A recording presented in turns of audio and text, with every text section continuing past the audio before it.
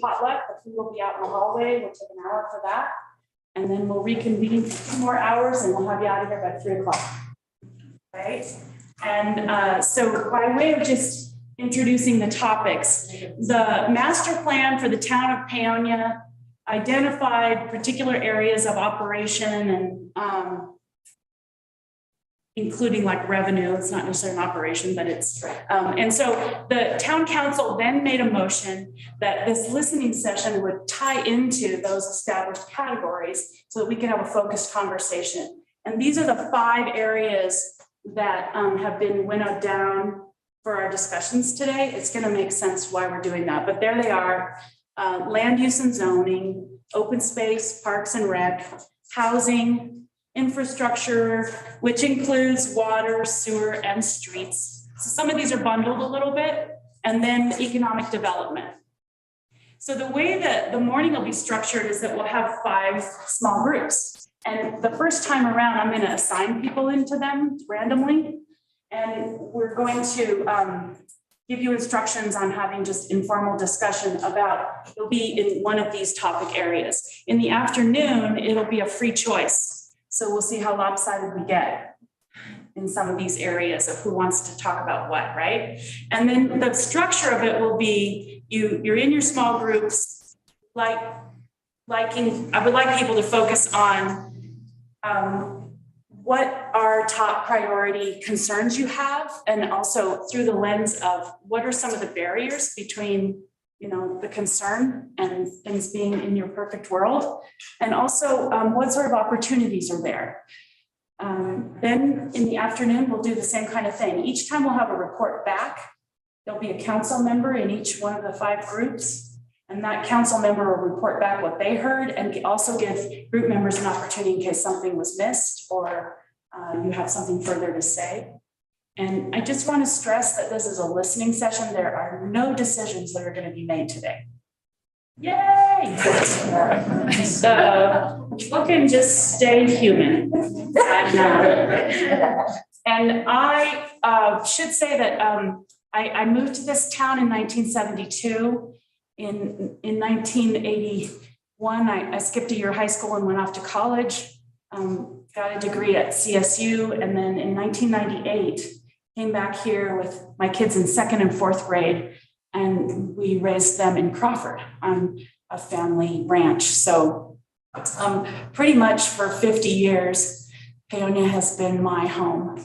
And there's only one reason I'm doing this and not mowing my lawn today. Because I love this town.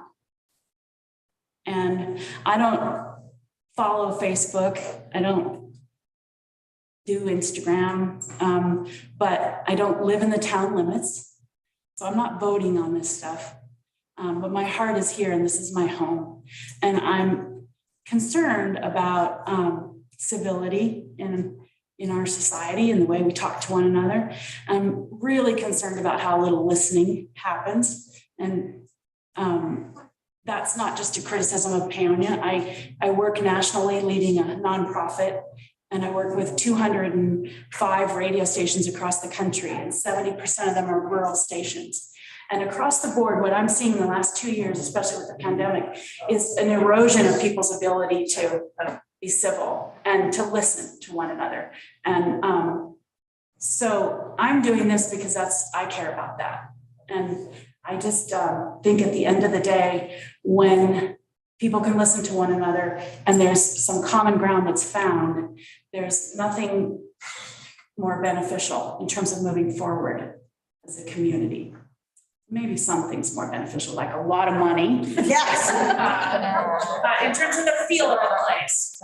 And so I'm bringing to this my experience of growing up here and living here and caring about it. And just giving my time today to the town council to help them hear from you and help guide them in the decisions that they're trying to make to move responsibly forward. So I'm not saying people aren't going to get bent a little bit in conversation today, but I just would ask that you give everybody a chance to speak and try not to dominate and let's not interrupt each other. We'll go through some ground rules on that first.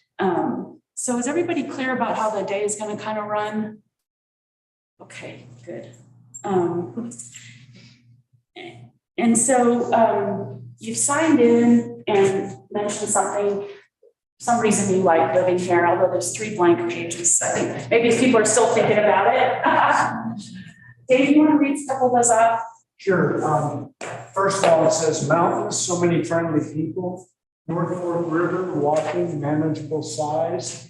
Environment, sense of community, young families, and there's a star next to it. Nature, intergenerational events, lots of creative expression. Walking size of town. Small, sweet, good dirt for gardening, outdoors right here. The arts opportunities, community, environment, farm to table, healthy living, dark skies, art, and then dittos on environment, farm to living, healthy living, connection to nature and curious, engaged, deeply connected people, nature, small town, community, diverse demographics, agriculture, wineries, not a resort, explanation. Small town culture, friendly, vibrant, unique, sustainable community, nature and community with a smiling face. Okay. With that, Sophie, you were second there.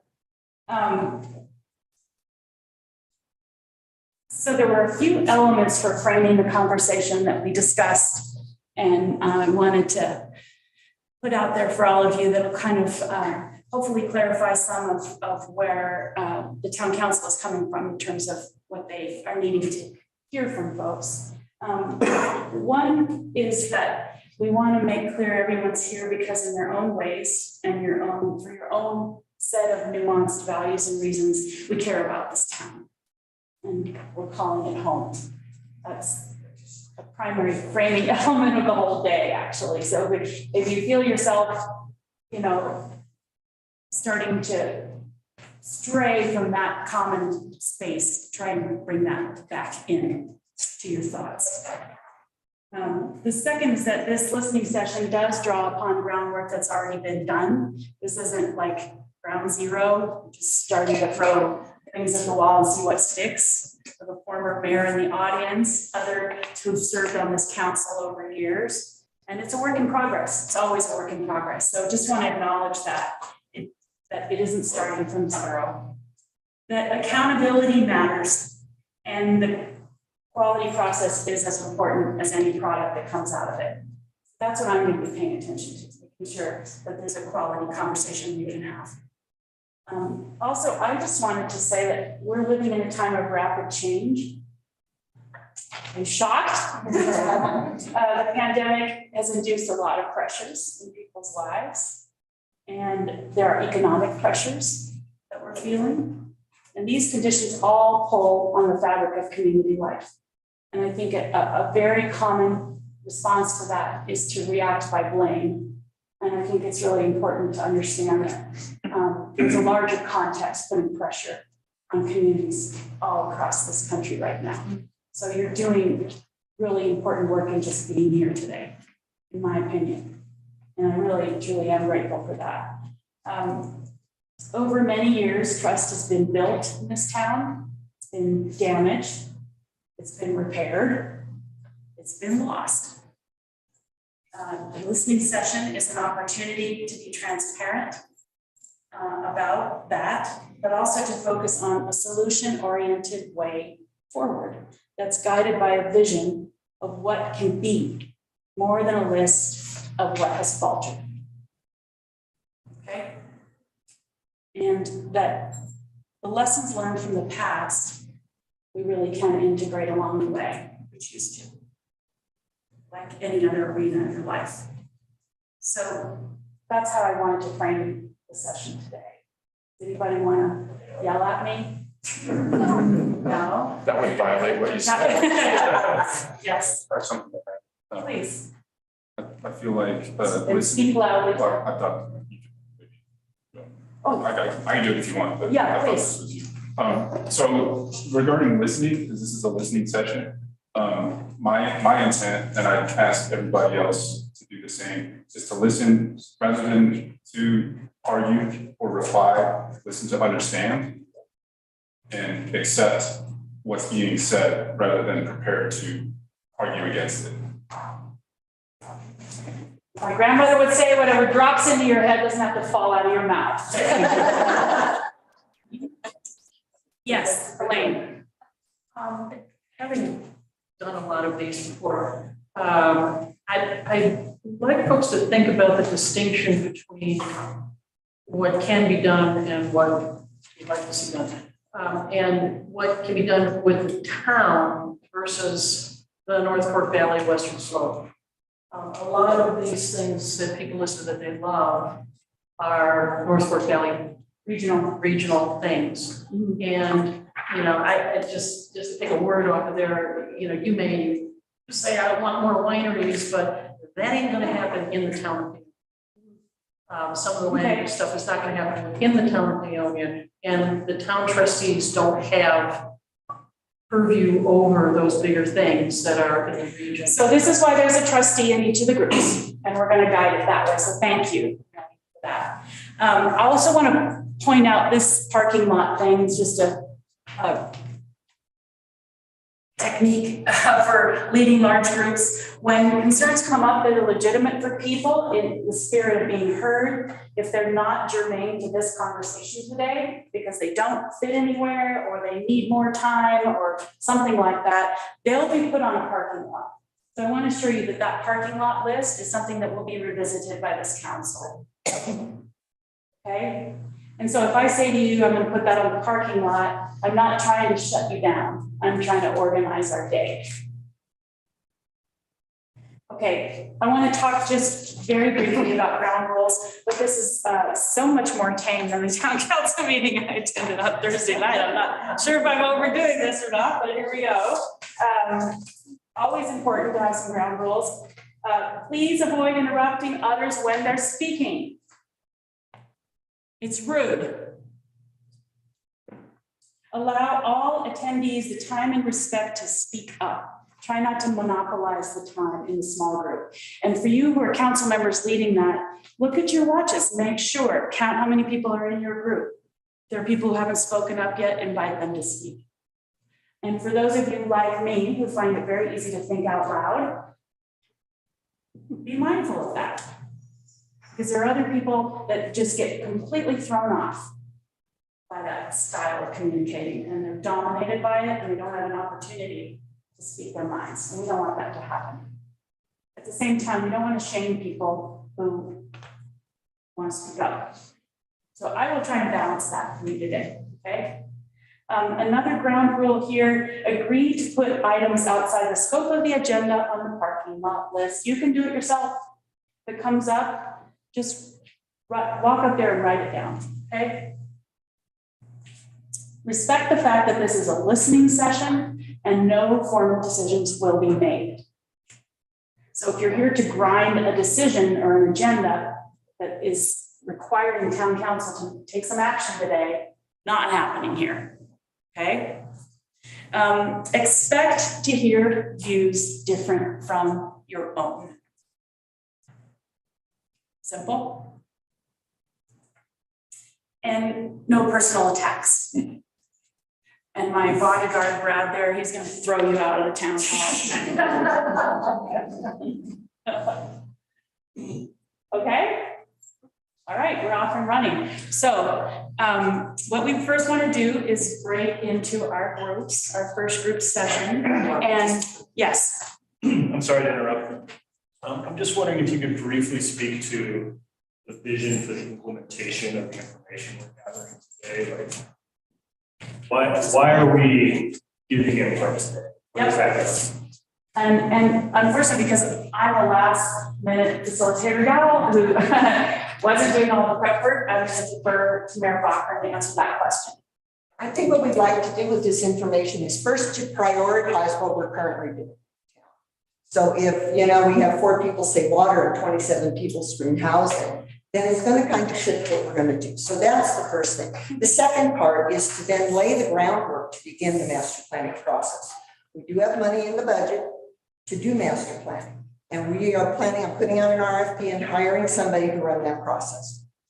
so that this is another source of information to feed into that larger process. And I would encourage all of you, as we go through the master planning process, to come back and take part in it, because your voices are the ones that will drive that master plan and then set the goals and the implementation to them. So we really appreciate your input. Is that clear? Yeah, thanks. Yeah, you're welcome. Any other questions about that?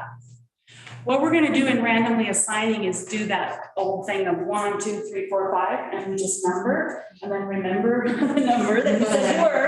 And each corner can be a group. And the center, you can move the chairs however you want to.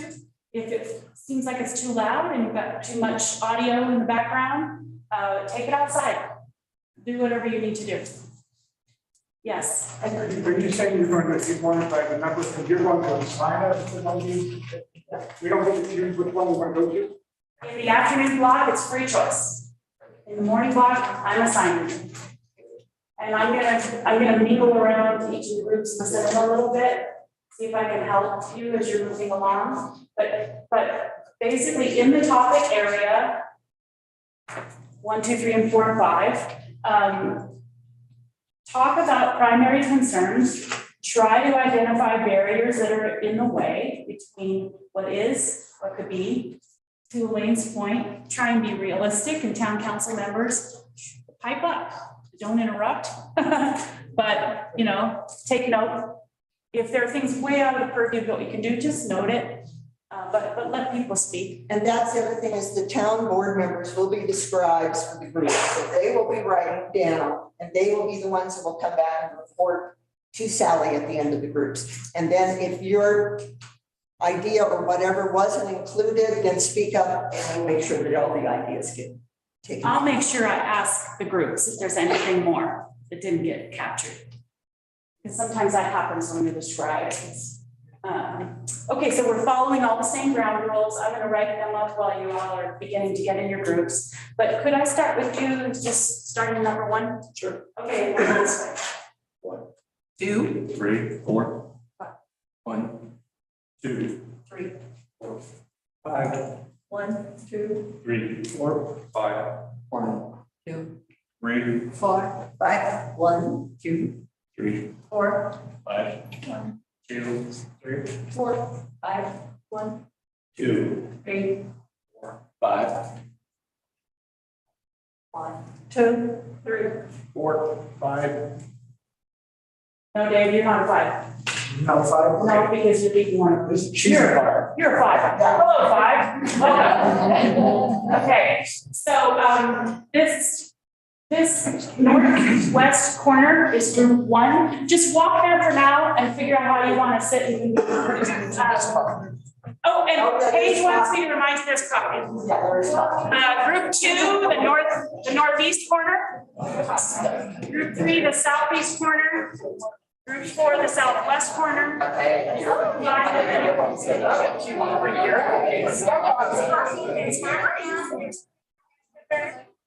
by all means. Whenever you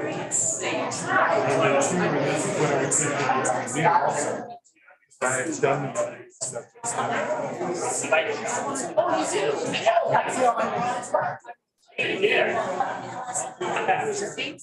Oh, nice. Comfy chairs.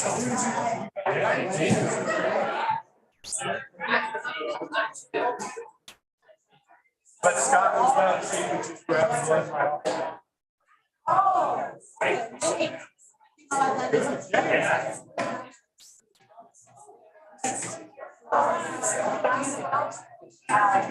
Yeah,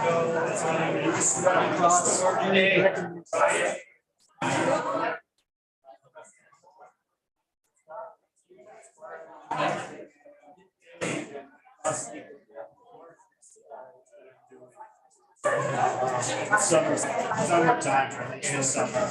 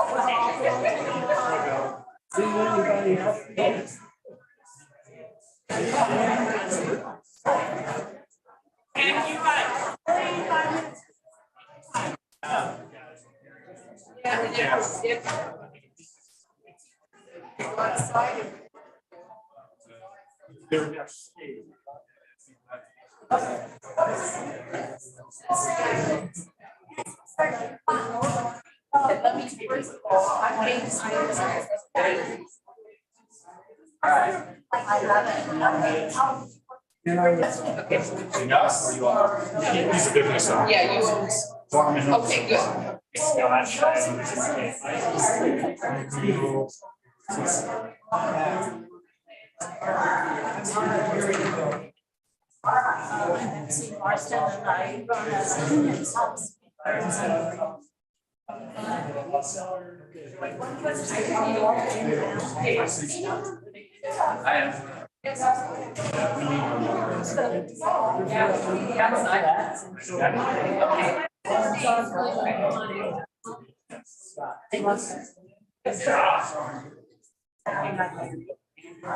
I'm in the residence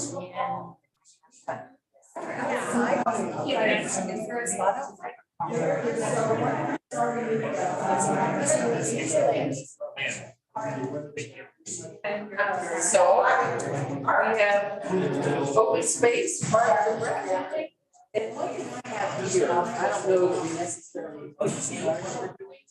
But I downloaded the original master plan. Because I thought. But I refer to it. Corrected enough that so 96 is left. yes, yes, and that was the headings in this plan were the topics. Just seemed to make sense. The main headings that were in the old.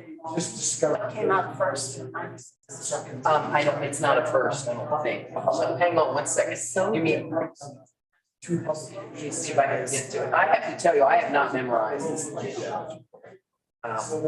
So I just have it here as open space and recreation. No, that's just. So it wasn't prioritized? There are, there's some entries, yes, but I kind of.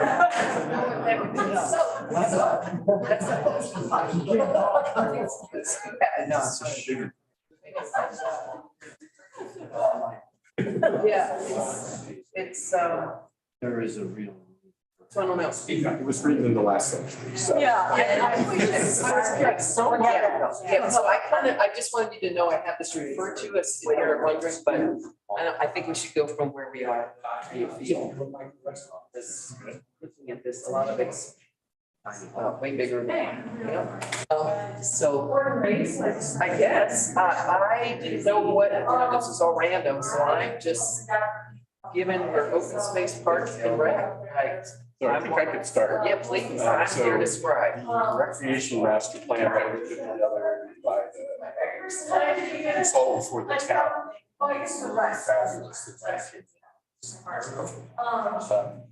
Yeah, challenge is if town can accomplish all those things. It would take lots of funding that's beyond the scope of.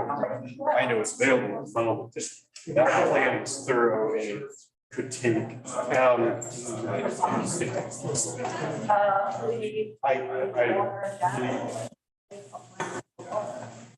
You don't know, it's called Paonia in Motion. It's available, should be on our webpage, the town of Paonia webpage. Scroll back to the middle of the page. But yeah, the course of about 8 months. Yeah, it took a while. So maybe you want to share what the priorities were and that specific. Gosh, without having it in front of me. All of the theme parks and. Didn't. I think Correct me if I'm wrong. seeing is where the public access for all of it. I think it does, well, that's not in town, and it's not a town park. It's still owned by the conservation center. I'm gonna go there to talk about the town.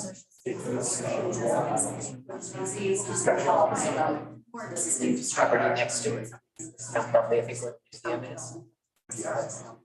Yes, it is. And I can't answer every detail, but I have to tell you. I don't know. It looked at each specific park and then came up with ways to revitalize it. Got my mind were like, how to make Yellow Hanson Smith building in the current town park more useful by the whole community. And Hi, Melissa. wonderful graphics, and they could look like that. It was so welcoming, and all the mostly pencil drawings, but super well done about bringing what may look as somewhat of here. Very welcoming. That's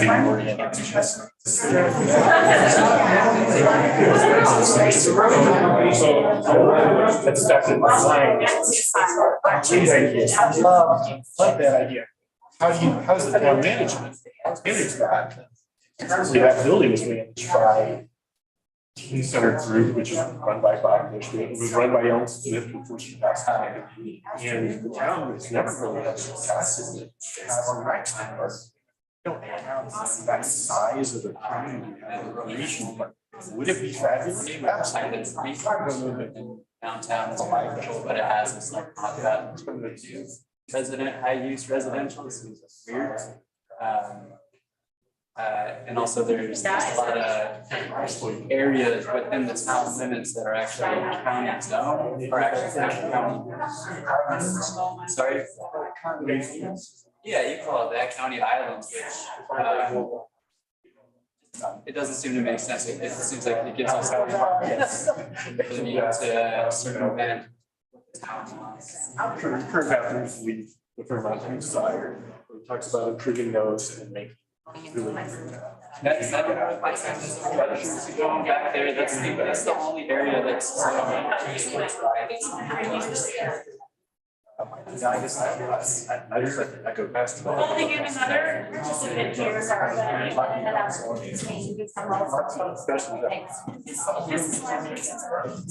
Really, most of those other entities are similar to town. 35 more minutes.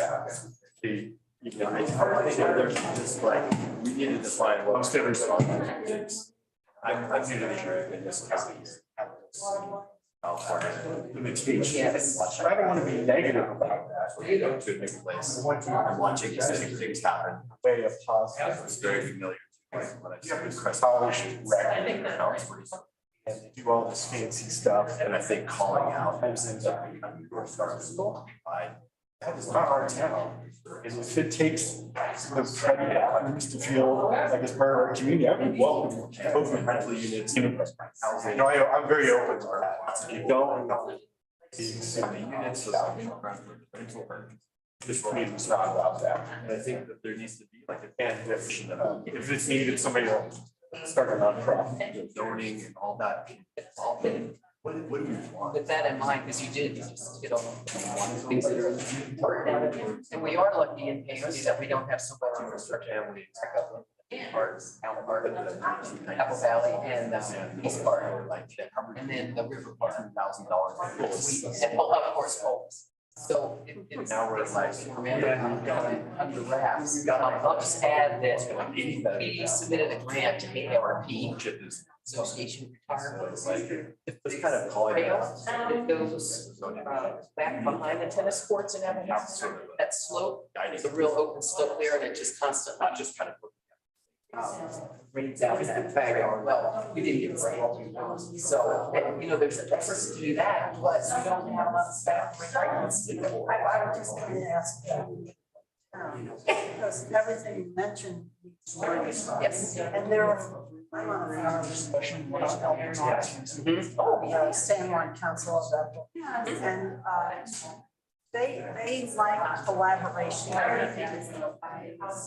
wondered about the Park Recreation District.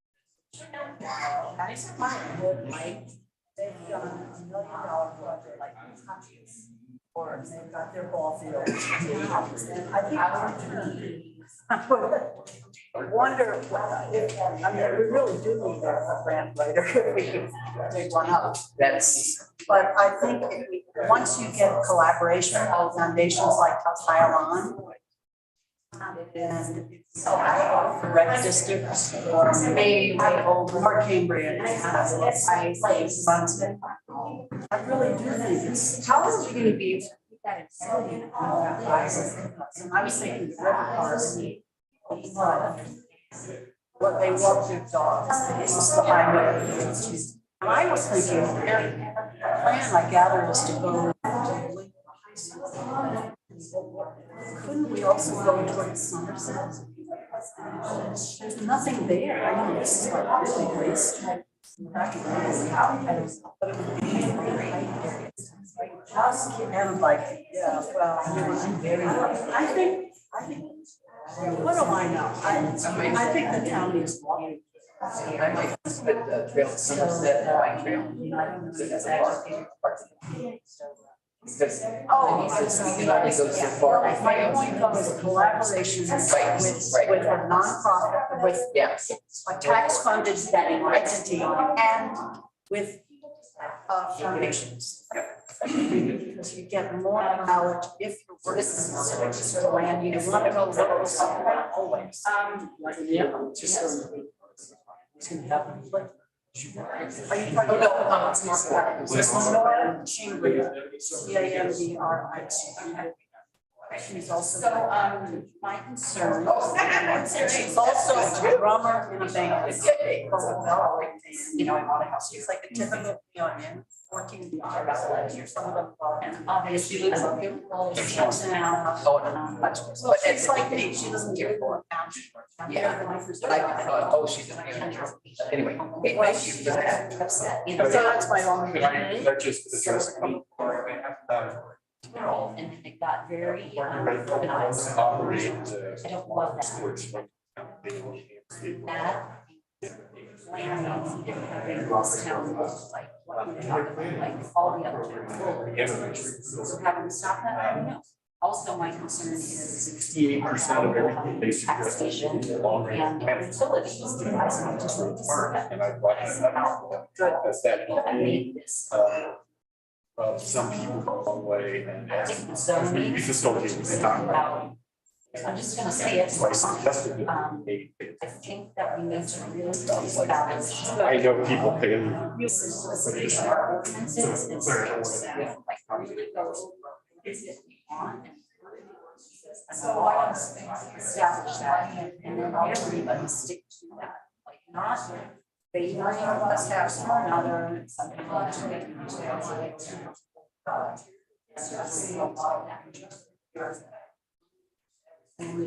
a lot of that. And it was really hard to get. And yes, I think that's it. I mean, I want, I like the idea of housing and people coming in, but also I really like just taking care of. I like the idea of having water. So really taking care of utilities for everybody that is here already. And I think that needs to be a priority before we move into like thinking about developing low-income housing. That's very innocent there, because you spread it out and nobody has anything. Well, and people say they're educated. And I'll just add what I know is that the reason we're not keen on it was for insurance purposes. Is at increase our insurance stayers that I think were here specifics. I don't know what's in the policy, but that was to try to address one of our concerns. Was if somebody got hurt while they were doing something for the city, the town. Now, and you said I think that's been taken care of.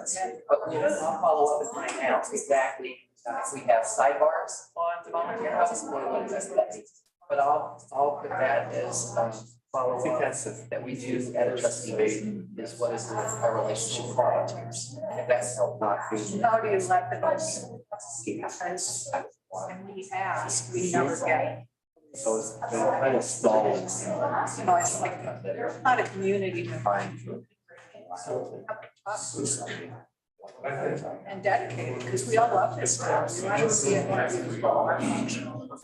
And where did you plant the, whatever? That little area. All right. Fabulous. Oh, that's a great. Dug it all up and old weeds, put in the irrigation.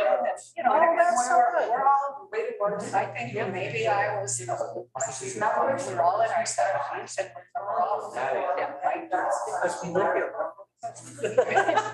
You know, it's like, that's good. I think that could be a part of that. Is there any way to link the liability waiver? Yeah, and I'll find that out. I don't know exactly what that insurance meant. I just saw that we paid the premium, but I don't know what that means. Right, and if we can do a waiver and. Right. When we do, which citizens help install all the the main town park. All the so how we got past that situation was company that sold the equipment had one person on staff out there at the, so they managed quotes, heavily in quotes, but they managed that. That's how we got around that time. That was a creative solution. They had that right. Yes, okay. I will find out what that right is. Somebody took action on their own. Go out into like Jungle Mountain. They didn't address the land use that, you know, that's happening in areas for potential partnerships and future and stuff.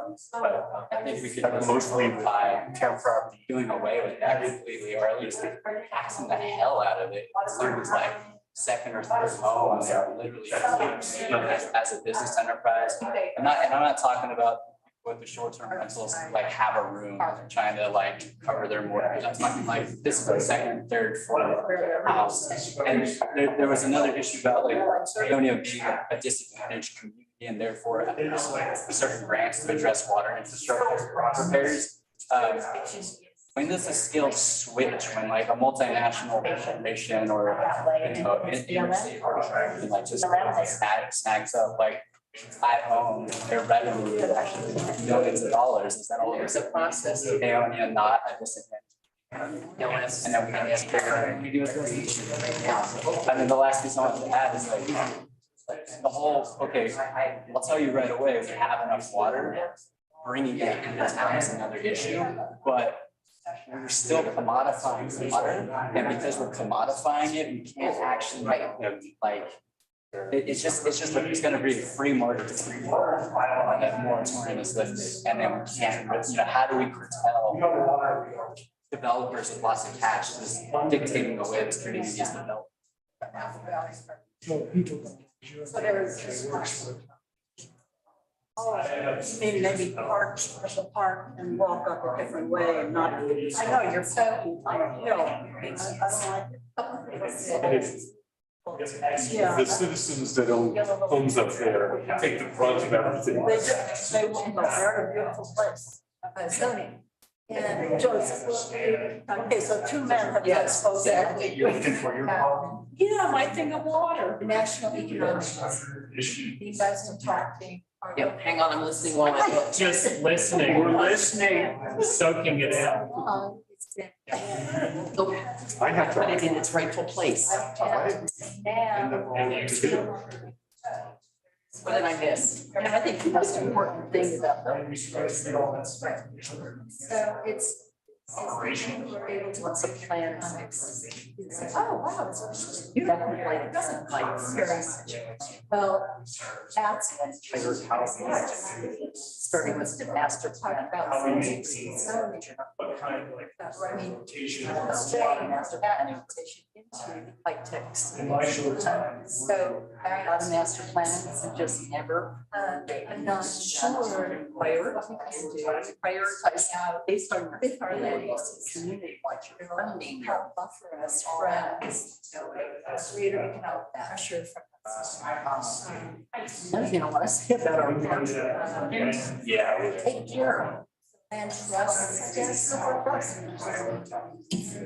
community land trusts, their time so readily to help those town, turn over different ordinances, different ways that calculate on real estate. And I think that's probably our last or 12 inches of the surface from housing. So I think prioritizing that part, it's so much. If we didn't feel like we were low income until some other greater income came in, and there were sorry years and years ago that that's why I always talk to the town, pay for our locally grown food with local currency and then save our federal funds so it could be that.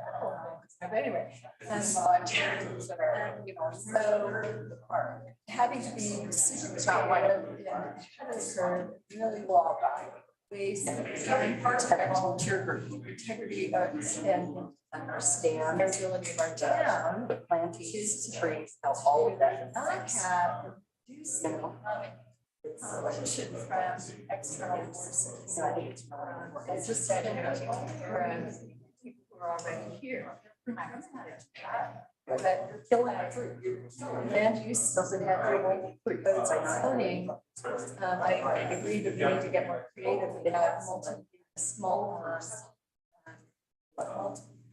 multi-use properties, where people can, everybody has an opinion, right? That's rent out a room, have an ADU, and really, be farmers who really knows what they're doing. Very part of that decision making when we are making decisions. But I think that's a really important part of, I think that's part of understanding. What's your first name? Ian, a page. I'm a trustee, so I'm a scribe.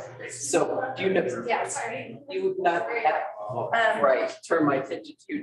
Get it up. Other people said it's Not yet, yeah, I think Please. for. 20 minutes are left, so I was just gonna say, good. let's make sure everyone who has to speak can. And please try and reserve 10 minutes so you can do a lightning round. And would you be my lightning round? It just means quickly go around what's condensing and distilling the feedback. Okay. But that's the yes. Sure. So we get- Parks, I would love to see like This is what I want in town. the old water fountains How it that work is a year-round. maybe It's residential. really cool. Parks in so many places out here, they don't have that. You're speaking zookeeping fountains? Yeah. Yeah. Oh, You're like there with kids and they're like, water. Create So that'd be nice. secondary to that. Somehow to do, Then you have to. this might be a parking lot thing, That's a but place that's. a bike lane or something that goes from the outer parts of town in the town. Not necessarily in town, I don't know that there's for that. In town, it seems like everyone's pretty close. Same time. If there's way, some of the main thoroughfares that go up onto some of the mesas, if you can pull some county roads. or even like So a where do we draw the line? path on the side for walking, and like Lambourne Hills. 20 minutes, sorry to cut in, and be sure that you reserve 10 Hill minutes for traffic and a lot of go people around to distill. walking and. Yep, yeah, and be sure that anyone who hasn't had a chance to speak. Out of town. Has one. That are designed. Okay. Designed walking, biking corridors. Great. And it doesn't have to be pavement or sidewalk, millions of dollars, but like on the shoulder somehow, if there's a way to do it. I don't know if that's easement or what that is. I think that'd be really access to the people that live outside. And as a bike rider. Just make sure everybody has just. Inside. Something simple. Yeah. Matthews Lane is nice like that. Yeah. There's a sign. generally people aren't going to. I don't know what the extent of town property is and how all that works, but that's my Just as I'm listening here today, sounds like we have a master plan clear already, so it doesn't have to be reinvented. But I'd say before you start chopping off, prioritizing the things on the master plan, we should take care of. It's just, why go to the next phase, or the next step? It's really not first class. You know, properties aren't taken, they're not well cared. I get it. So, but before I spend money and energy on something else, I take care of it. So start with the core and then try to make the core good. Like we're just gonna build or do something else, and then it'll eventually run down or lack. I mean, imagine the parks that we have, if they were pristine, nice bathrooms, grass cut, no weeds. Wow, we get some nice parks. I think care of what we have first, we spend money. Let's do it. hopefully in the master plan, there is money to maintain now, the idea. Not you. They are exactly getting Apple Valley Park. Agricultural trailhead to the general park system. It's already there. We got plenty of infrastructure there. Off of the American, where there's the residents up there. Too much on street parking doesn't mean you can't stop that from happening. You can still drive up to the top of the area. But I think if the Apple Valley clearly doesn't see it as a trailhead, where you park your car, get off your start your bike. Designated trail through the park up to the back access. Maybe it's just something owner. We also have the opportunity to set trail in signage. And also how we can mitigate between horses and bikes and e-bikes. And say this is how we can be. why are we constantly Sharing. And then you have a place for all. I mean, we could find that first, but that makes If parks, I'd like to see signage, or combined. Maybe. in part of the master plan, dated stuff, lightweight, but the staff probably like. It depends, yeah, all the water, if there's. In the area next to It doesn't matter what.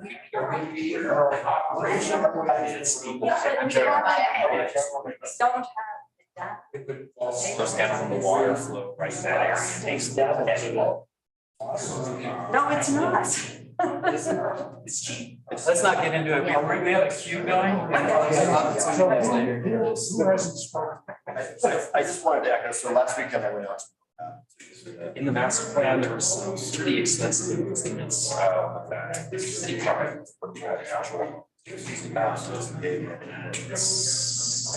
I think I would like to see a committee. They're very interested in helping propose the volunteers. Plus the trustee, a couple things that I don't think there are actionable plans with costs associated with committee can propose sensible are going to be migrating, people are going to become for the next. So that, So we have to have but there's are realistic smaller districts backfill. For me, I think it's about becoming creative about how you want to support the projects. You're the costs down. No, I'm talking about the investment plan has a bunch of costs. city up there. And infrastructure. Let's hope have it.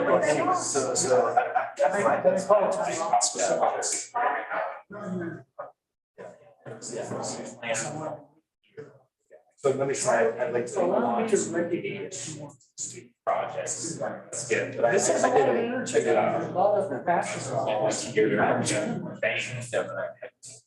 I really want to create this project.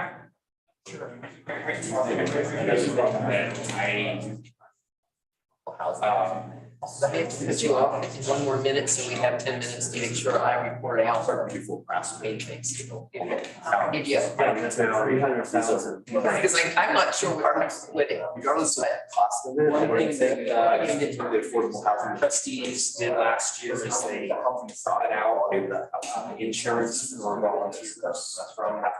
No, we haven't. I just. It's not a. Payment. For volunteers.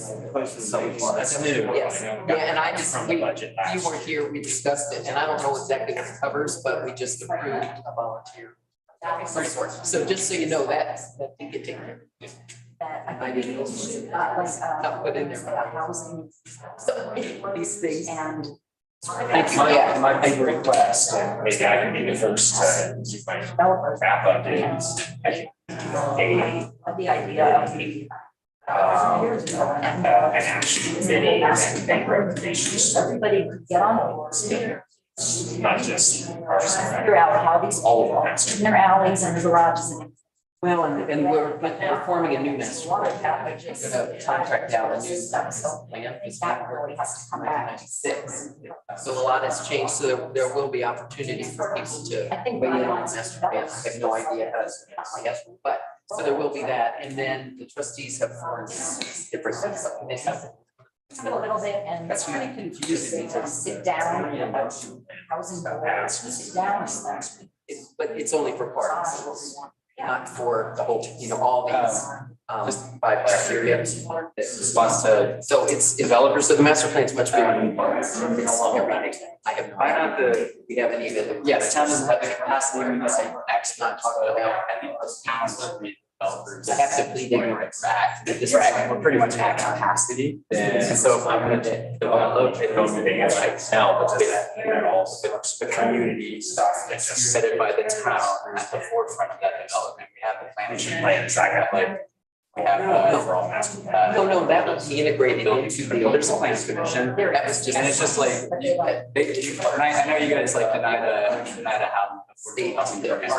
But again, it's not really a master plan. It's just it's like the concern was that you guys are at capacity, not the priority. Looking at all the things. How can we, it's not priority.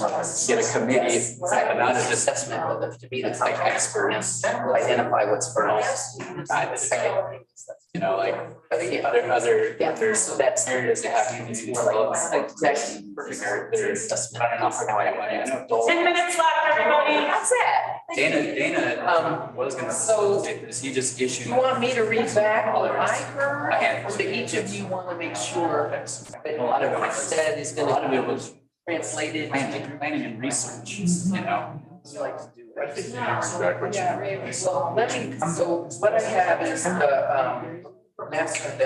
Paonia motion plan has fabulous, thorough, identifies many projects regarding existing parks and infrastructure, any great improvements, but we need to use that as a guide to decide what to do next, where to put our emphasis. But after that, I'm going to say that participants were concerned that we not add new infrastructure, new parks, but we make sure we're taking care of this. Not add more into what we have, that we need to focus on the North Fork. That is why we do and come to the town projects that we have. And I don't know what the town's relationship is with that, but I'll just bring it up that we need to ensure that we have a seat at the table for North Fork Recreation District when it comes time for grant writing. Grant funding. Is it the grants are addressed the outside? That's either grants are administered through the North Fork District. They get the grants. They get the grants, and we have to lobby for the consideration of those grants. Okay, make sure. Either way, would you mind? Because we all know what happened, is you got $1.5 million. And they go to the other party, that's the way. Yeah, collaboration. But the town has to be part of that in terms of, our big thing with the town is do not go for a grant, we cannot do this. We don't have much manpower. That's, so that's why I'm saying, if we want to do. Right, but we have to have people over, to be project managers, that's what I mean. People on the ground that can oversee it, because we have such short staff, that's been it's kind of a weak link, because we don't only have so much staff, it's have so much infrastructure to maintain, even more so now with water. So that's my only caveat, is to me, the trustees need to be involved in determining what they want to get from the North Fork Rec District, talk in tandem. And I don't know, do you know, did we ever see that? They come in front of council because they wanted to relook at both the existing MOUs, so didn't gain much traction. It was before, I think, you. Okay, so the reason, I think how I'll present this is, I think we need to encourage our collaboration with the North Fork Recreation. That's the perfect way to say. Because. Because we don't want it to be hospice dominated. Right. Which it feels like it is. Yes. Okay. The last one of the other ones that I have is to create a system where we can encourage volunteer for a project, perhaps. Not everyone. They're in first place, huh? Just take care of certain things like bikini beds. They have 300. Oh, Another 119 that are like. Right. Right, but that is an example. That's an example of something for us. But those are attached to properties or? That's what I don't do. Yeah, we offer to take to. Yeah, nothing for it. And that's something. Well, I guess that's materials, but we have funding for. Yeah, I guess, I don't know if there was I guess my school maybe that best attached taps and shop. Figure out the thing, part of it, have Cole has volunteer help on the property. And have a, really have a very, what's not that, organized volunteer. Volunteers, like in conjunction with volunteers. They want to do that.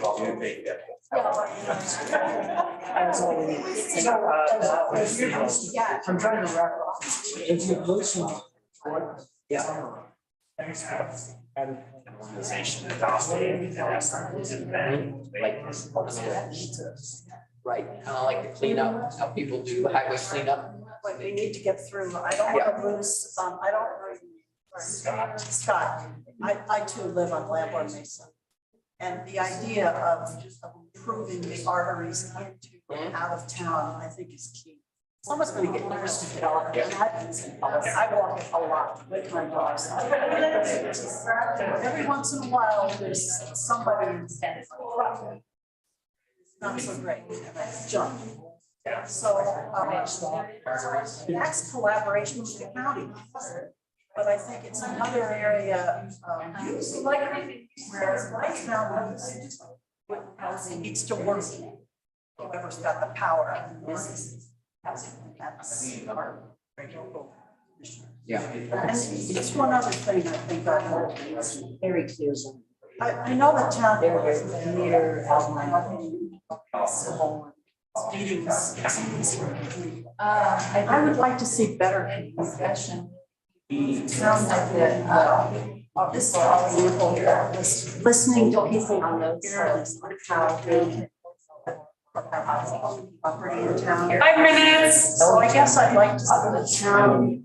I think we can address without knowledge way and try to counteract this. and this whole feeling of how much water. Without this point, how much water we have for development. We have technologies to here. Water, we're clear enough water. So I guess. Like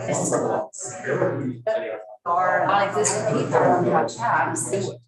Right, because Want to come in. Get it out. because the webpage is really one of the few outlets, you know, it's not necessarily anti-abusive and I would it's not say necessarily updated. It's gotta be on Yeah. whether it's NPI, whether it's Facebook.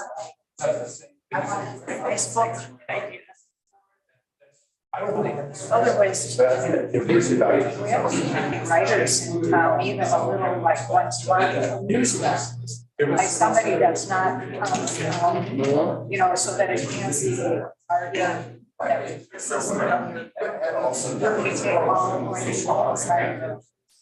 So you're, and can I just reframe that? So you're saying we have a way with the community and know what, for instance, how well the parks are. Yeah, that there is information out there, the irrigation is on. And there's, I agree, I would. also ask for feedback, always ask for what can we do better, what are we doing right? Okay. And this is in a venue that's not at a town meeting. Yeah, right, not Like just. nobody wants to hang on 4 hours of their life every day. I'm sorry, mostly hang on 1 second, because I want to make sure I haven't missed the things we're already talking about. I do, and I'm screwed with it. So, hang on 1 second. So, once the plan is in place, follows us nature. That's a whole picture. I want to make sure I get that. I think in my practice, It seems obvious, but it doesn't always good get leverage point is like, if in code, land use code, when we have a zone that says residential, we really define it and we tease out what is commercialization of residential and then stop commercialization of residential. Here what we have first, and a more prescriptive was Jumbo. Let's really focus on making it easier and more organized to use Jumbo. That will help. So the emphasis on Jumbo.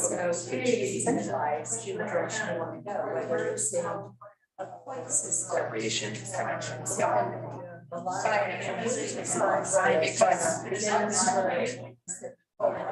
It's part of access. I think that's right. And some people think, oh, they are, oh, is access. Oh, wow, that's so interesting. And they get mad. Yes. These are great suggestions, I have to say. Yeah. Don't worry about it. Care about what we pay. Yeah, currently, till I sat here, so I'm happy to comment. Suggestion there. There's, that can be really low cost. And I would say, and you know, traveling to Jumbo, I've had people say to me, yes, it's like,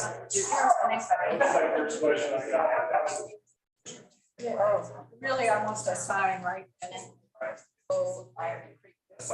Okay, 11:15. We can close up and come back to a group. It's all spread out. somebody's. Yeah, I didn't, you know, I didn't see it. It's a little bit. It's not really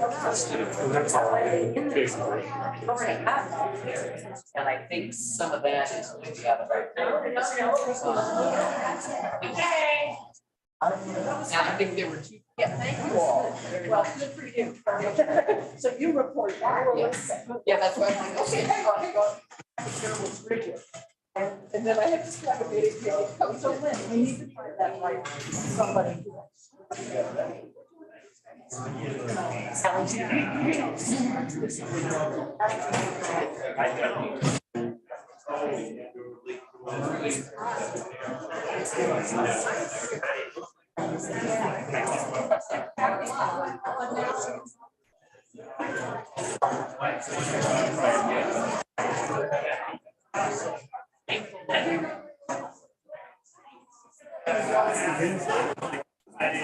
Yeah, it's like in the. I don't know, it's the last one.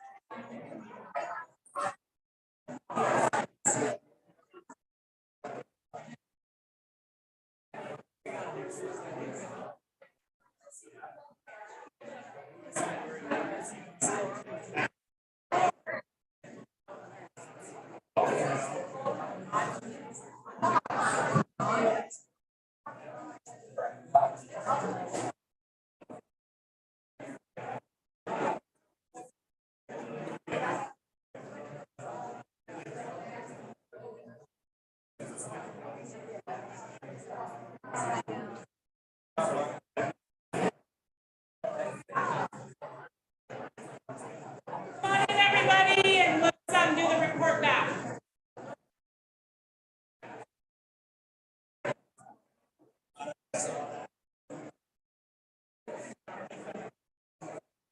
You don't want my whistle, so it's loud. Yeah?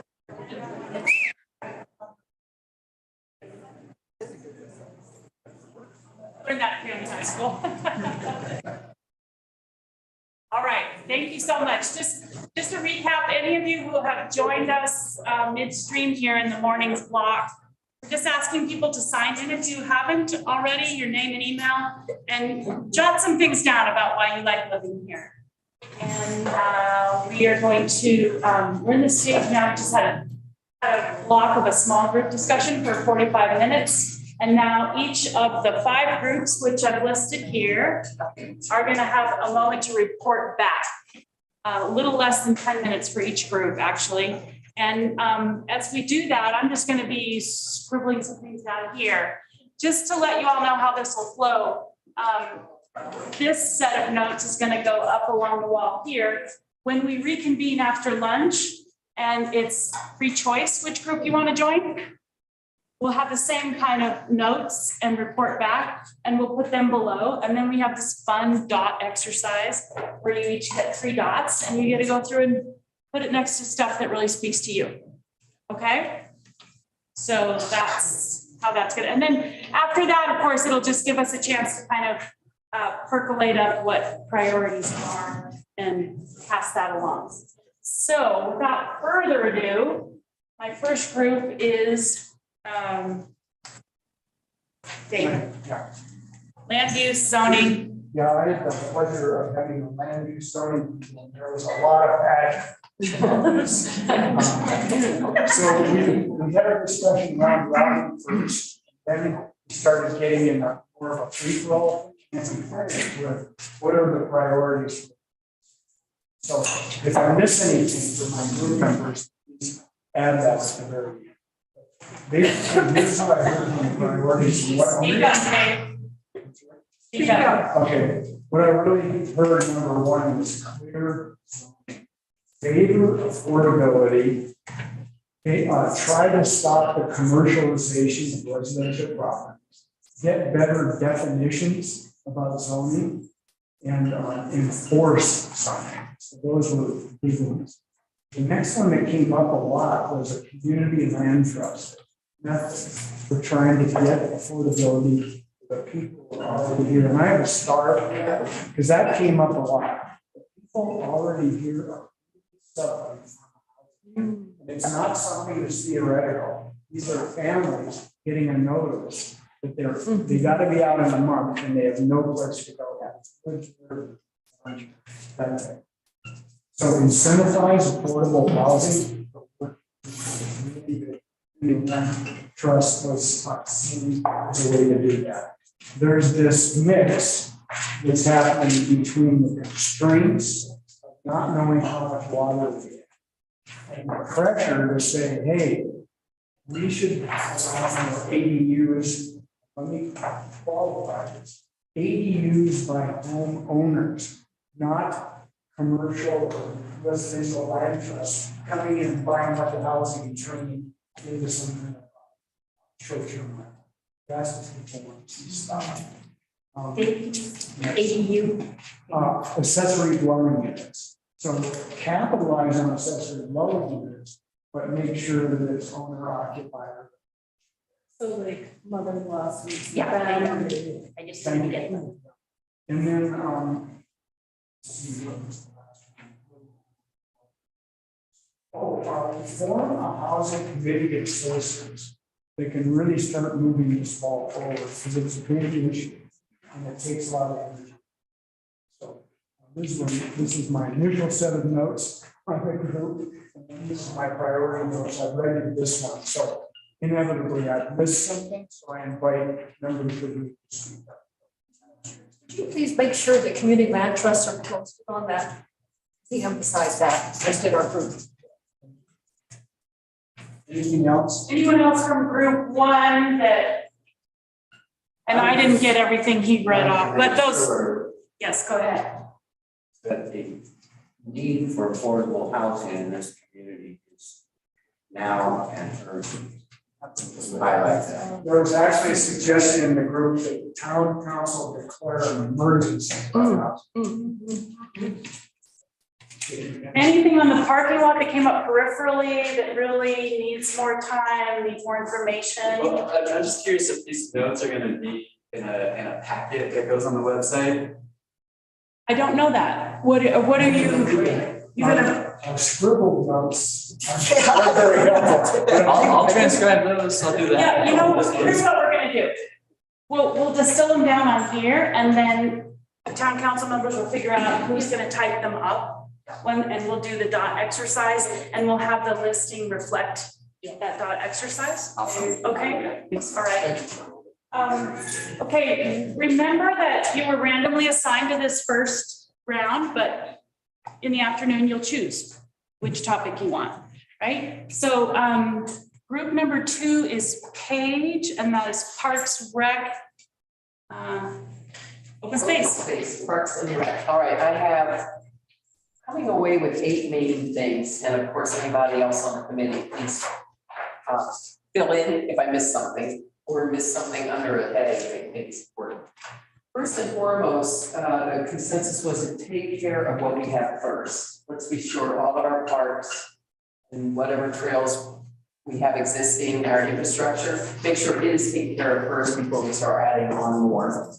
The thought was that Paonia in Motion report that was just recently approved by the trustees and finalized has a lot of good projects in it that we should certainly look at. But again, with the caveat in mind, take care of what we have first before we add new. Let's make sure we get that prioritized. And I'll just add that and Sally said this too, but the town is going to be starting on another master plan, and The Paonia in Motion provides projects that we can consider as part of that master plan. But the Paonia in Motion itself is not the master plan for the town, just to make that distinction. But it certainly provides a lot of information, including costs for certain projects. Another thing that came up was promote the use of volunteers to work on specific projects in the parks, like the volunteers that redid the plantings out here. Try to promote that more and maybe have a more prescriptive program where the town needs help. Well, I'm just going to throw out the peony beds. Peony beds could use some assistance, that maybe that could be a project for volunteers. And what I added was, we just approved a insurance for volunteer liability. I don't know what's in that specifically, but that was an issue in the past, whether volunteers, we were at risk of liability if we didn't have some insurance. Apparently, we now have insurance for volunteers, so that kind of a serious thing has been taken care of. Let's see, the other big thing was, once we have a master plan, the one that we are going to be forthcoming, working on with the community, stick to it. Keep it live, keep referring to it, make sure if that's what we approved, let's continue doing it. Sometimes those things fall by the wayside and end up on the shelf.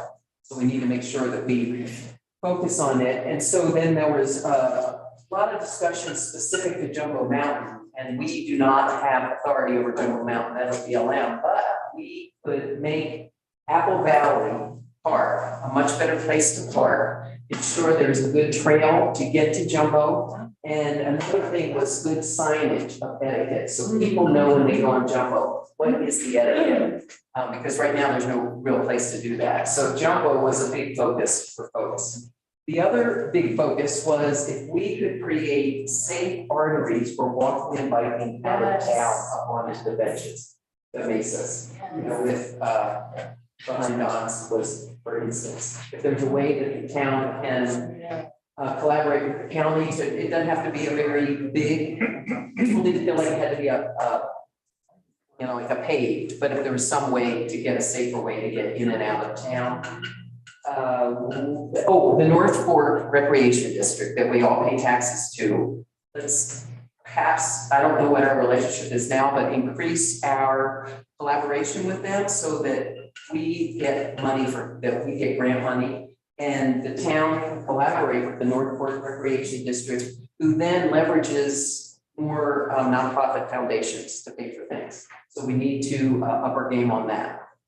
And lastly, better communication about what the town is doing to improve our parks. In some new platform of a monthly newsletter, something to explain to people what's going on in the park, improvements that are being made, ways that maybe people can help to just have more of a organized, regular communication.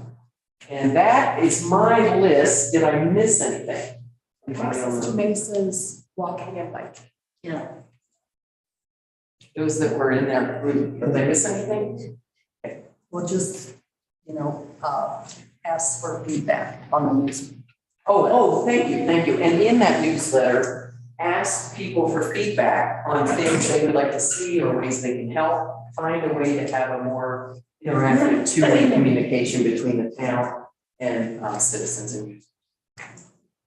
And just on that newsletter, that it's not coming from the town, but it's somebody that dovetails with the information, so that there's not that feeling that we're being fed information only the town wants us to be. Not just it's not a press release sort of thing, which is what, so that's right. Lynn said we have so many writers in town. Could we somehow leverage some of our talent to help us create a newsletter that's more community based as opposed to just coming from town hall? Yeah. Anybody else before I? Thank you. Group 3, Dave Weber. This, a lot of good ideas. I'm really glad that sometimes trustees are so good at. But affordability, of course, and that keeps coming up over and over. What are we going to do about it? We have some ideas. We need more rentals. That's really obvious. And we also need to secure our water system for new housing. And another priority was to have the design of houses in Paonia maintain a small scale. In other words, not be overwhelmed by giant ADUs in the back, of the yards, so that our kind of nature of the town, which is a small town feel, wouldn't be turned into giant housing. You put that in a sentence, Sally. Scale. What she said, the sentence was maintain a small scale in housing. And another good idea was taxing what we don't want and incentivizing what we want. Let me give an example that we're using. We have a lot of unoccupied housing in town that's just sitting there with nobody in it, and whether it's investment property or somebody's potential retirement property, it's not being used for the benefit of the town. It's just dead space. And so one of the ideas was to tax that at a rate. In other words, create an unoccupied housing tax. If we don't want to live here, we pay to support us. On the same line, Airbnbs, the feeling was that they should be taxed very high because they also displace real people in countries.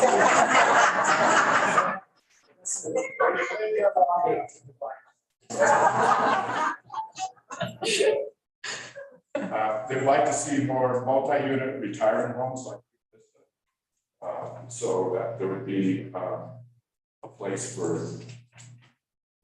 people to retire, and assisted living is actually what that's called. We'd like to see more data on how many unoccupied homes there are, because we really don't know. We have a theory. I can look around my neighborhood and I know who's not there, because the houses are blank, but we really should probably do a survey and just get an idea of how many places here have no home. Another idea was more dense development. In other words, a lot of water, this is for a water reason. A lot of water gets used on yards, and so they were talking about doing a higher density development so that we use less water for more people. Say that again? More dense, higher density development that uses less water.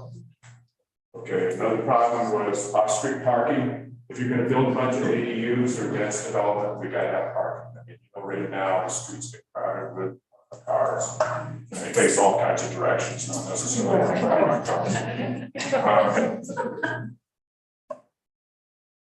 Another issue was that people need to keep up their yards and their homes. In other words, that's a pride thing, family pride.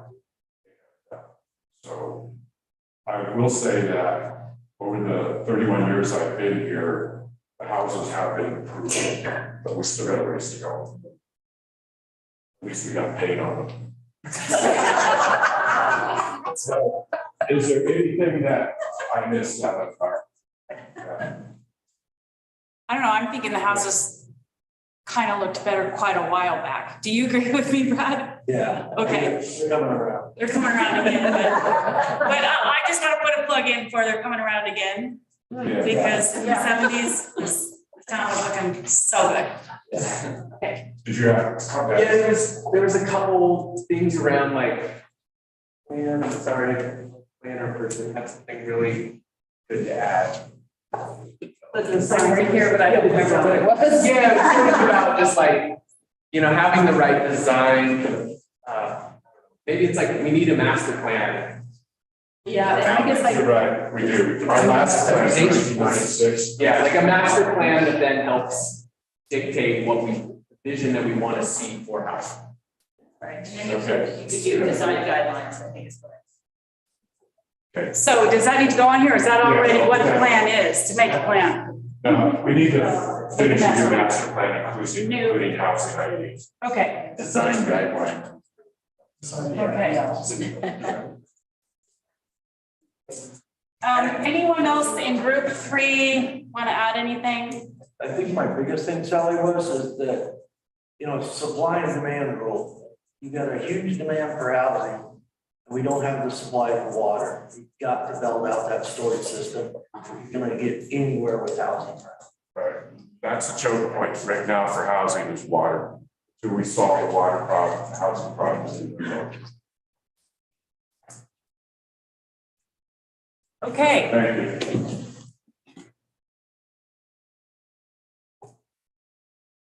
She right? Supply and demand, H2O.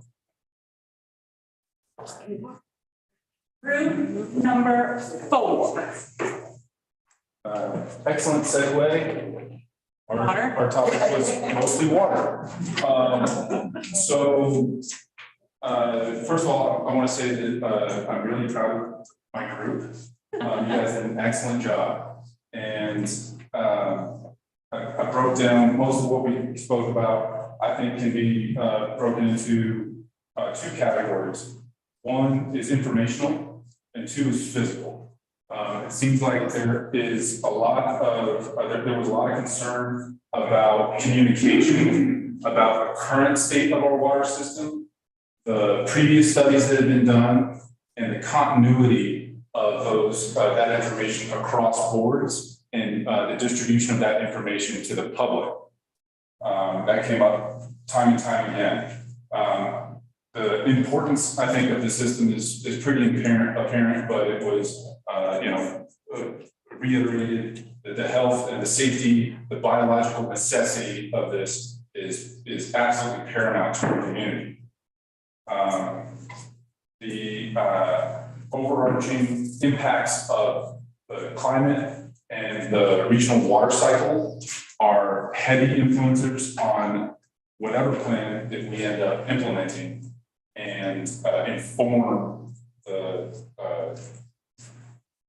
physical aspect of it. And the final informational part, I think, or management part of it that came up a couple times was pricing and the building structure, and especially in versus out of town, and the way that affects the way that the system is used. Is that still informational? Yeah, pricing? yeah.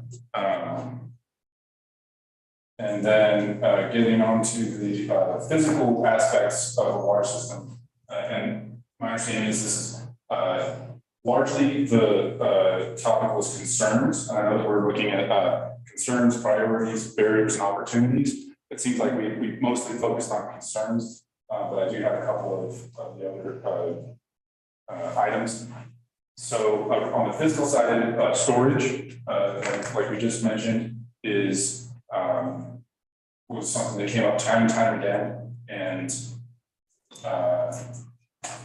leaks, conservation, underutilization of our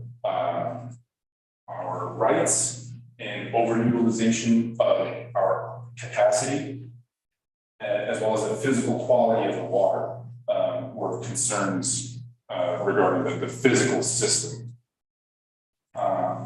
And then looking forward more towards the opportunities and priorities, I suppose.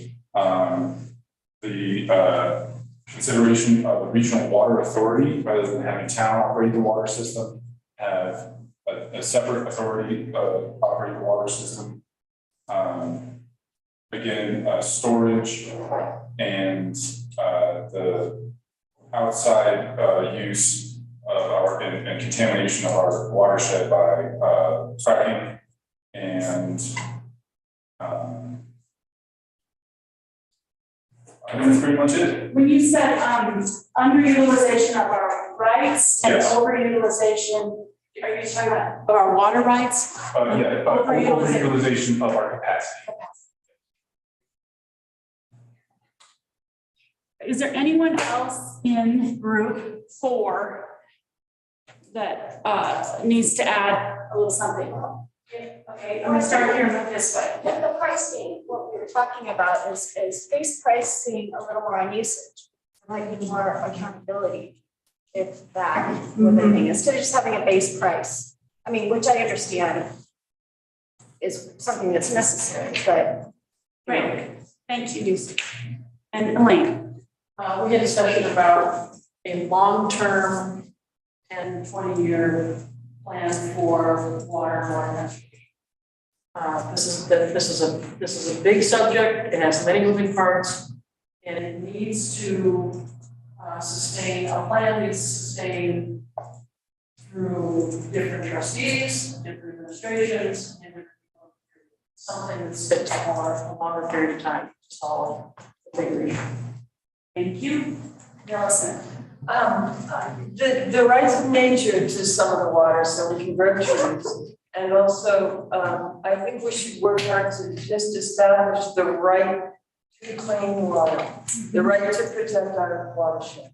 So water quality, the protection of it, and the intrinsic value of water for the. Yeah, total rights, I mean litigated rights, as they have in parts of Montana, and we do not have them.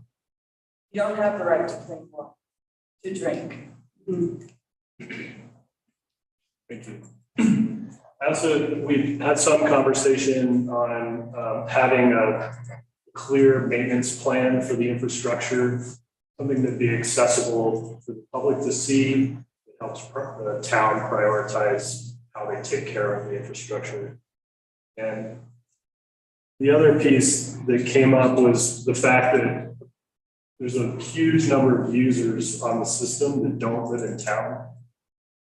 Those users don't have a whole lot of say in the way. Thank you. And please, Matthews Lane is killer. People are going to get killed. And that's connected to the process. That's okay.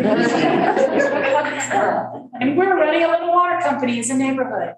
But in the way that the process and the way that the town manages the water is not inclusive. For one example is that folks out of town can't serve on council. So there's a kind of a process issue.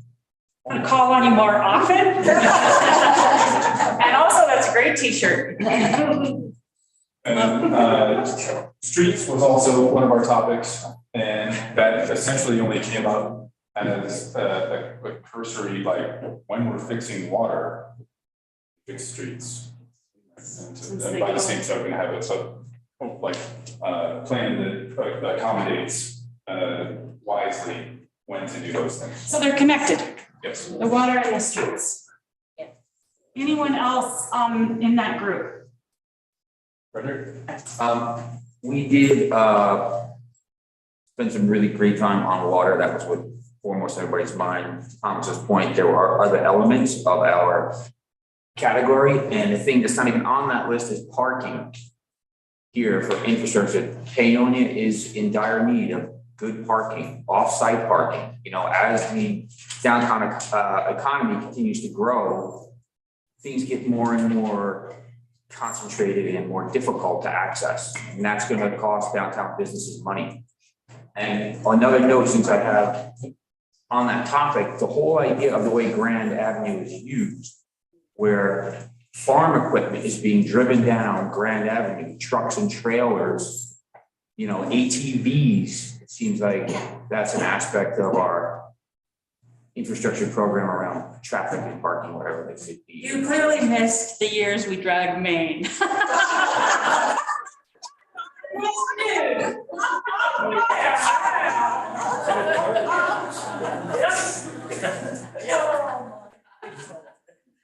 Can we add to the parking lot?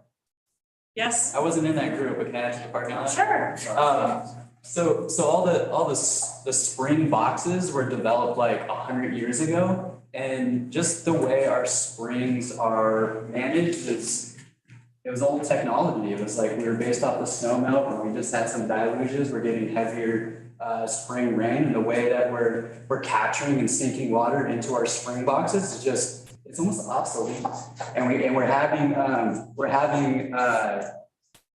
I know one spring in particular. This time last year it was producing 38 gallons a minute. Right now it's producing 1 gallon a minute, and that's not because we're drying out. If you talk to the water commissioner, he's saying this side of the watershed is above average. I think it's just like pipes are getting clogged up there, and just the way.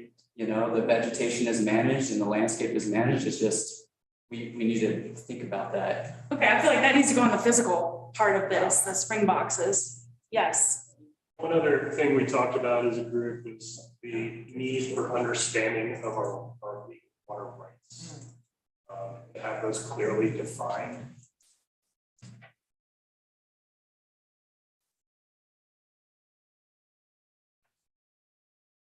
Okay. I think another piece of that we touched on relative to, I don't know your name, but his point was reservoir. You know, so the springs and capturing the water, the available water, stored up there. Water storage reservoir. Okay. I can put reservoir, that'll make it more clear. And just that could, hopefully that's something that could happen sooner. Like we're kind of blocked with the moratorium down here, but that's a different aspect of the system that could potentially get attention now and would really serve us eternally. Yes. I wasn't in this group, but I am part of the planning commission. I just want to, water is really important. And I think the road quality is stuff is about. I just want to mention that the more we continue to do more of a car-centric model, the harder it will be for it's more expensive for the town to pay for roads instead of like encouraging the town to do more walking and biking. The cars have just more of a wear and tear, and it costs the town a lot more money to maintain. So just something to think about as we're going into the future, and if we become more of a walking and biking community, it's also going to bring more people aside. What if you're afraid to bike on the roads? Yeah. I can't ride my bike down the road. Right, and that's part of it is providing that infrastructure so that more people can bike, and then it's less quickness on the road. So I put that on the parking lot, designing for more walking and hiking. It'll probably overlap in a few of these. What did I say? Hiking. Forget that. Did I get you all? Okay, so we are on group 5. Everyone knows in the West that whiskey is for drinking and water is for fighting, right? When we moved back over here, my son and husband went out to meet with water was getting turned on, and they came back to the house after a couple hours. And Tony takes off his hat and walks in the house, and Darby took off his hat and walked in the house and sat down. He goes, "So Dad, who's stealing water from who?" Let me get this straight. All right, group 5, economic development. Well, we touched on land use, open space, housing, infrastructure in our comments, and again and again, your water is a limiting factor. We need to figure that out. Housing. Okay, are you speaking about the current moratorium? Just water overall. Just water in general. Yeah, that we only have so much water, and so we can only do so much development. And you can't develop outside of what our abilities are to supply water. Okay. And then housing came up over and over again as well, that you've got to have housing for workers, you've got to have housing for people. If you can't house your workers, then you can't build businesses. Some of the other thing that came up, so talked a lot about tourism and responsible tourism, and how about focusing the town on being a teaching town, kind of like what SEI brings to the table. So we bring people in, we teach them about the environment and whatever, and then they leave with the information that we gave them, and that we can be a kind of incubator for that kind of stuff. So we have lots of craftsmen and farmers and alternative building and arts, and make it into a green location, a place where people know they can come to find out how to be ecologically stable and sustainable. As a strategy for responsible tourism. Yes, yes. Harvesting what's already going on here. Exactly. And then supporting the local businesses. And let's make sure that the locals can see if we can bring the town business to stay local versus going to Delta or Montrose or wherever, or even shopping on Amazon. And what is economic development? Steady development versus sustainable development. We don't want to, our water situation is not going to allow us to explode our development, bring a lot of people in. But what do we want when we're talking development? What kind of businesses do we want to come in? We don't want to become, thank God we don't have a ski slope, because then we'd have a whole different set of problems than what we have now with bringing people in. And again, 20-year planning. We've got to plan out for the future, at least 20 years, if not farther than that. And looking for, we want to keep the feel of the town character as we move forward. So all our planning efforts need to look at that, maintaining what we have now instead of morphing it into something different. And opportunities for youth. Our 20-year-olds can't find housing, can't afford housing, can't find dates, have nothing to do. So they leave. And this town is really, at this point in time, is geared toward 40 to 60-year-olds. So how can we support the younger people living here? And that focus on incentives instead of regulations. So if there's a way to incentivize something versus regulating it, that would be a better growth opportunity. Is there anyone in group 5 that had more to add? Yeah, I forgot, that's what I forgot to say, that I would love to bring into the community this new water paradigm proof that we can increase the amount of water that we have on our rivers, streams, and the whole body. We change the way that we think about water. And this is already proof. I can show you, I can send, we can make like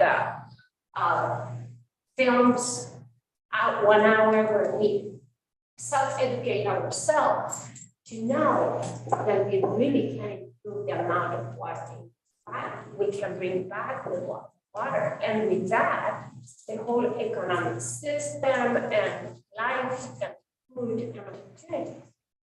And this, I mean, in 20 years, this can be a lot. And then it's a town that people come and learn about how to create that, in their places. So what's your name? Marta Sanchez. I'm going to put that on the parking lot because I don't know enough about what you're saying, but I think that you could follow up, Mary. Sure. Maybe you can write terraforming. Ah, there you go. Terraforming. TERA. TERA. Yeah. So there is a lot that we can learn right now that is already proof how we come into the full water cycle. Okay, thank you. Anything else on the economic development details? No? Okay, so we have, yes. You wrote opportunities for youth, and I feel like there are opportunities for very young kids, and it stops at about somewhere in the teenagers, and then the 20s, and again, we don't have Dragging May or the mall shop anymore. I think we talked about there's not rec centers or just stuff for them. We had that, and then something. So you're talking more specifically of not the littles. Right. So people who would do the jobs that, all the service industry jobs that we need, bringing something into town to entice them, plus housing and water and stuff like that. Okay, thank you. I wasn't on that. I'm going to move this way outside. Sure. Yes, please. We touched a little bit on recreational tourism and responsible mitigation of congestion at places like Apple Valley Park, that kind of thing. As we're developing some of our resources to, better serve not only our community but tourists that we hope to attract. As part of that, perhaps green tourism. Thank you. Allison, and I'll get to you. Yeah. Okay, I wasn't in that group, but I'm surprised I'm not hearing something like place-based and not pimping ourselves to tourists. Okay, so when the afternoon convenes, That's where you're going. that's where you're going. And you can carry your message to. I think it's, we're speaking that just a little bit because I wasn't. And actually that was quite a focus of our I group. didn't hear it. Well, we didn't use those words, is all else. Place-based. Yeah, but we actually did stress in our group, as I think Mary did mention, that we want to see balance between bringing in tourism that's responsible and that is appropriate for what we want to see as our community, and that this community comes first. Yeah. It's not about tourism, it's about supporting our local businesses and recognizing the importance of tourism in keeping our businesses open. Thank you. Otherwise, people don't have anywhere to work. So it plays an important role, but we do want to keep the character of our community and be responsible with that growth. Thank you, Tracy. Well said. So, Aaron. Yeah, I just want to add one thing. The Office of Economic Development and International Trade, OEDIC. So there's actually state funding available for economic development, especially in rural towns. And there's a number of programs. There's actually a lot of money coming out of like the COVID stimulus, essentially, to do this economic development and to do it in a way that honors the town itself and does it in a responsible way. So I think we can look for, get some state funding to help our economic development. Thank you. Is that grant-based? Grant-based usually, yeah. So grant, right? So it's 11:58. Perfect. I'm good. There we go. We did it. The afternoon is going to be fun. I'm going here. The potluck is on. In 1 hour at 1 o'clock, we reconvene for round 2. Thank you for stepping up. I wish basically these kind of things keep me off. Takes us so good.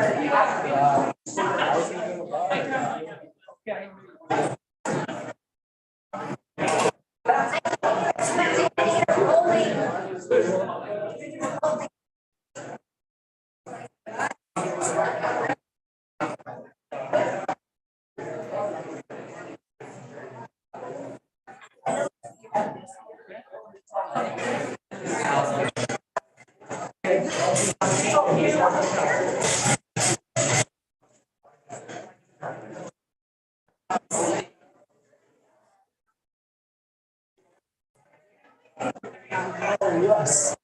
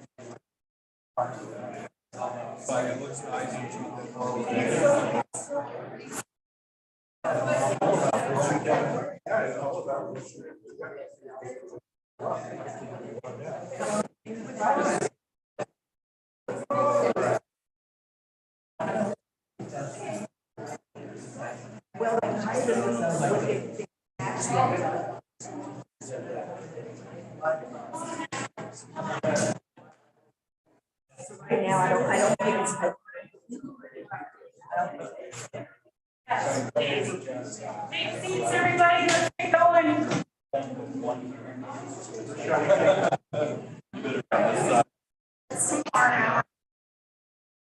That's good, that'll keep it going. It's, you know, this thing is after lunch.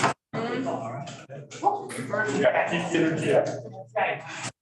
So, in order to motivate everyone and keep you from getting catatonic after that fabulous meal, I want to assure you that we've got a 2-hour block and you're going to be out of here at 3 o'clock. I also want to thank you for being here and staying for the afternoon. You get the hardcore Citizen of the Year's award for doing that.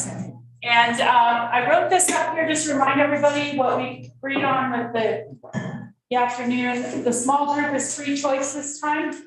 I'll point out where their topics are, which corners, etc. So if you weren't in the one that you really had a lot of feeling about, this is the time that you can choose. Yes, Paige. Me have a mouthful. You want the trustees to stick with the originals? I would. Okay, I do.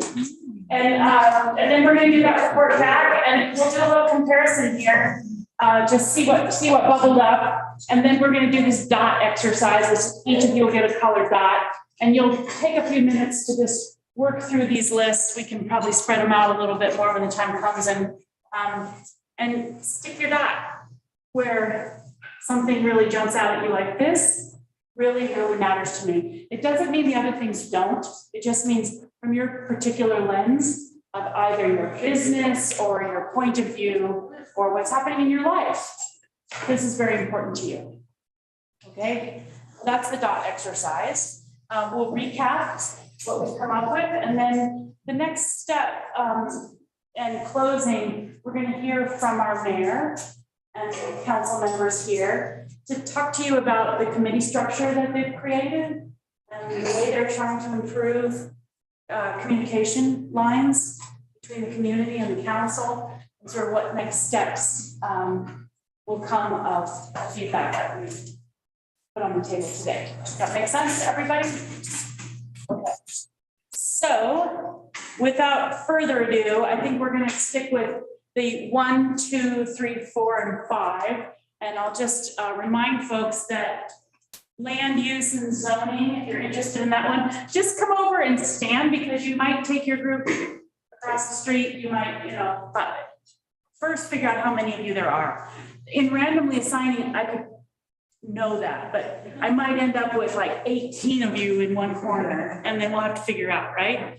So this is open space, parks and rec. Back in that corner was housing, infrastructure in that corner, and in the center was the economic development. So this time is free range, right? You get to choose what we're doing. And it'll be.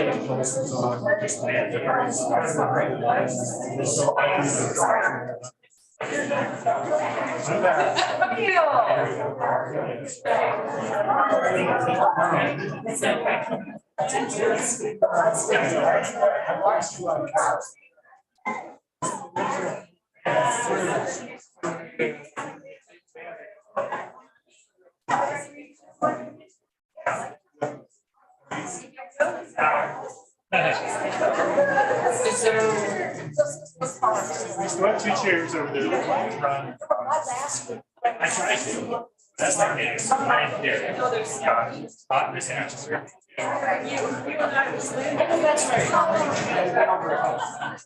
That's our instructions.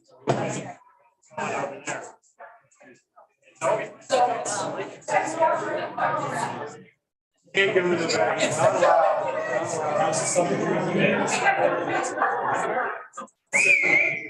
Try to keep your voices down.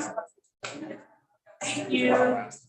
Figure out the size of your group, either grab chairs or find a place to go. 45 minutes. So one option is to go to the fullest part. I knew where the bathroom is. Tell Sally.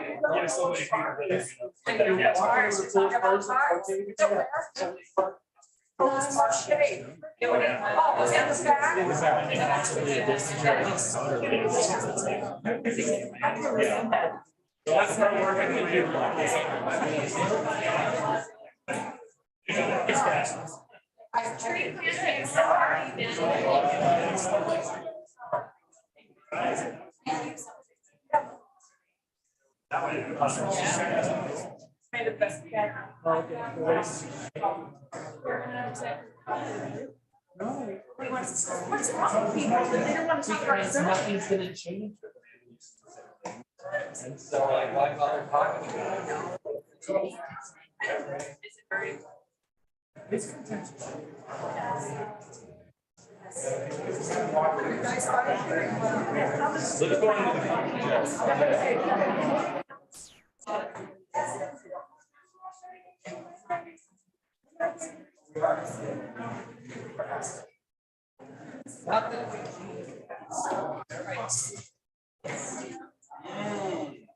I love this group. All right, we got one more. So economic development is now here. Land and zoning. Introduce ourselves.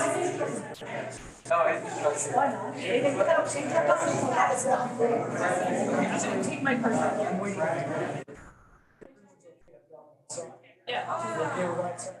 There's 2 groups out there.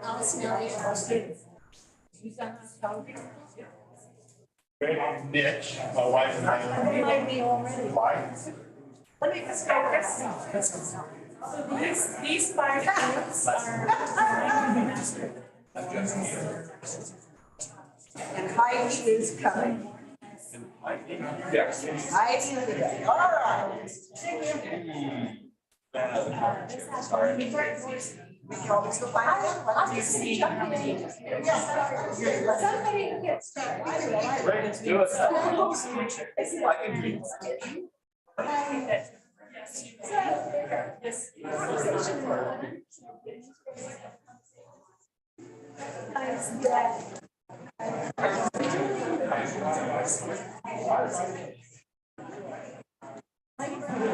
ADUs. What we're gonna do is after this. We can stay here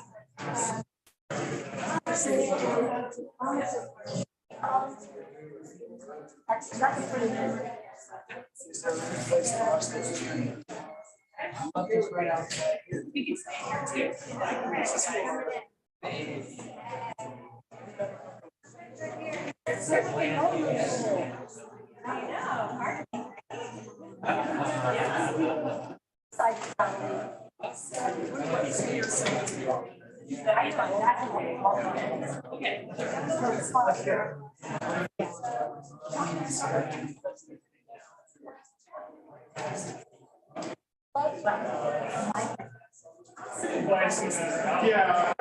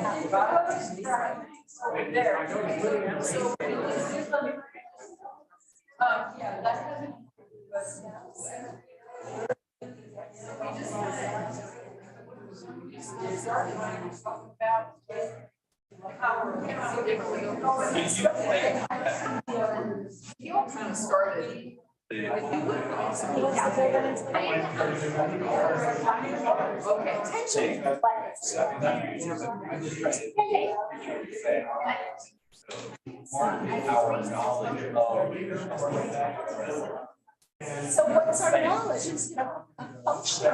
What is a functional? What can I do? There are a lot of great things Without being told. money here.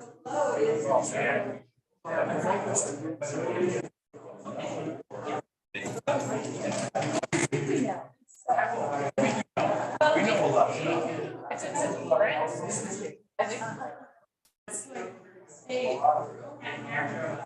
Make it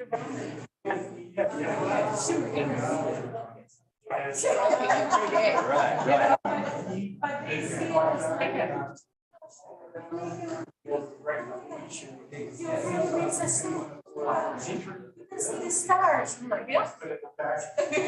Also would like to kill the stars, but I can tell them that. But yes, it is very Because attractive. that's what brought me to the town was because they do all these things that we don't do in Especially Valley, right? when And you it's like, live- you don't make those up, you don't make your own. Grow a little bit of stuff because you. Especially if you are in a concrete jungle, you know, it's wonderful. It's so wonderful. Lower here and your connection. Things that actually impact your life. And I think the biggest thing is not to lose them, not to get caught in the you know, you need to make more money, more people, you know, and then you lose what you fail to. But is that what our goal is? What is the goal? I guess that's really, I've never been able to figure that out. I don't know what this wants. The old, the wanted to be like what it was before, which it may have been quaint, but it may not have been as.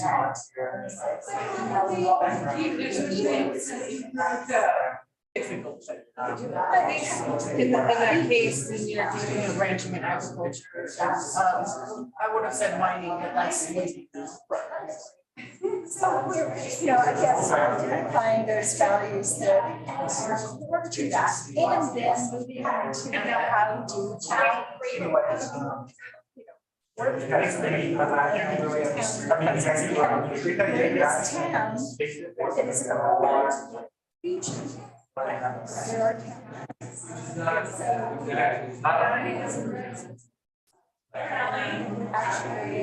You got drug out too. Is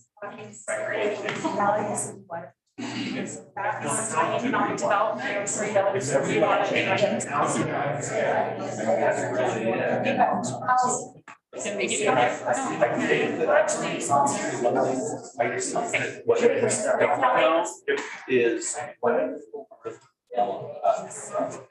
mean, I understand that this is our today. Yeah. But I think that on a larger scale, it needs to be maybe not consensus, but at least more input from everyone. Find out what direction is going to go. Have a board that puts together policies that may not jive with. Sounds like there needs to be. I understand that that's what again is about, but are we representative of the actual town, or are we just representative of the people that actually? And we'll have to do the process. I've been involved in it in school.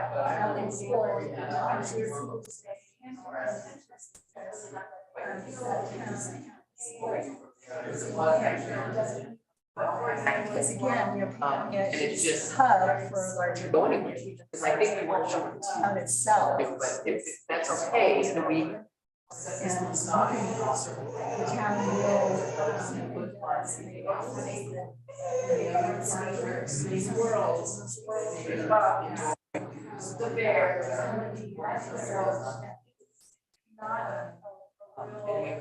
Just because people don't live in town doesn't mean I think it's input. Like how many? I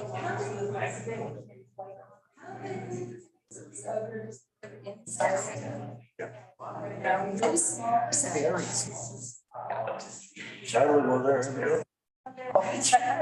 Do you sleep? Couch store that we take. So I don't know, I say we can't go live here either. I mean, we're here 7 days a week. I know. Agree, and I do watch. And I think that's absolutely. With the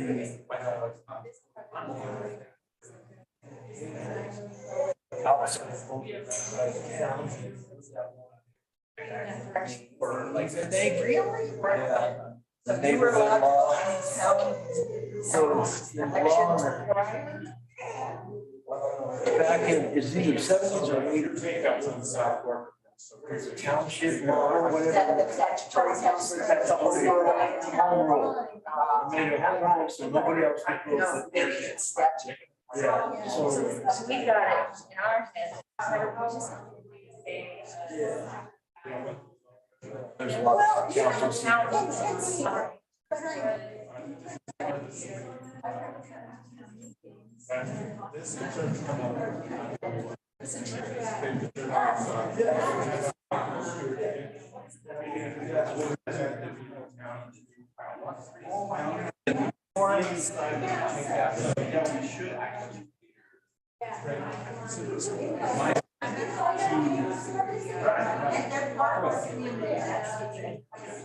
But so back to yes.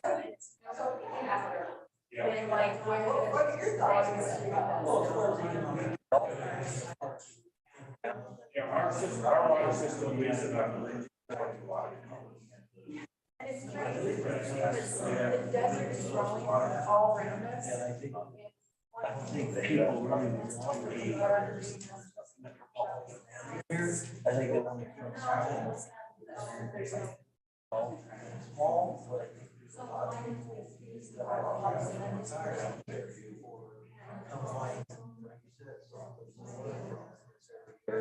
you know, establish whatever, but I mean, we're far.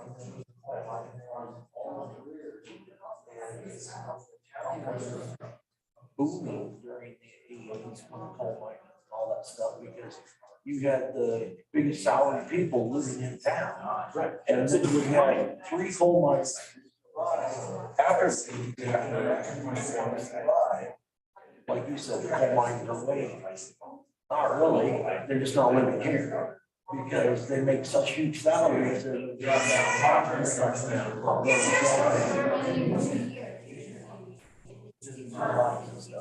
but you still got those people make big salaries. Thank you. I mean, look at our salaries. Well, I think that we don't offer the high salaries that are coming out that really don't know how much they do. Economic incentive for them to be here. Yeah, what might we do to, yeah.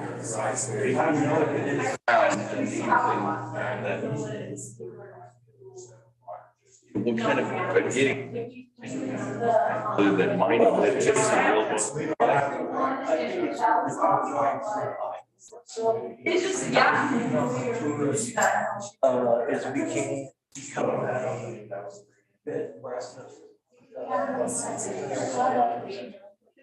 just out of people like it, it's quiet, it's small, it's out of the big city. Yeah. I agree. I just don't know what alternatives. If we don't like that, then let's, yeah. Well, I would say we don't like it, I think. The tourists, if they don't have you have to. Yeah, and that's what we were talking about on the housing part of that there, you know.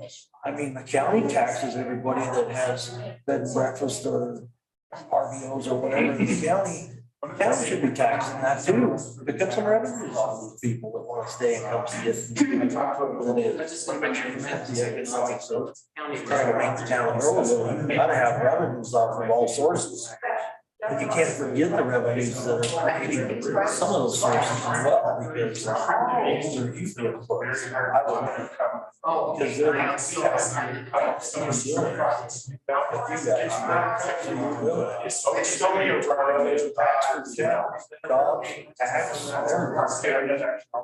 I think that's one of town. That's probably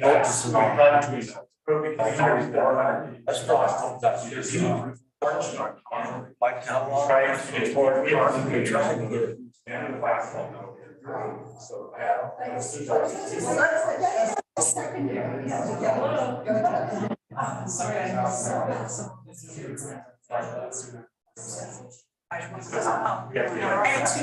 I wanted to bring up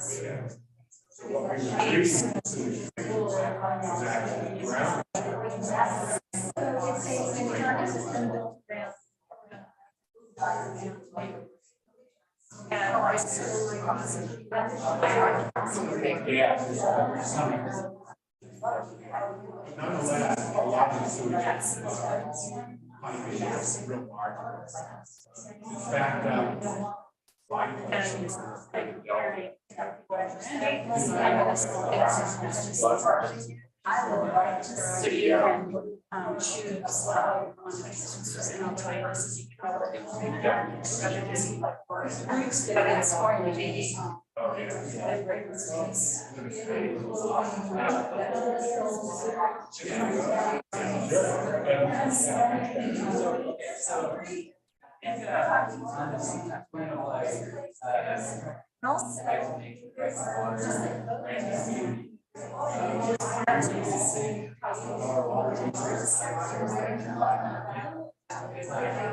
TLC has whole farming cycle.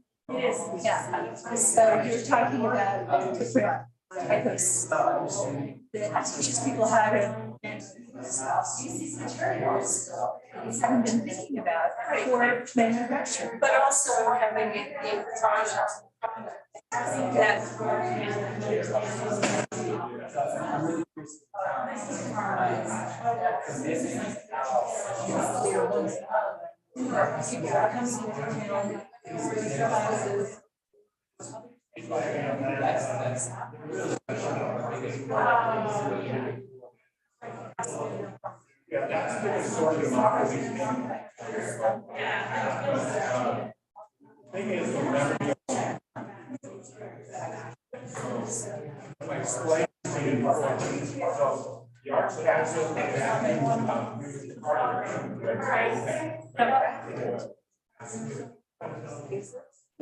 there's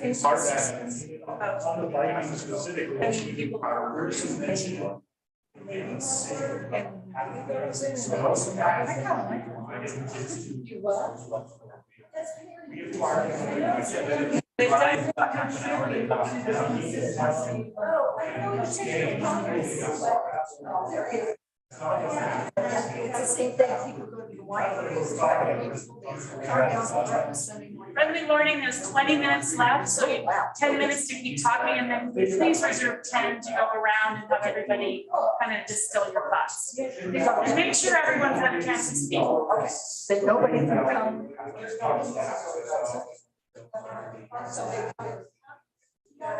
And so there were. You're saying.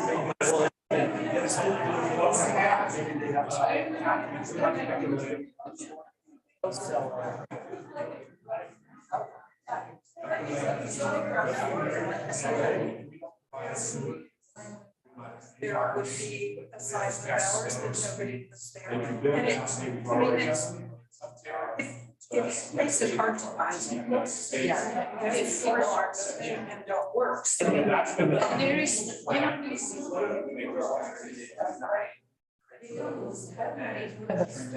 Right, so something, so every week, these small pictures, bakers, crafters or something, have an inexpensive way to show their wear and sell them.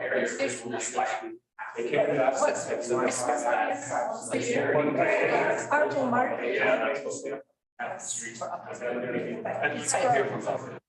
Business. What are your thoughts about Winery are the only three retail places in town that you know can be. Yeah. Right. Yeah.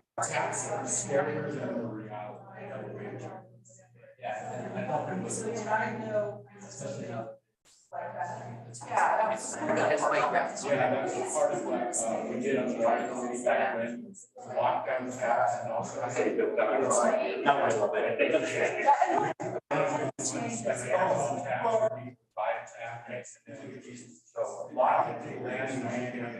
Structure, housing, maps, environment, building compliance. Absolutely. I think a temple has more bike.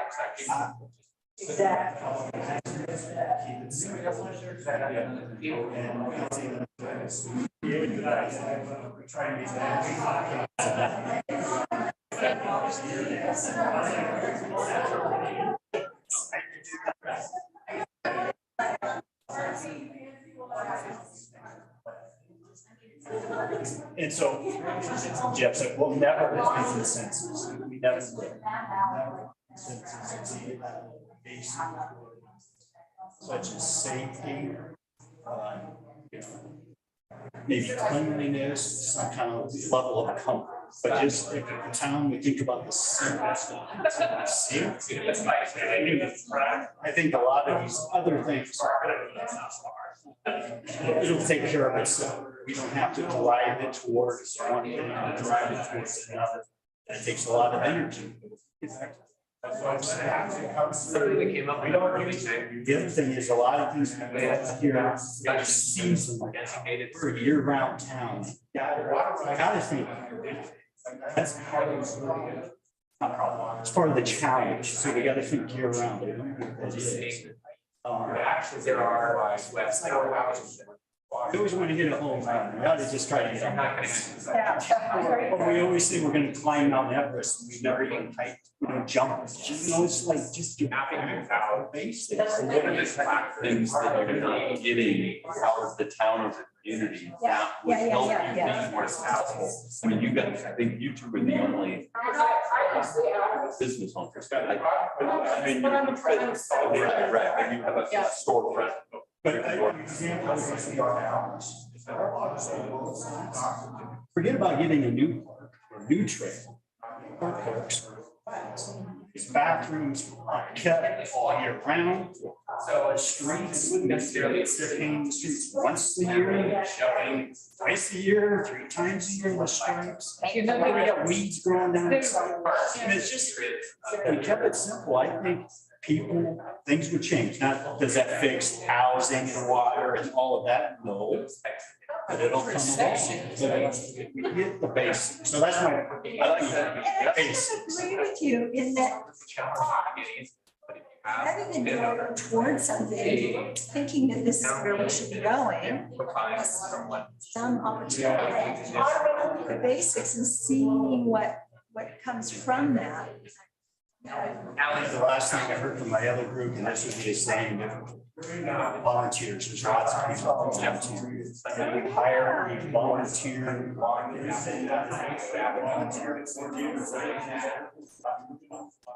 Organize the volunteers.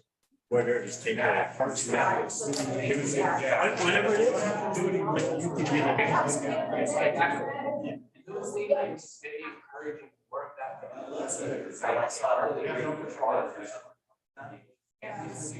That's a great idea. Apparently there was, I don't know. Grade school kids. Yeah, 100 kids came out to break the park. Active big instruments, yeah. How do we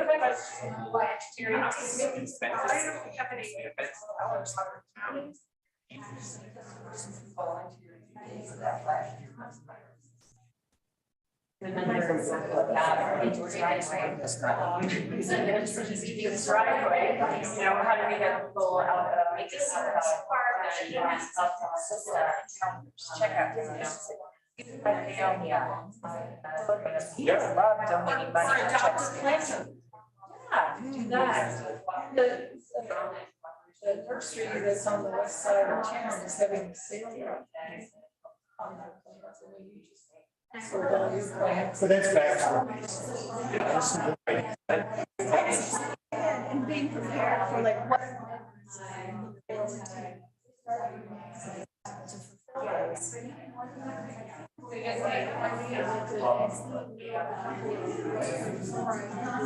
I wanted to say that other people said, one of the basics is we need to support our businesses that are already in operation. And there's in incentives. And I've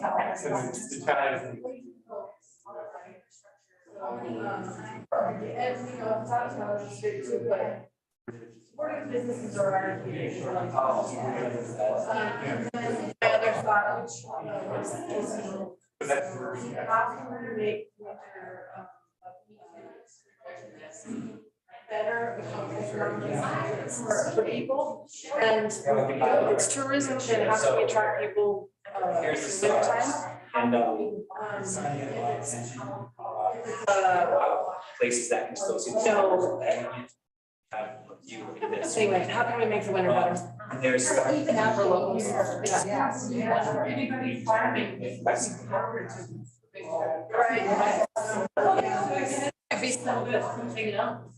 Yeah, I mean, we certainly, we're very summer based in a lot of our businesses as well.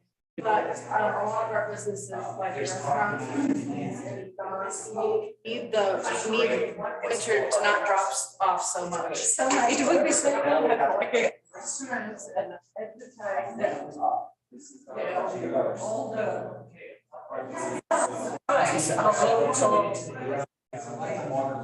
And would it be good in summer, now you could eat, you know? Link it together. Have a value add. Yeah, but this is true. Yeah, but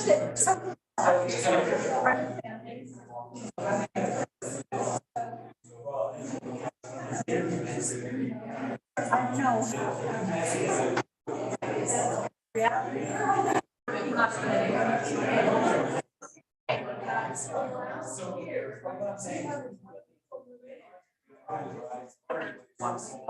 Yeah. And so that is an economic driver. Our internet economic drivers. So how can we get those people incorporated in either economic development or town?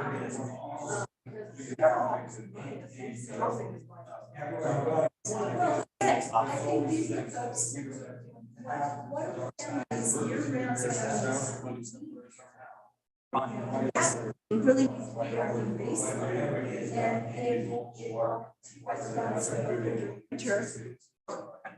I don't know about the restaurant business. It goes up and down, and you have to be kind of prepared. I don't know how.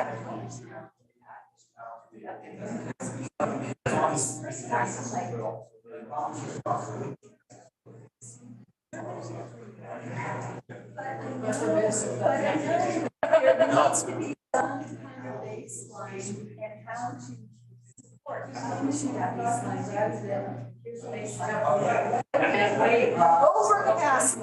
Where do we have areas? All right. So.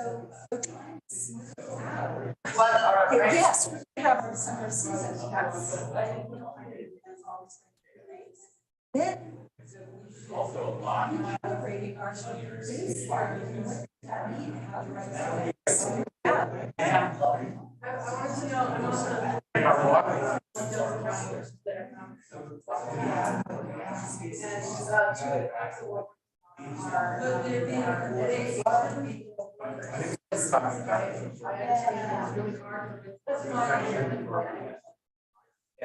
And so if anybody wants to talk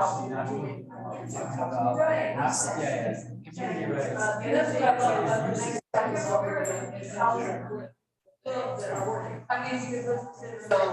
that's what one of the things we're working on this last year we worked on the education thing is going. We're doing it. So so we're trying to teach workers how to basically how to work with others.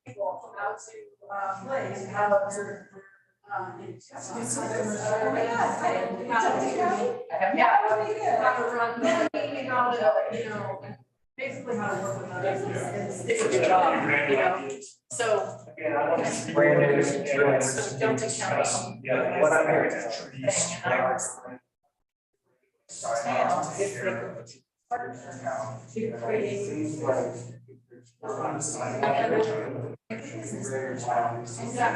When they open the store, it really successfully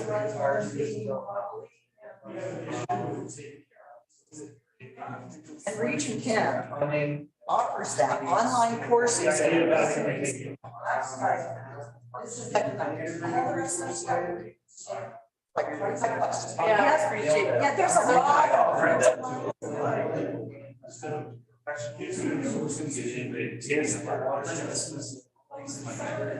but a lot of it is marketing. Well, and that's where I was going to go. How do we market it? Oh. One of the things I think that is how do we market? If there's no market, if people don't know about this, nobody's.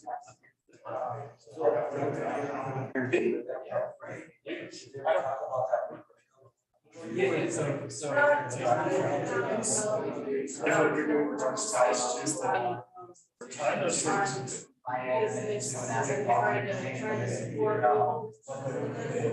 There's a few large businesses that would hire a bunch of people that don't have a place to be. They don't have a lot of people here, and there's incentives for it, but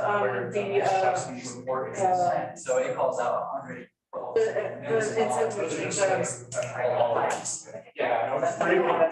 Opportunity zones. Oh, yes. So there's. We're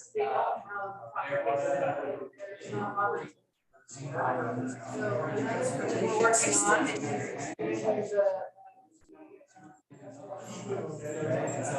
One thing at a time, you know? Yeah, and pretty soon, there's other states where you cannot get a grant when you must have your asset is town and tile. Counties do it here, mandatory ways of, I think that person and it just has to be people just sign up right now, because they know they're part of the family and it's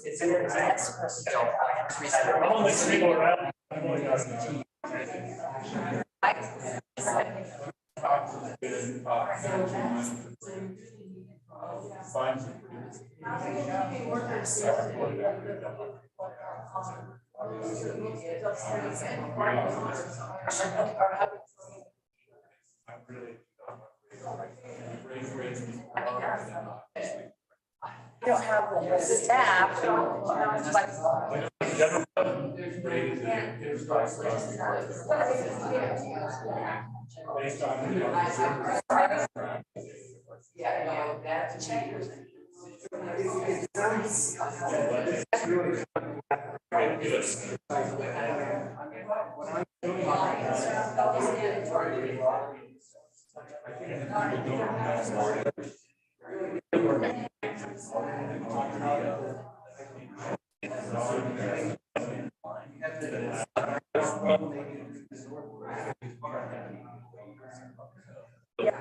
Your kids here. Because I see like you're like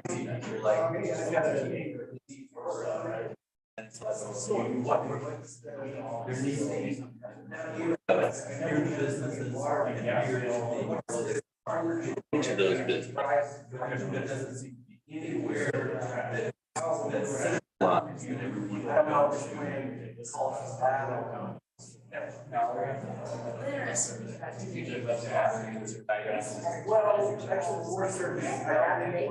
They wanted to work with us, that's what they are. The world is different.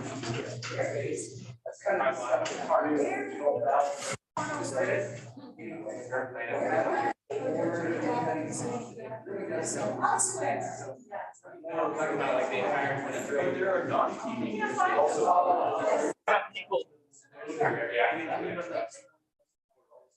I need a job, I can help you in anything.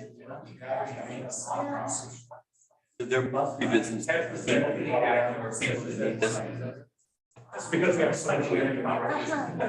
And of course, the chamber. But you know, I mean, the chamber, it's always been.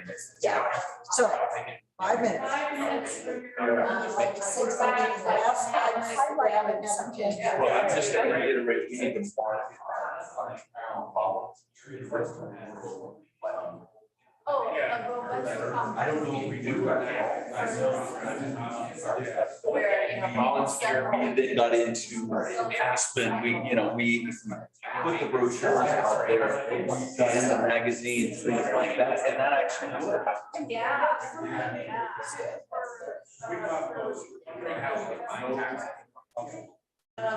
There was something. They want to pass a law to make it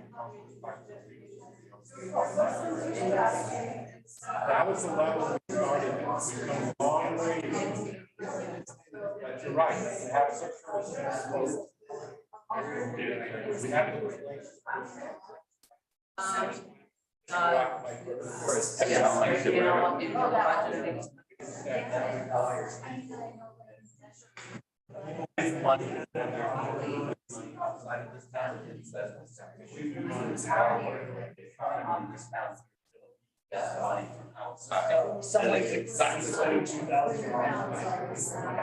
And one thing which That's not a bad. We need to stay neutral. Because if you want to appeal to everybody, then neutral is the way to go. Most of them don't buy that. In town. Between the sidewalk and the street. As far as It's your own.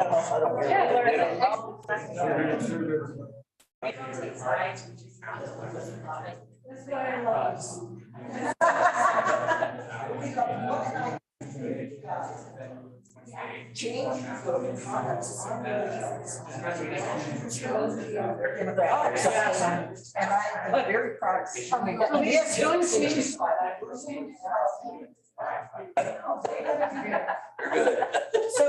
how do we attract businesses? Businesses. There's a lot There's gotta be some kind of incentive or like having a business development. Vacation rental tax. Yeah. They have.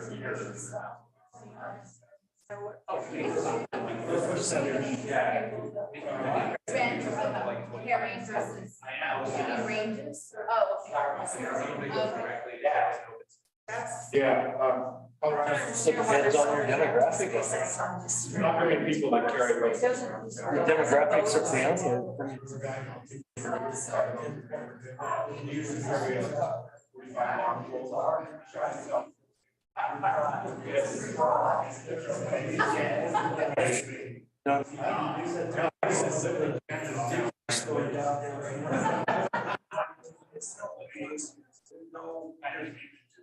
He got control against the sheriff's office.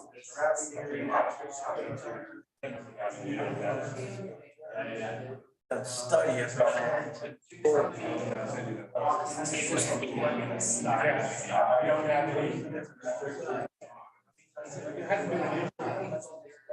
Somebody start showing up there. people to get in business right now. Say Region 10 is a great place to start. There is and nobody wants to have a lot of money.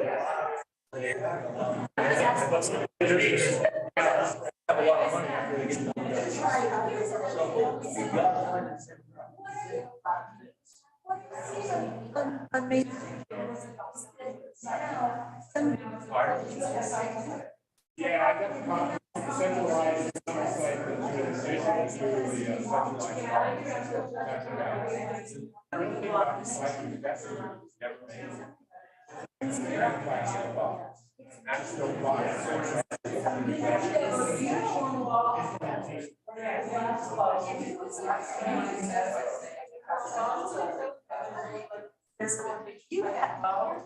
I think those people actually. To go and buy something, you know. That it's so. It's time, guys. It's going towards ice cream. It's time, guys. Oh, yeah, let's go across the street.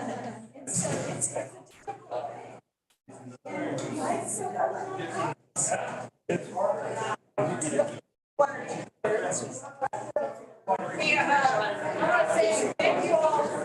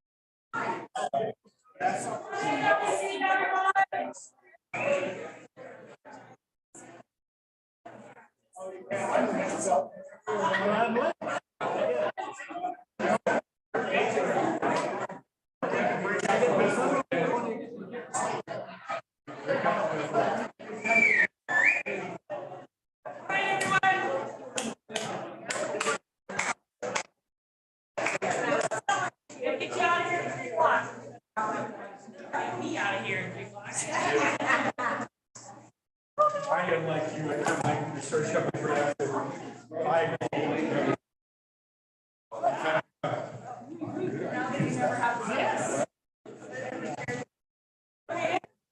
Fun because we're going to have report backs on the 5 groups. But if those of you who've joined us for the afternoon, you're feeling a little bit lost, it's okay. I'll tell you what's happening.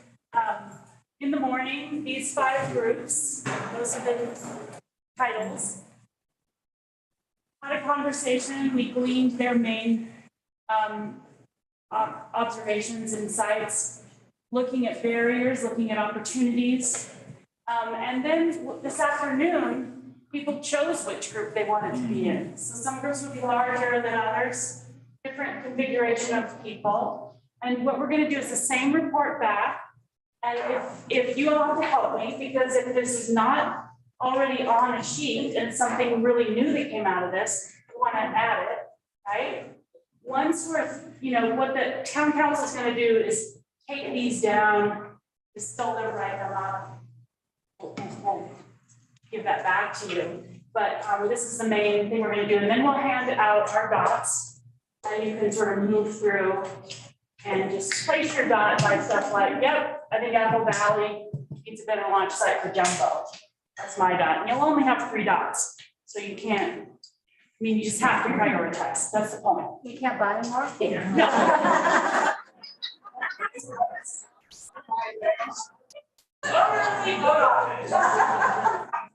So without further ado, let us start with, I'm going to go in reverse. Whoa. So we're here at economic development, and everybody just kind of be, actually, would it be better if I move it up front while she's reporting back? Okay. You're going to report, and I'm going to move the number 5 one up here.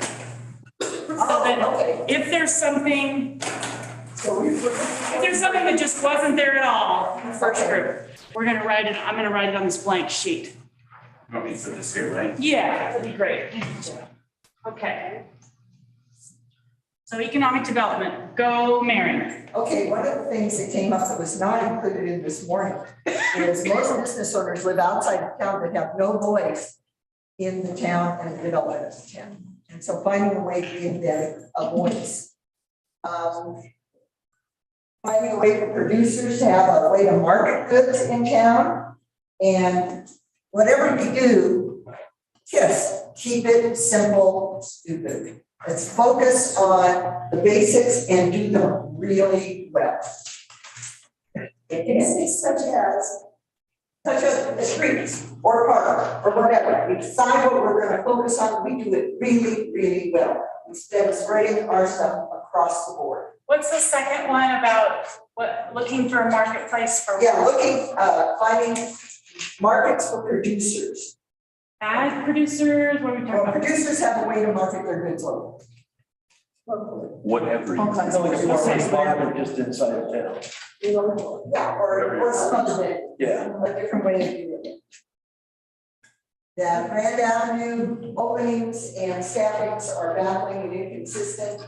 And so there are, you know, people go to the wineries and come to town and spend their money and no business. So having some more consistency about operating times for businesses. Look at, so we have this cycle of plenty and then not so plenty. And so a way to bring up the winter market so it's not such a crash economically for the town every year. And then a lot of support existing businesses. And how to utilize tech workers, the people who have come here with their online jobs, and how to get them pulled into the economy as a whole. And marketing our town. Should we market our town? And if we're going to market our town, how should we market our town? And in what respect? What do we want to be marketing our town for? And how to get businesses pulled in from the masons and involved in the local economy as well. There's some money out there that could feed businesses in town or create new businesses in town, but haven't been utilized. So destination marketing, get the town out of political stances, be neutral at all times. Because that has a negative economic impact on the town. Say that again. Get the town out of political stances, make it neutral at all times. Could I say reduce polarization? Or get, what do you mean get out of political stances? I think it's like a reference to the Pride Line. That's considered by many a political statement, which polarized the town, which then, so keep it neutral.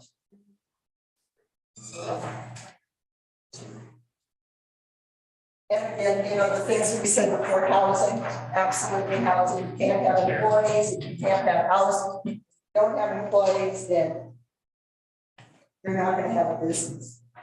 And again, the whole, the teaching, being the teaching town, bringing people in who want to learn a skill, and then take it home. That we are limited by resources. Okay, so those were on there. Yeah. Okay, so the ones that weren't, what I heard, business owners outside of town limits have the voice. Keep it simple. I'm dropping the stupid because I don't like that. Markets are needed for local producers. Business hours are often inconsistent. The winter economy stalls and has an impact. Should we market our town? Need neutrality, reduce polarization, bias, conflict. Did I miss anything, guys? Yes. What's that? Oh yeah, go Heidi. Heidi was in the group and Heidi gets to talk. Okay, just simply that workers are, it's hard to find workers. So, Worker shortage? Worker shortage. Okay. Yes, ma'am.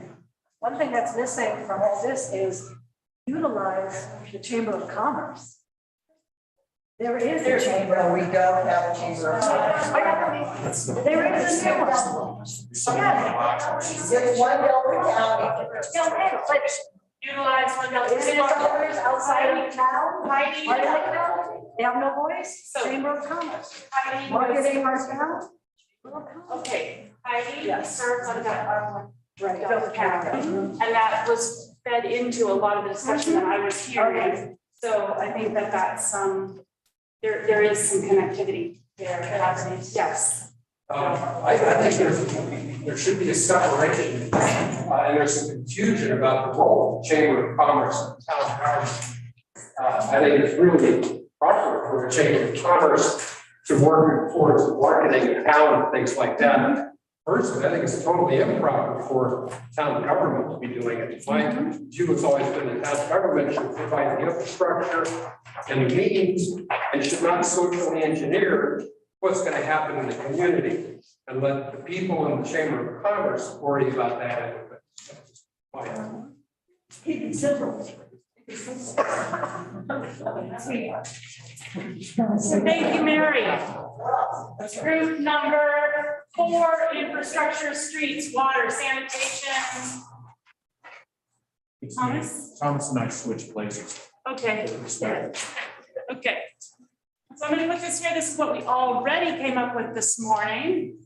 I have a blank sheet over here where I'll try to capture anything really different. So, yeah, we did. We actually looked at trash, which was one of the, everybody submitted into water. What was happening with trash. There was a need for centralized composting. We do have a land out by the old sewer plant that could be used for centralized composting, composted there, and then you could distribute it for free or some non-charge. The town was really weak on recycling, and that's been an ongoing issue. And then another suggestion was a uniform bottle bill. In other words, don't ban like plastic bottles, but just make some sort of rules about what kind of plastic bottles can be sold. It's not all of them. Ideas that came out.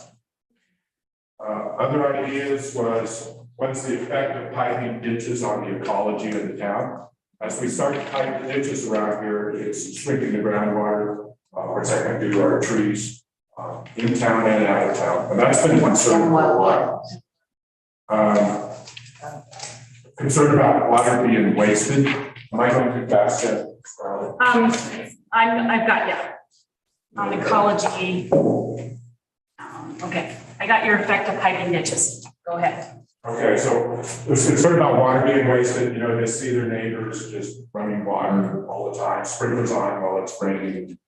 Maybe we should be providing some informational stuff with people about how to be more conservative with water.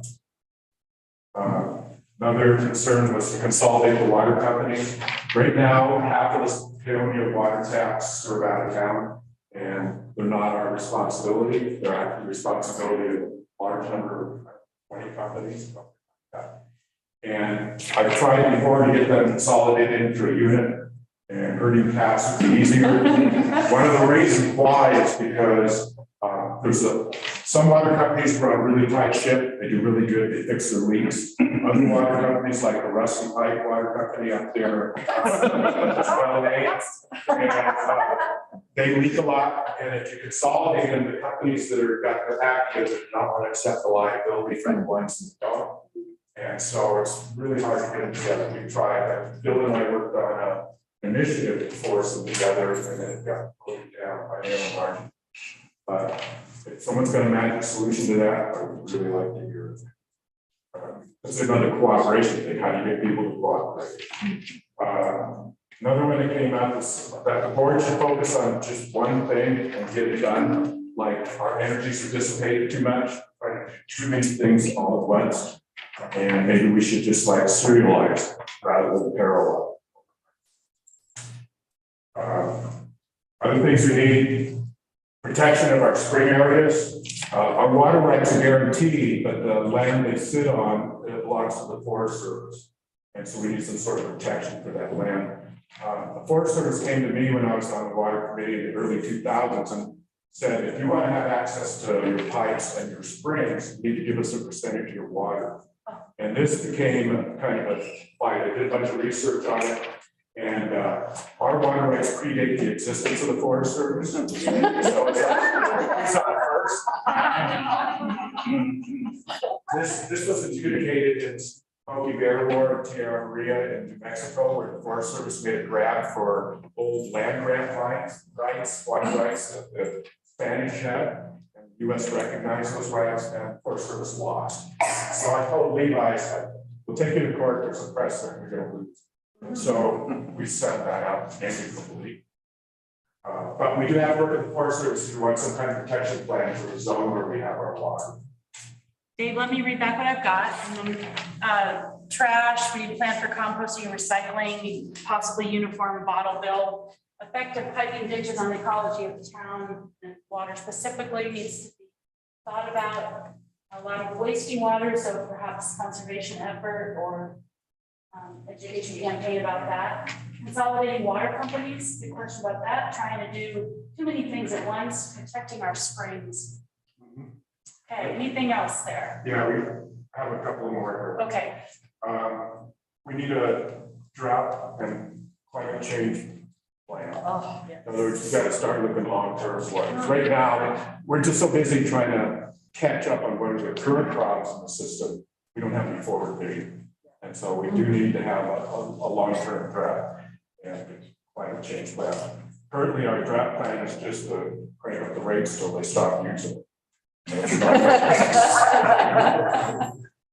It worked in 2003, but wasn't. Another one is we need a plan for our water distribution repairs, because right now we're chasing blowouts. We just blow out on the street, we fix it, chase it over here, we fix it. We used to have somewhat of a plan in that as we were going to repave the street, we would first replace all the pipes under the street rather than repave it and then replace it, which is kind of like what we're doing with this emergency system. Does this capture the maintenance plan for the infrastructure? Yeah, Okay. that captures it.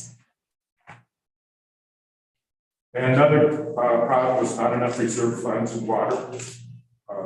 I'm adverse to raising water rates. I think we need to actually figure out how to work within our budget. So. Okay. Our budget right now is 0, so that's. Anyone else in that discussion? Want to speak? Yeah, I forgot to say something about disaster planning, because like in Montana, the floods can come here. And people who live in basements didn't even know that it was flooding there, and some of them practically lost their lives. So we need some kind of notification system. And also I think that our town, whether it was effective or not, we should raise a stink about we have the right to clean drinking water. We need to try to secure that right for ourselves, drinking and growing. Because the chemicals of fracking affect the plants, and we are getting known as a mecca for organic food. Protect the right to clean drinking water. Establish it. We don't have it in Colorado at all. Establish a right that we can have clean drinking water. And just the planning long term, 20 years at least, of how we would like to treat this drought, fire, flood. Fire should be on there. Okay, we got that on climate. I'm concerned we need to keep moving through the other groups. So next. I just wanted to mention gray water. It's legal in Colorado, but they make it impossible. And WSCC brought a wonderful map class, and so the town look at gray water, especially with. It is legal, right? I mean, we have to do it. I know a lot of people that are doing gray water. It just makes you do 2 plumbing systems. You have to have one for your black water. You're double plumbing your house, so it's cost prohibitive. They're not, they're making it difficult that they can. Anything else, Dave? I don't have anything else on this. Thank you. Good job. Adding a concern that we Sure. I don't know if you talked at all about our urban trees, our urban forests. We're looking at climate change, we're looking at heavy winds. I think it's really taking a toll on the canopy. They're on town property, but homeowners don't always have the money to spend thousands of dollars on pruning. And it's so important just for the local climate, for the quality of life here. We all benefit from everybody's trees in this town, especially ones overhanging town property. And I'd like the towns to develop more of a plan as to do a help or a contribution toward things if they can. But we always forget the trees when we're talking about infrastructure. I added trees. Oh, you did? Where I just did. Okay, Thank you. Okay, group 3 is housing. You prefer counts. And again, this is just here as a reminder of what, it's interesting, there's not a whole lot that's coming up that didn't get initially mentioned by people randomly assigned. That's good. So there was a lot of focus, the primary focus, I think almost everybody mentioned, was a division. There's a distinction between first-time home buyers, people who are starting their lives out, and people who are retiring or have an established career. and the disparity between the options of housing in our community for those two groups. The second division really was in town versus out of town, and other nearby communities, and the disparity between the cost of housing and the quality of housing in different areas. Airbnbs were brought up again, short-term rentals, and the idea that an owner who lives in the building that they're renting versus an owner who lives out of community or out of town or out of state might be treated differently on a legal standpoint to influence how those are operated. There was a lot of mentioning of ADUs. I think That's covered there, that's basically. ADUs, Yeah. I remember putting some, oh, it's Yeah. on the parking lot. Yeah. Yeah, well. That's in the green part. Oh, okay. Where did I see Yeah, it? on top of the left, Okay. yeah. ADUs and a focus on developing in-town ADUs with the condition that each one would require its own water tap, or at least would be somehow justified in its water use. And kind of corollary to that, this is a different idea. Accessory dwelling unit, mother-in-law apartment, say, in the backyard. So a corollary idea to that came up was for somebody who has not necessarily a separate distinct building, but space within their existing building for other people to live, that may need like a low interest loan or some sort of help so that they can develop their additional bedrooms or like a different section of their house so that they can also accommodate additional people. The definition of low income and affordable housing was something that came up several times. There seemed to be notion, I think the basis was 30% of your income is essentially affordable, and Section 8 housing is probably distinct from affordable housing, the way that it actually exists. There was a lot of interest in alternative building materials, affordable building materials, and affordable building methods that can use locally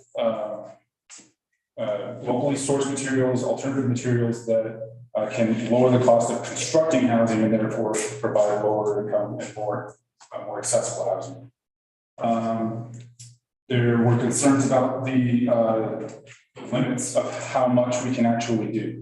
How many people can we really support? And that's a limitation of our infrastructure, our space, and the quality of life really that we want to have, the carrying capacity of our town, as well as the sustainability of that growth. Where does it have to stop? There was somebody mentioned that affordable housing is often creates segregation, and an integrated solution such as multifamily units or again the multiple roommates, say roommate help would be useful. I'm not sure if I mentioned that there are other communities, of course, that are facing the same problem right now, and we can look to them for solutions that they found to be helpful. Specifically, Fort Collins and Telluride were mentioned as models we might look to. And an inventory of the existing housing stock and a GIS, our GIS map that helps us determine what is actually available, where it is, and where it might be lacking might be helpful. And finally, the urgency and immediacy of this problem is not really being accounted for. It seems like, and I think that we all have to talk about it to understand it, but action and immediate action is urgently needed. I think that's all I have. Anybody in the group has something else? Anyone else in that group? Yeah, Nick was in our group. The accessory dwelling came up apartment lot, which is good, because that's probably our easiest answer there. But one thing we didn't talk about was they're there, in my mind, for most of the people who work and live in our community. They're not to rent. There should be some restrictions on those. They use in short-term rentals. Well, Parking. Yeah, that's in the parking lot. Oh, Yeah. oh, okay. And I also added restriction to the tax, more thing on Airbnb. Mhm. Yeah, that Okay. came up as well. Suzanne was interested.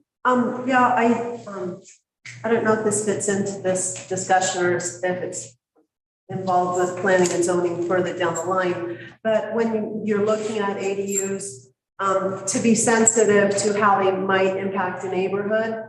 For instance, if you don't want looming second buildings on the property that shade someone's garden and their ability to be sustainable on their own land.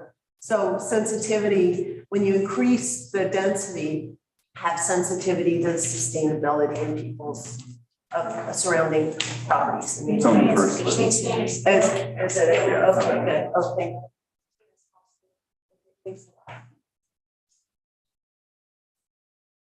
Yeah, okay. Thank you. Betsy? I think there was a bias toward infill in town, right, in our group. Yeah. Because we saw it as a way to develop in town for working people. We feared a two-tiered economy.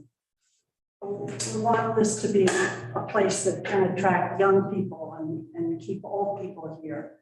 And so, yeah, there was I hear that and I would say we've already got a two-tier economy. So it's more of like, how are we going to mitigate that? Exactly.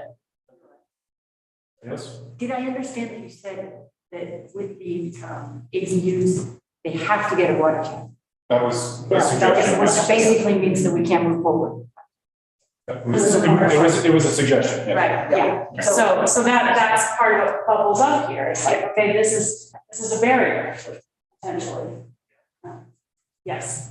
I just want us to say with the ADUs and having to buy a water tap and install a new water line, it can have a serious impact on landscaping and mature trees, having to cut through roots to get to the back of a property.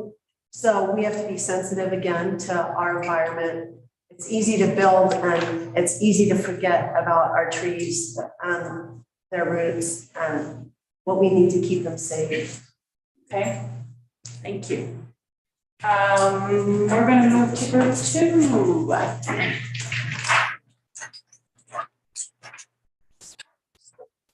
I start, you want me to wait? Go ahead, sorry, I'll bring it up. All right, it's interesting, a whole different, some same people, a lot of different people, a lot of different ideas that came out. The first one was about the VOTEC building down the street. What one? VOTEC. Okay. That the school district owns it, they don't want it anymore. It could serve as an amazing High school? place. Well, yeah, right. There's the Eagles. We call it the Eagles. Anyway, just that it already has a community kitchen, basketball courts, lots of square footage, could be a school, could be partially residences. So it has something to look into. And we talked about Paonia in motion again. It came up a lot, but one of the things I wanted to bring up about it is the idea that to create a committee to ensure that Paonia in motion continues, and maybe a trustee designated committee to make that happen.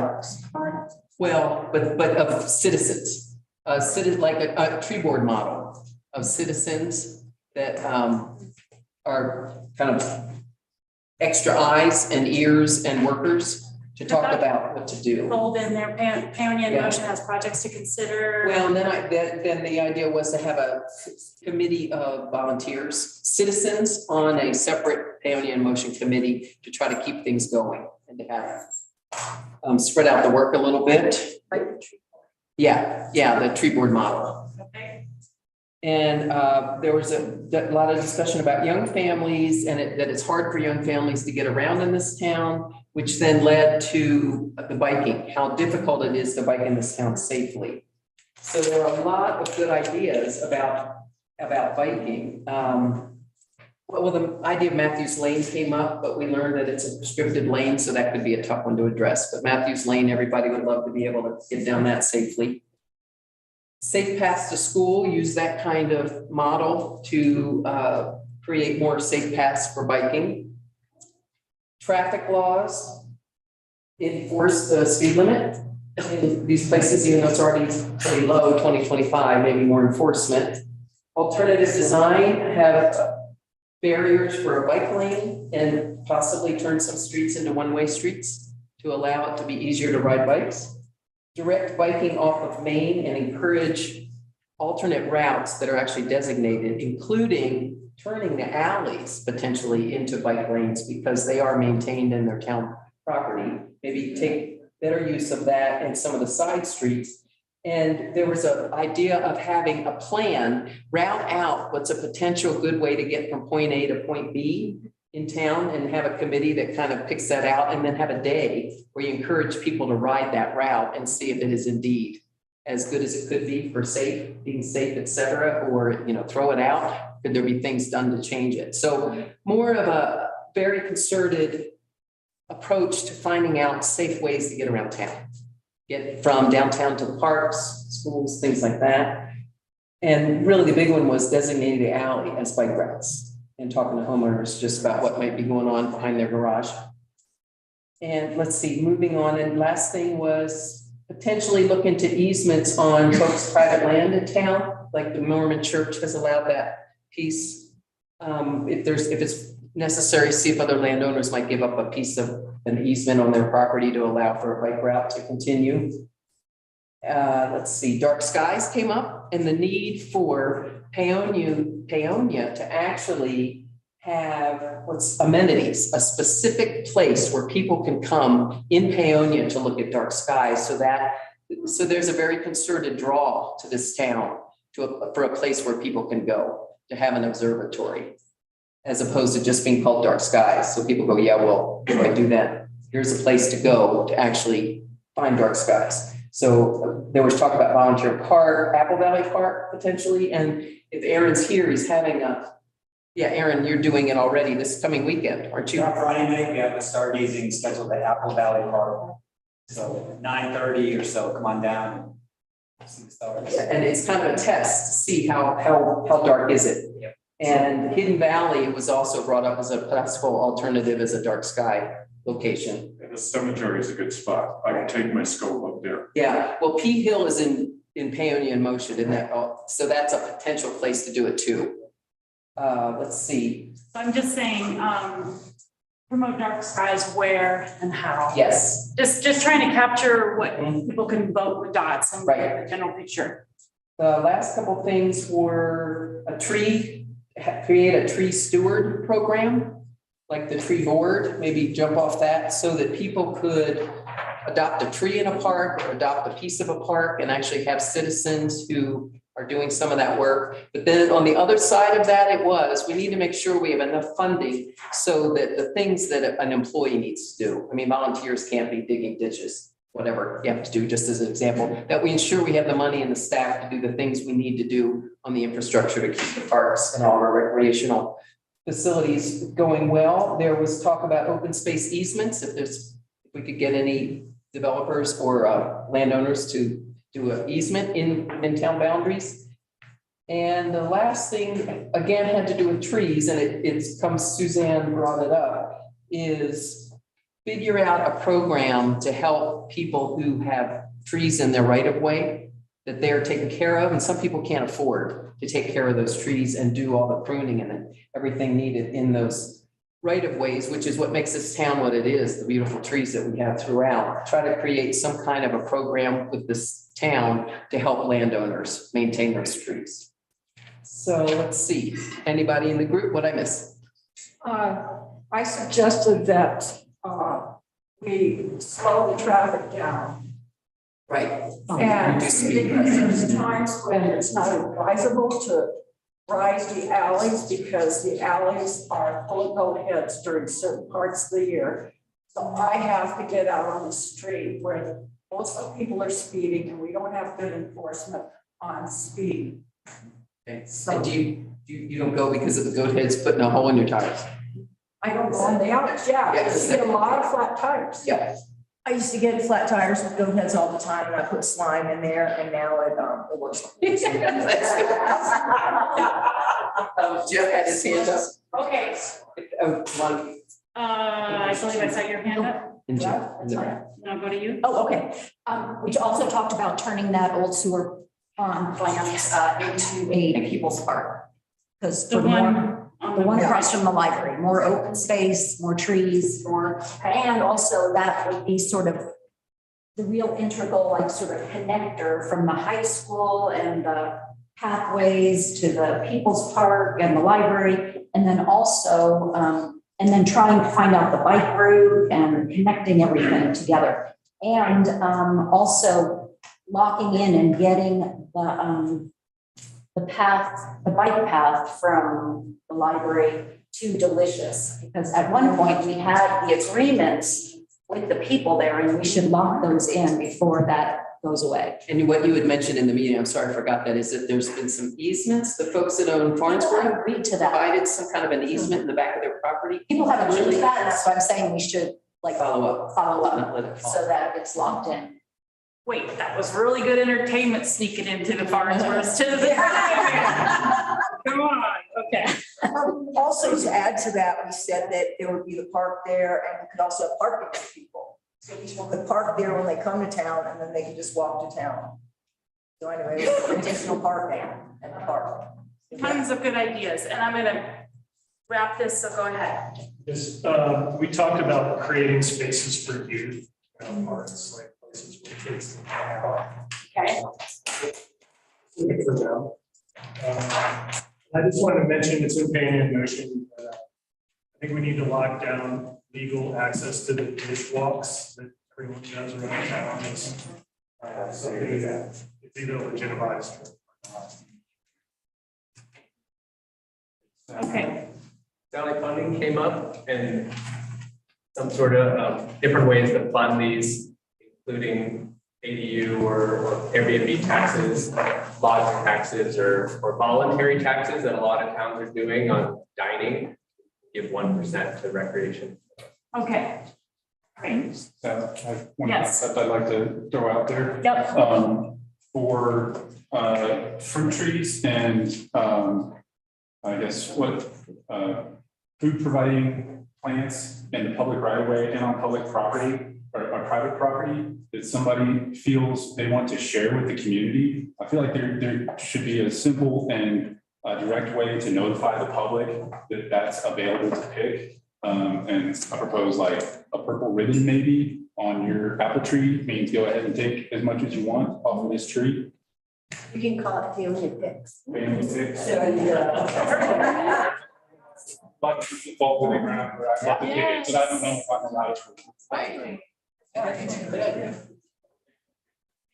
Okay, we're gonna go to group number one. Thank you. Thank you, group number two. This one is land use and zoning. Very intrepid and small room. Two announcements. I like to be wrong. This morning, I didn't think many people would show up. We started with 42 people this morning. We have 52.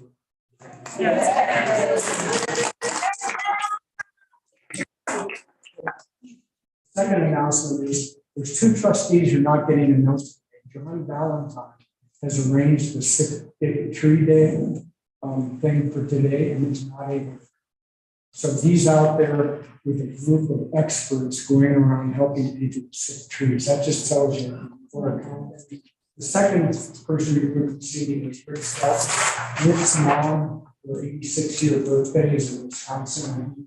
A lot of potluck dish this morning for us. So he has a really good sessions.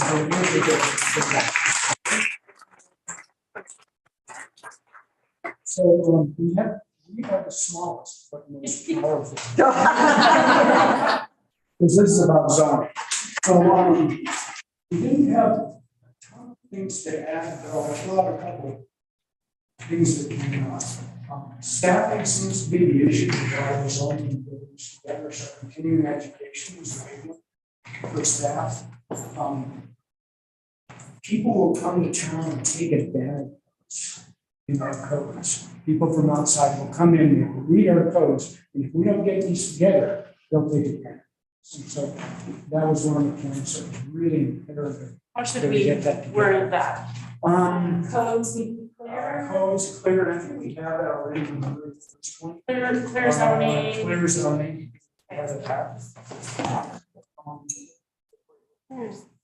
One point that came up was incentives were far better than regulations, and so if we have incentives for people that are owner occupied ADUs, lower tax rates, don't have to deal with parking, some of the restrictions are taken off. That was one of the next.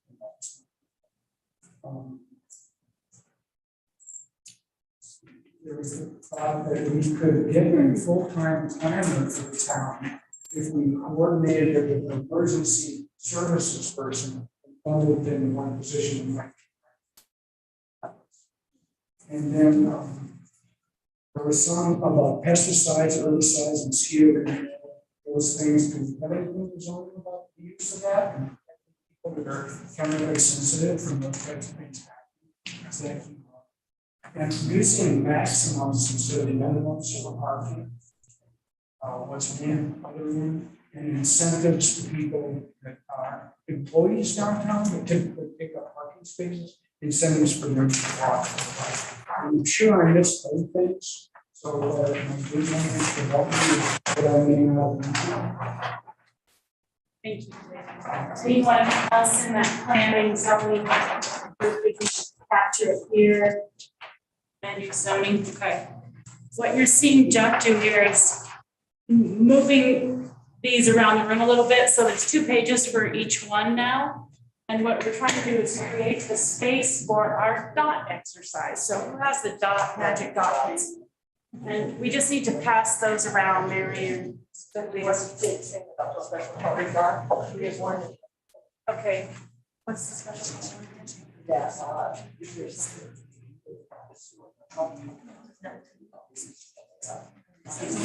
Okay, so you're gonna get 3 dots, and then you're gonna get a yellow dot. If the yellow dot is for the most important thing that you see in the room, right? So it communicates the urgency or the importance of what your point of view is about that. So this would be, as soon as you get your dot, you just want to walk the gallery. Oh, do we each get a single dot? You get 3 dots and then 1 yellow. 1 yellow. Yeah, no, three of the blue or the red and 1 yellow. So we each get 7 dots. Four dots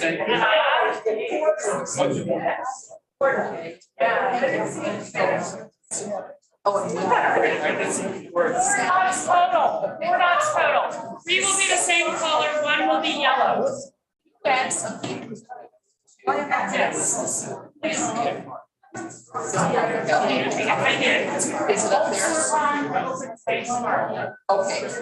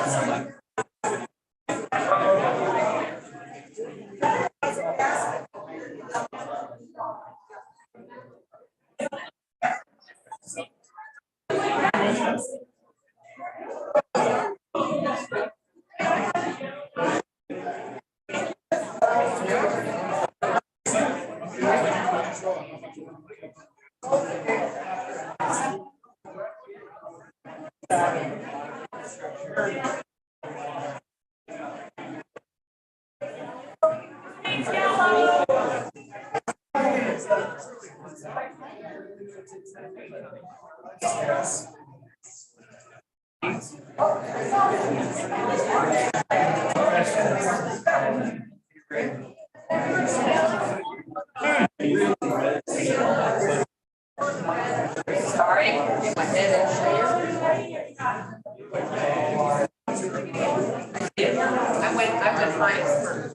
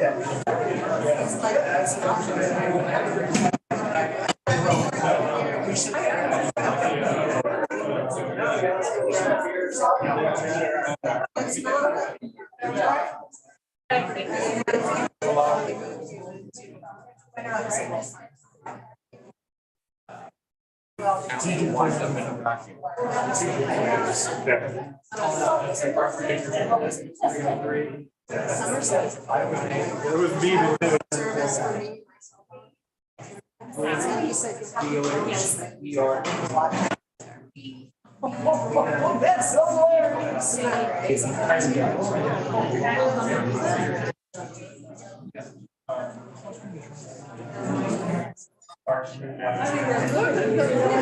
No, I got the one yellow, and then we get that.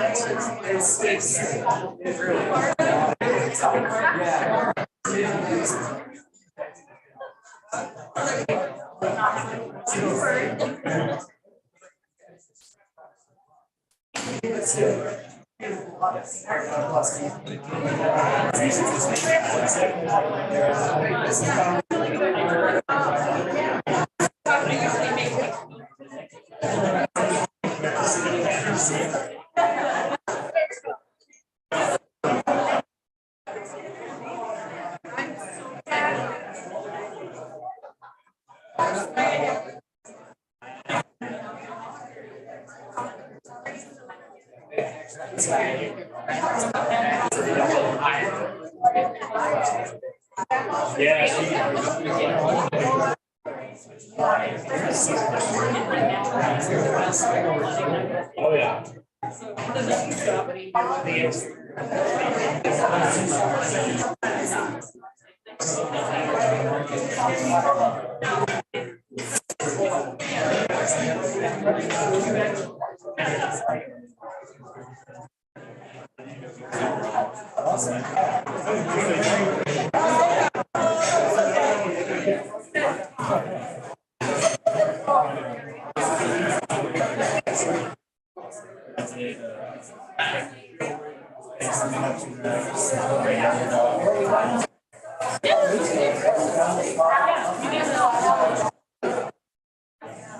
Based on.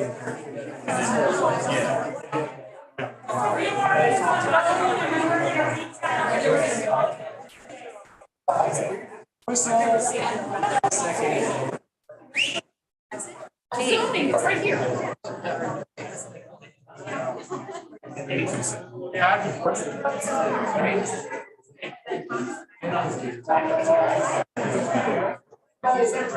It's just 6.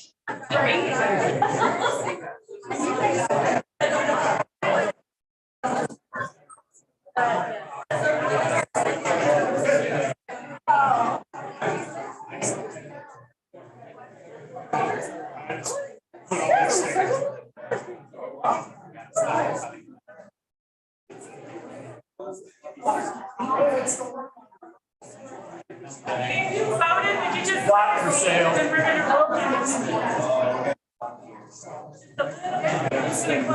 You might try somebody. I did the book chapter.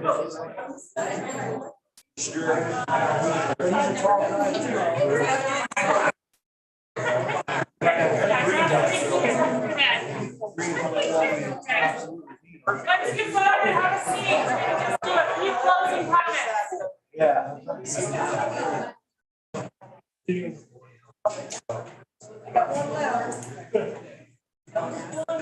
What did you get?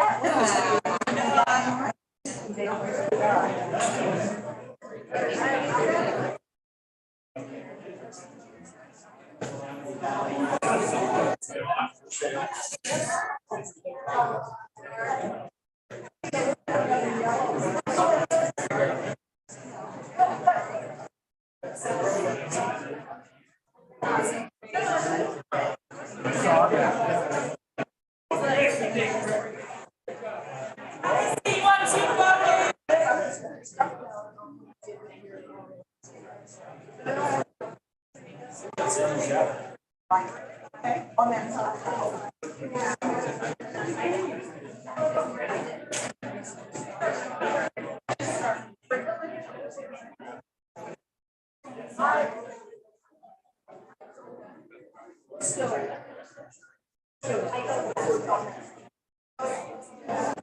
Oh, right down there. Okay, that's down here.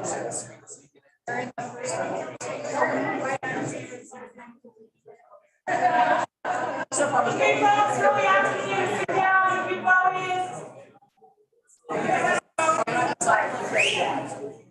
Yeah. We're gonna just have a couple closing comments here and a couple things before I forget. There are sandwiches out there if anyone's hungry, wants to take them home.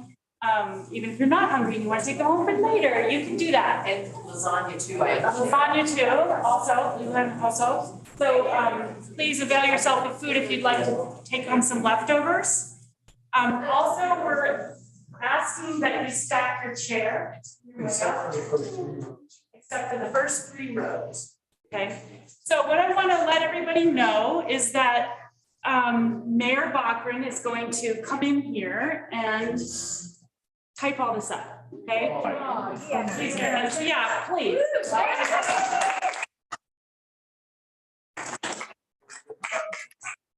And the dots are going to inform the way you make the list, okay? I will type everything up and then number of dots will get highlighted or whatever. We'll figure out a way. You have a. But keep in mind, it's not a perfect instrument. Well, of course. No, this is one part of the large process, which is a great segue. Yep. Thank you for that. I love segues. For Dave and Mary, could you open the conversation about your council members and committees and how things are moving forward? Next steps, basically. Well, let's take a minute, and I would like to introduce our committees. And let you know who is on it, so that some of this stuff can get, if you have concerns or whatever, these committees will be meeting and you can bring the concerns to the committees or even perhaps ask the committees to address some of this stuff. So, Dave Weber, you're gonna have to make sure I get all the committees done, okay? So we have water. Just had a pencil, so. Water. Water sewer trash? Water sewer trash, all in one.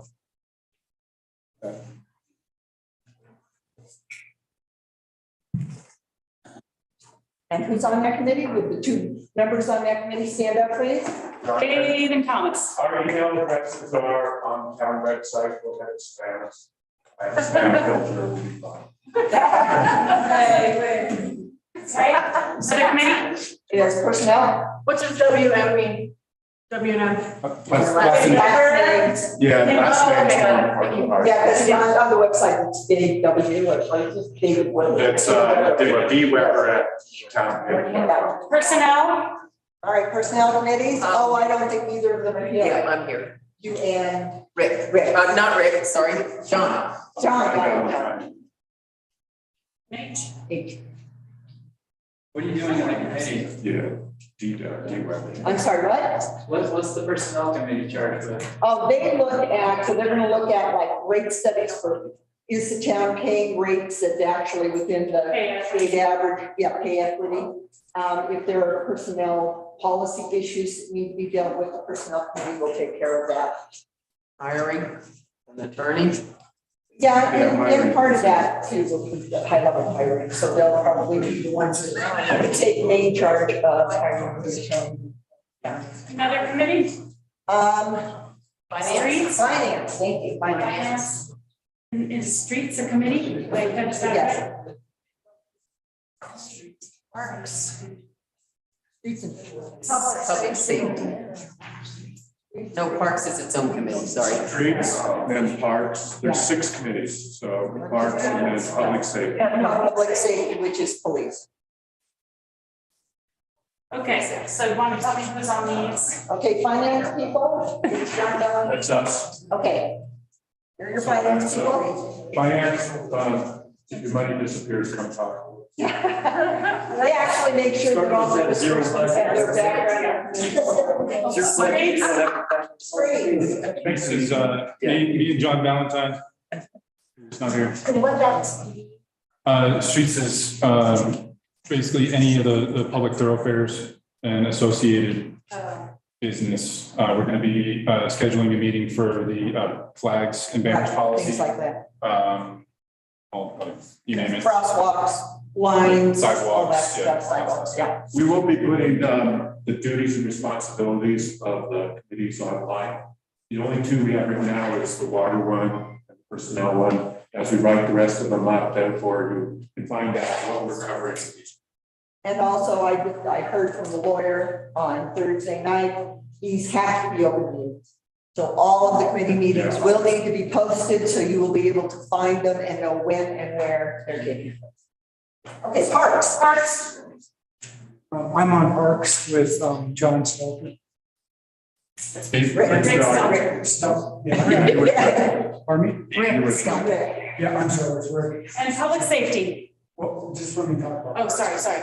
Paonia in motion, it's our responsibility to keep that going, so we're the ones, that we want to work with members of the community in making sure that the recommendations on Paonia in motion don't just die a slow, painful death. Okay. And then public safety, this is our officers. We just hired a new police chief, Matt Laminger, this last week.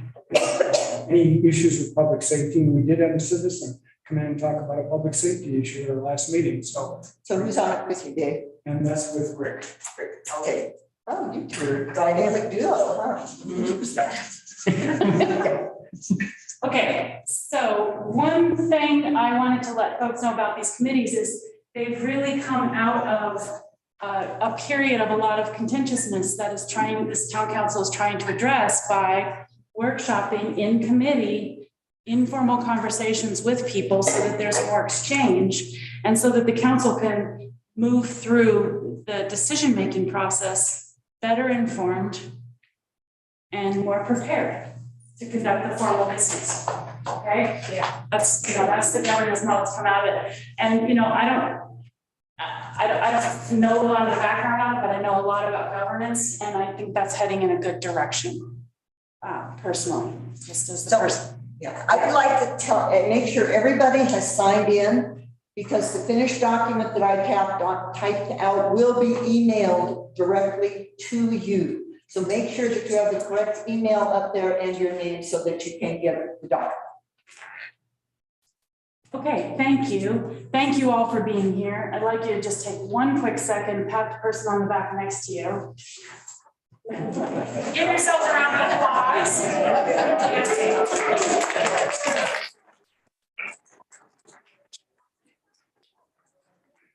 Thank you for showing up. I'm going to give you a spot. I just want to leave you with a thought that we can do better. Okay, we can do better. We can listen more, we can fight less, and we can create solutions. If we don't do it on a local level, there is nobody who's going to do that for us. Yeah. Those days are gone. And as someone who has made this her home for 50 years, I want to say that this town has had many periods in which people did better, and many periods in which they didn't.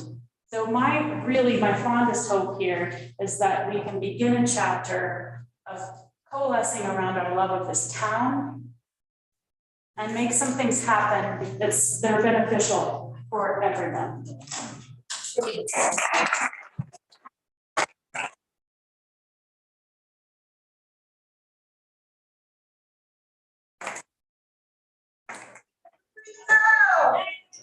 Enjoy the rest of the day.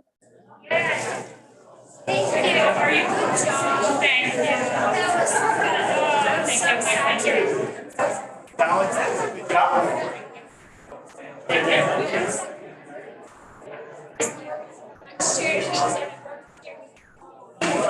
And Mary, you want to pick these up, right?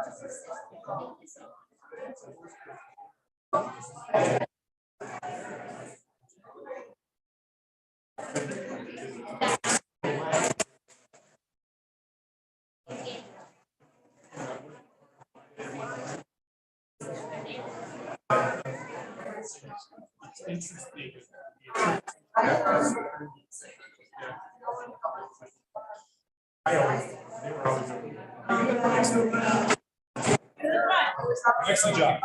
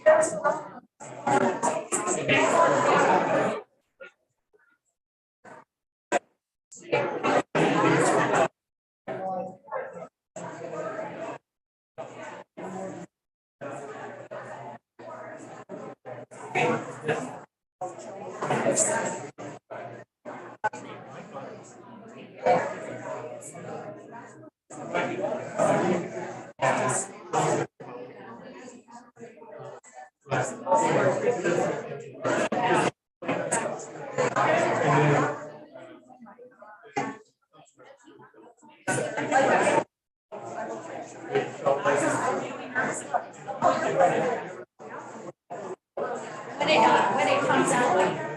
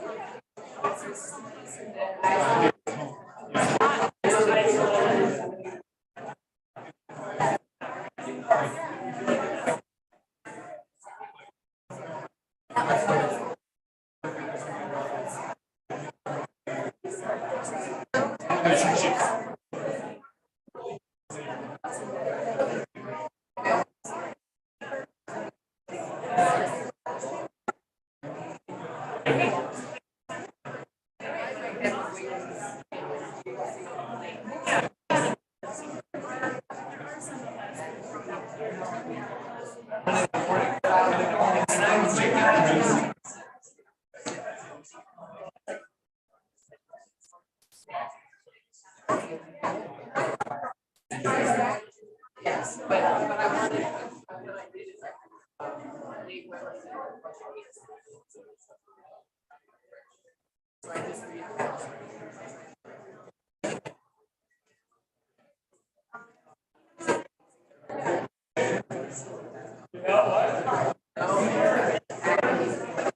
They're in the agenda for Wednesday.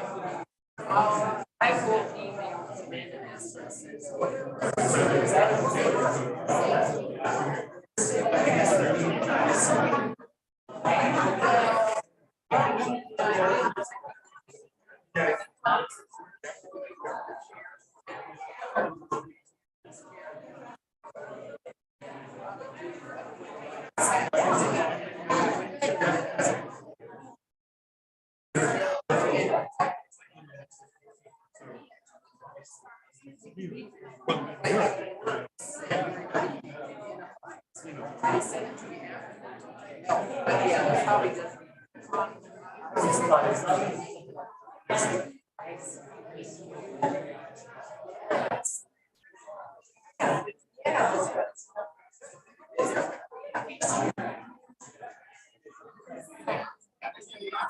Yes.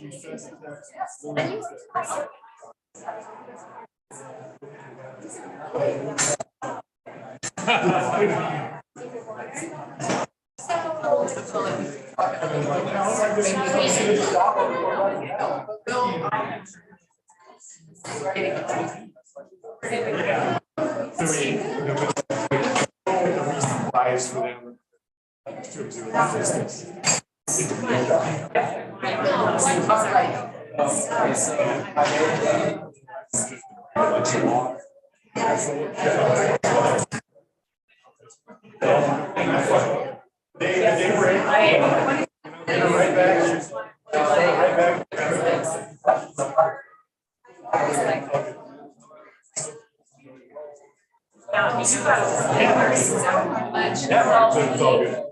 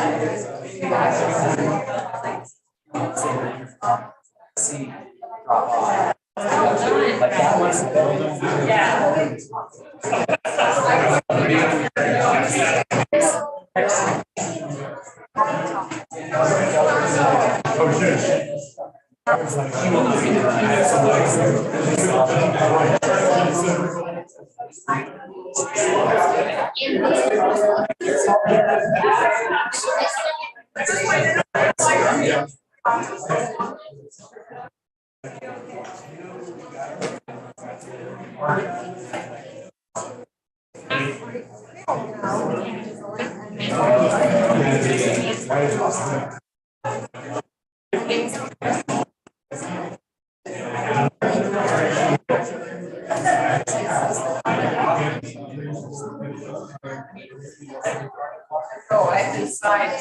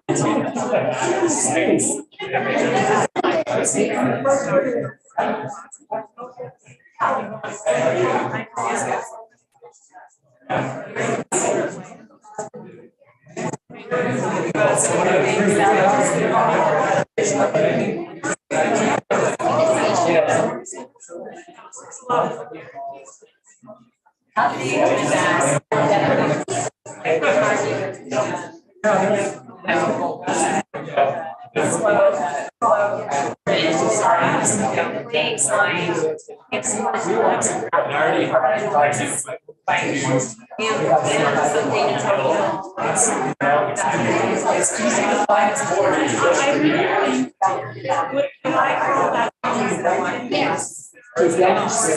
Yes. Yes. Yes.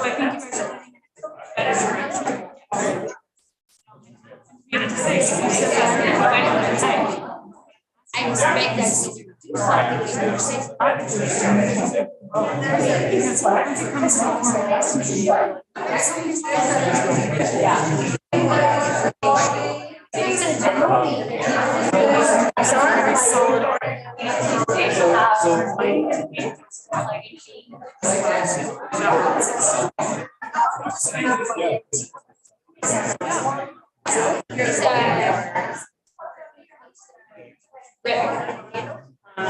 And find out how do I get onto the guide.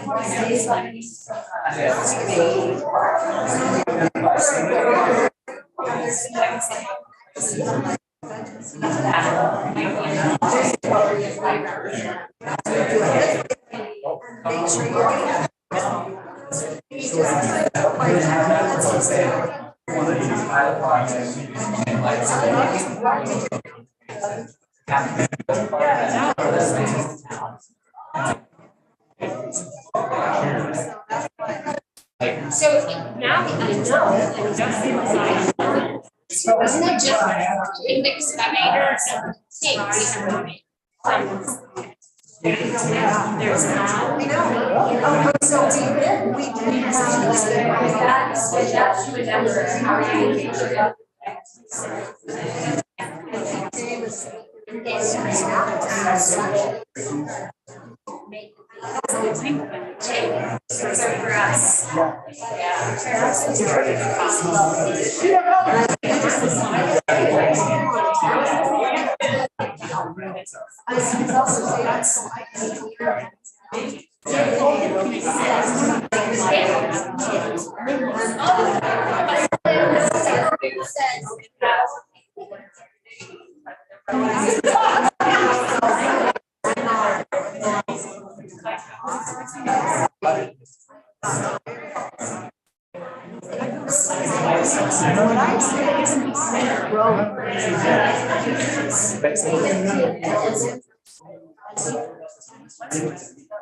So let's get started. Yes,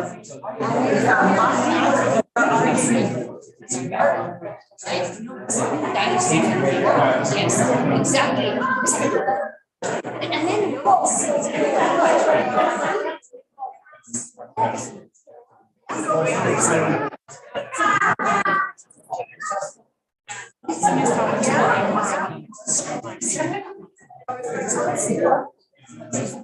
And you know what happens? Yeah. So the apple and their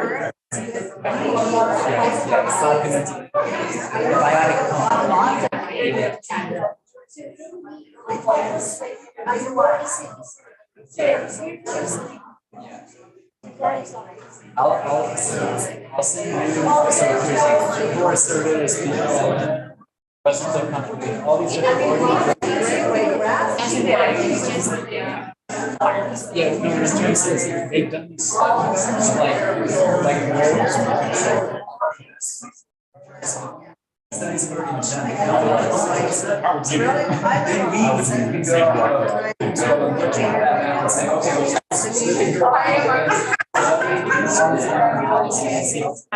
already Sam made a great point. slip out.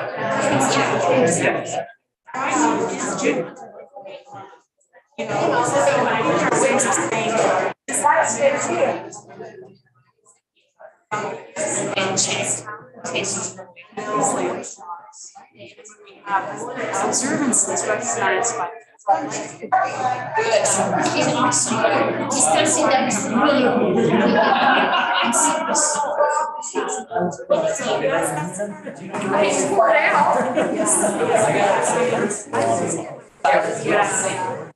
you know, the unfortunate thing about that is I want to understand this. So like we got people that's time. I'm not sure what start with like. I start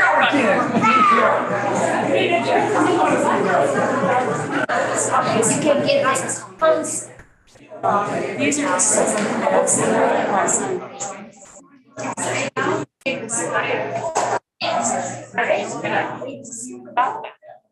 And also, these are generally ecosystem part. These two ecosystems actually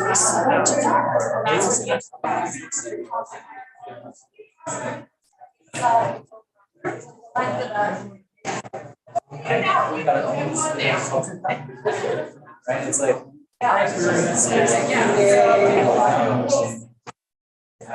Why that's drying out.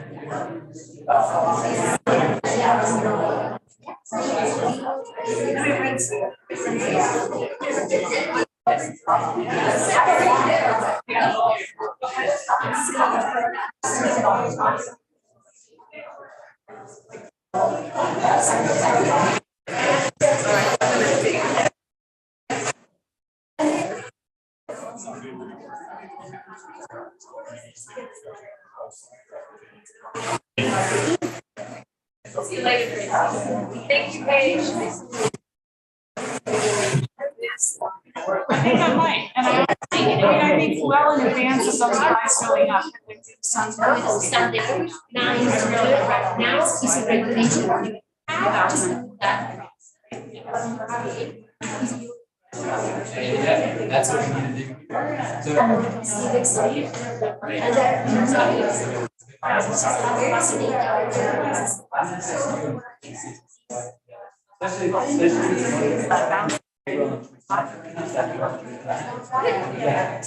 Me too. They have reports, specification already. Wow. So they should keep walking.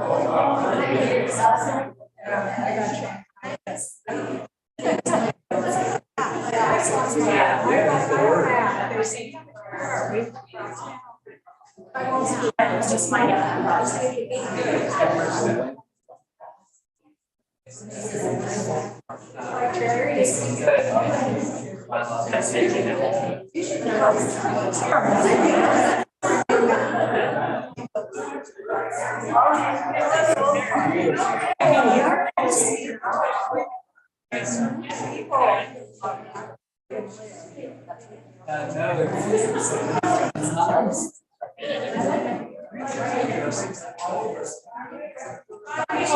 Thanks, Alex.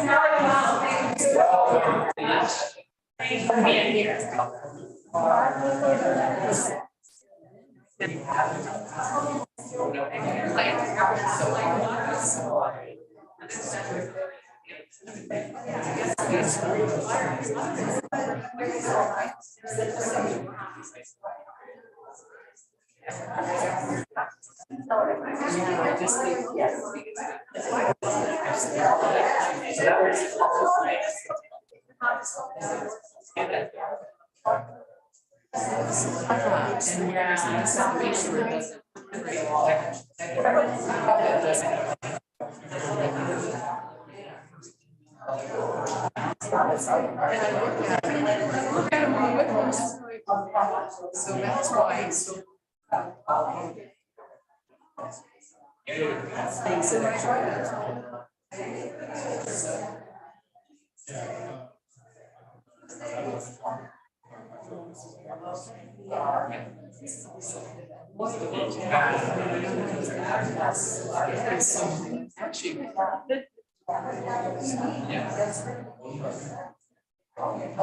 Everybody else did, I think. Well, I don't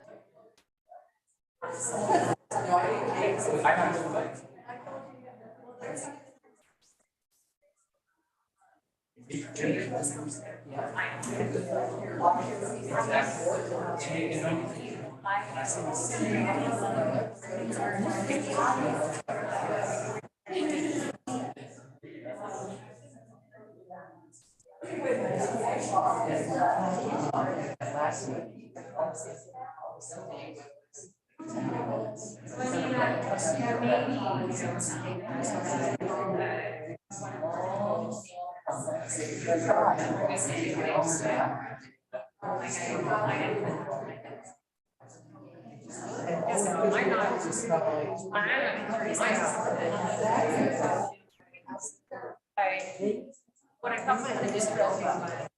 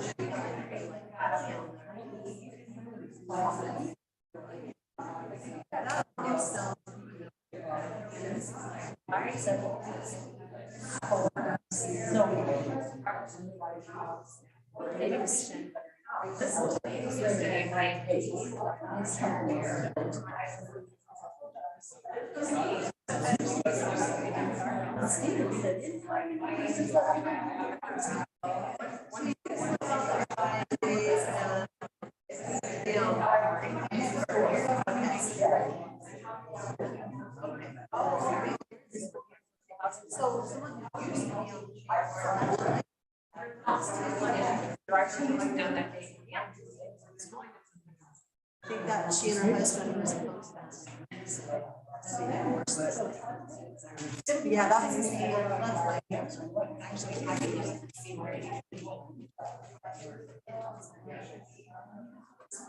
yeah.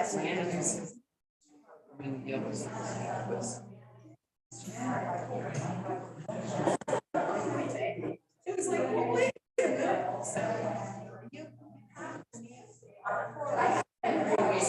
Yeah, those animals lovers. Oh, I didn't know you were drilling. We didn't get to that. Yes. She's a tree lover and she's Great. also from London.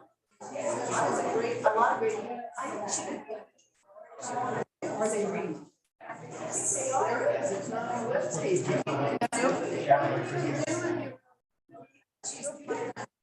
You don't have to live in.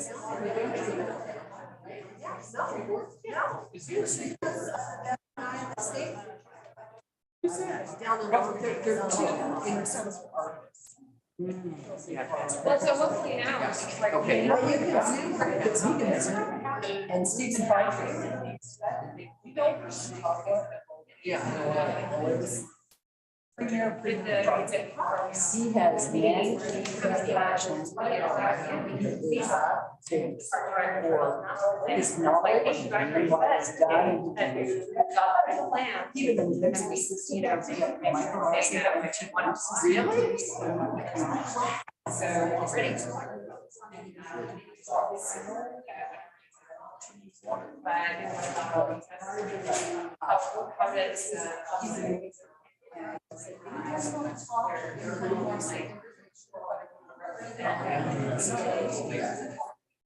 Yeah, I think there's. Yeah, I pointed it out, I did all I should And just.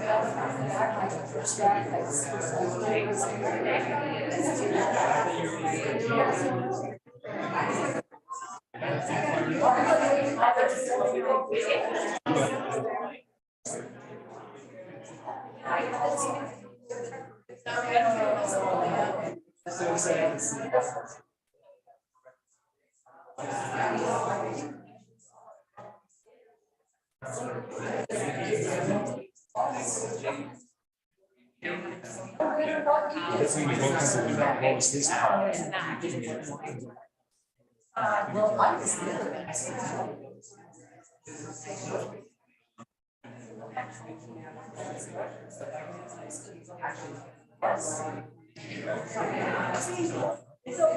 That's good, is that what it is?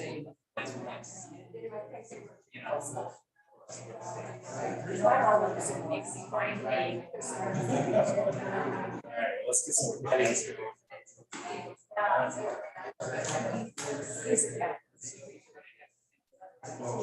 They're taking them.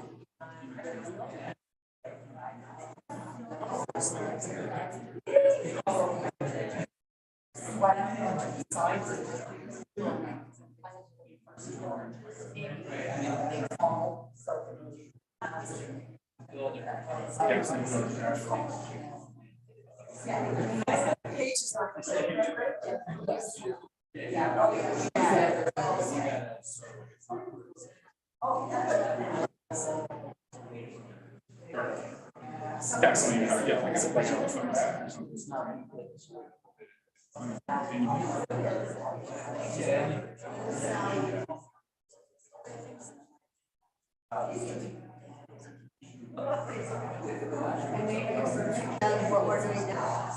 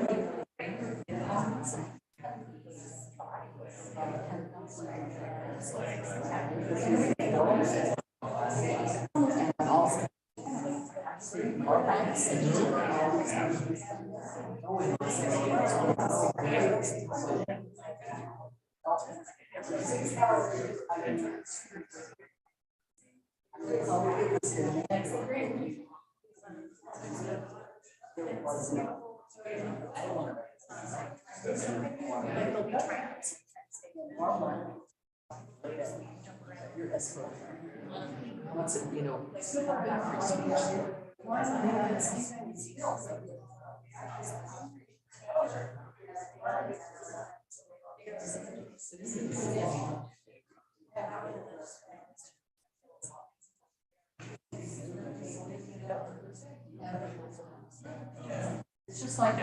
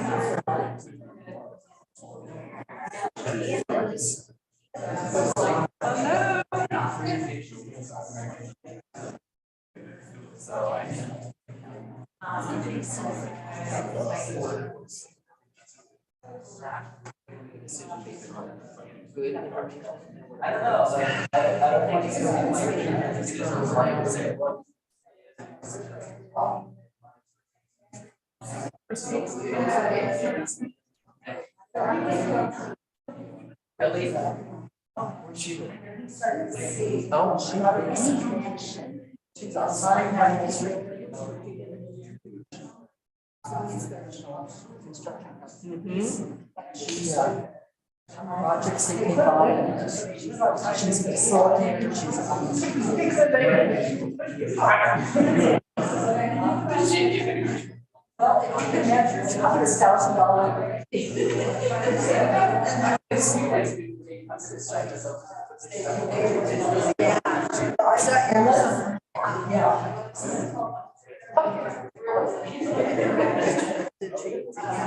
Did you write that down? Yeah, great. So how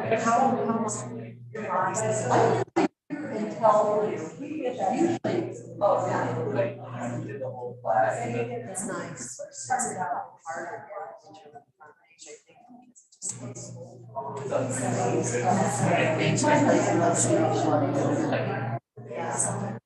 Well, I guess a little bit. I would think so.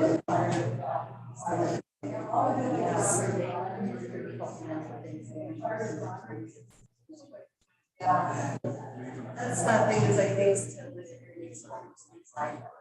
And I don't have, it's like I don't have.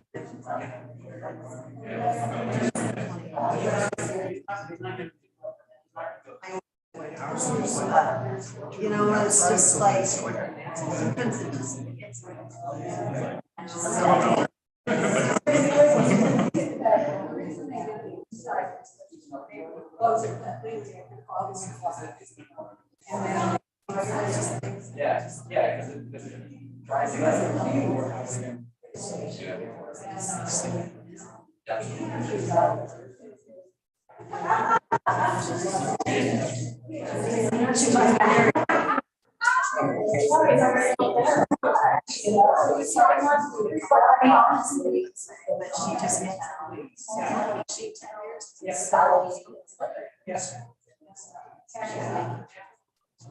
It's not very kind of.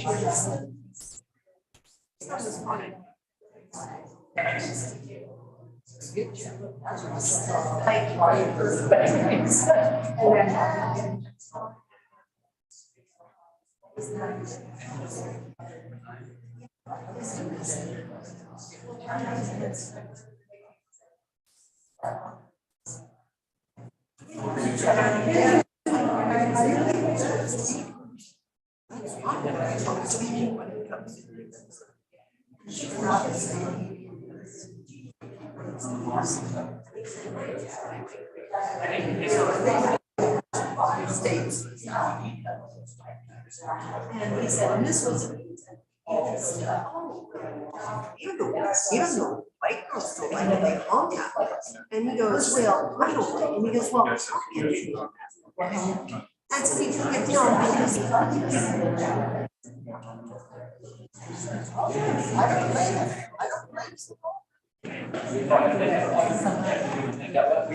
We do have some degrees. And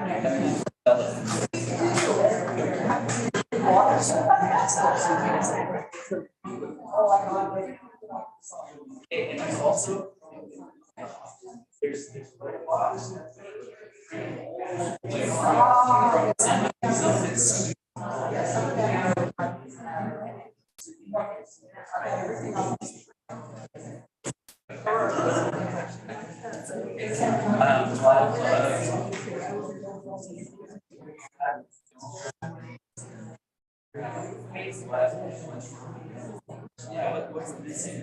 what's real now, like what's going to stay, because if you go out to the water for changes,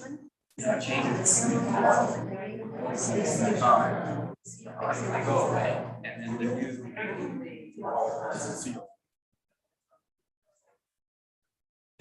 there's a lot of really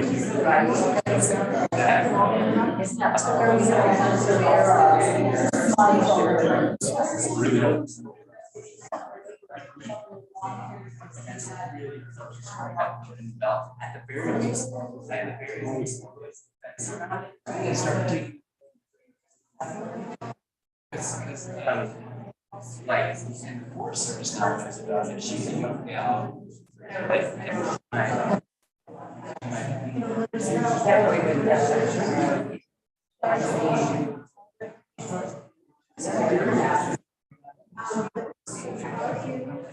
they want to make sure they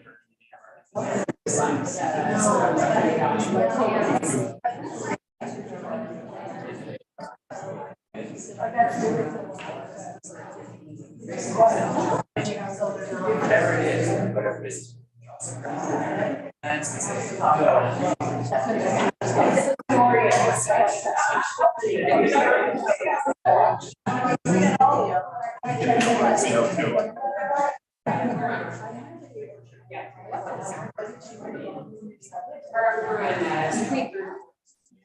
At some point, that's very helpful. Yes. That's Tammy Mix. That's Tammy Mix.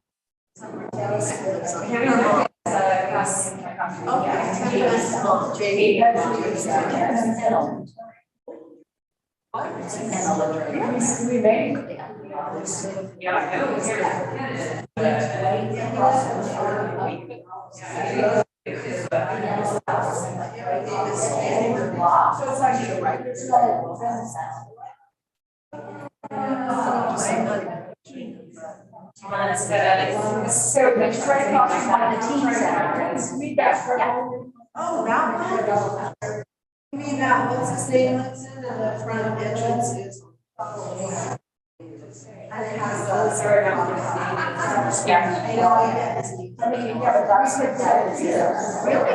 Can we use that for the general? Can we just say, look, here it is? Always get the razor.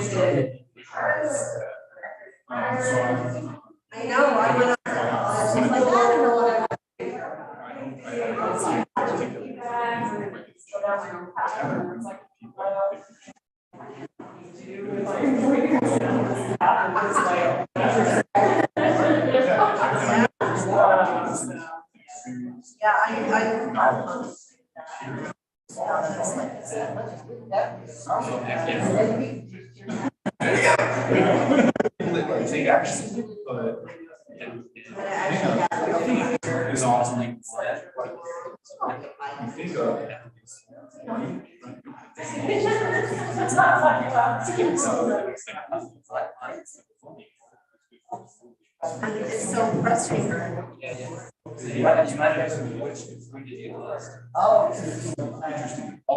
Yeah, so Didn't have the motivation and then.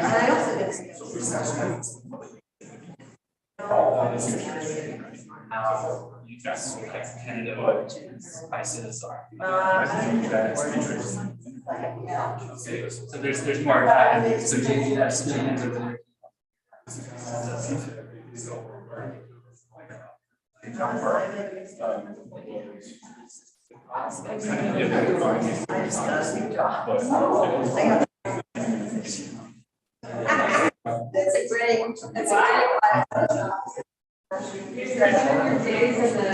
Well, I'm going to, I have to go down and get my,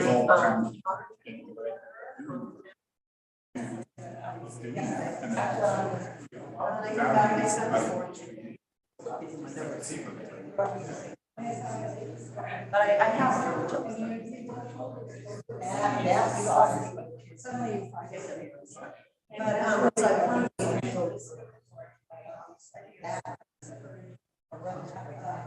And so, but he set up the and sorry, because it starts at 12, it goes to the work, and that's 16. Saturday is but other than that, he said there's no. So if you want to watch movies, you'll have to. The Somerset. Oh, yeah. it's just like you count down.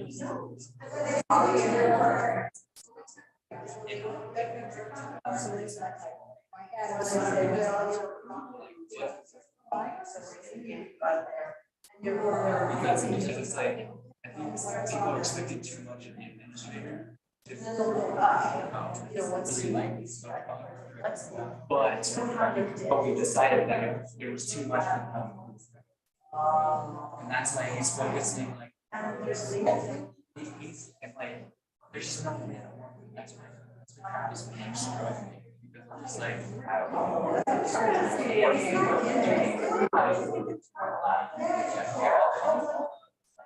There's also I don't know, like those in like those in yeah, and usually,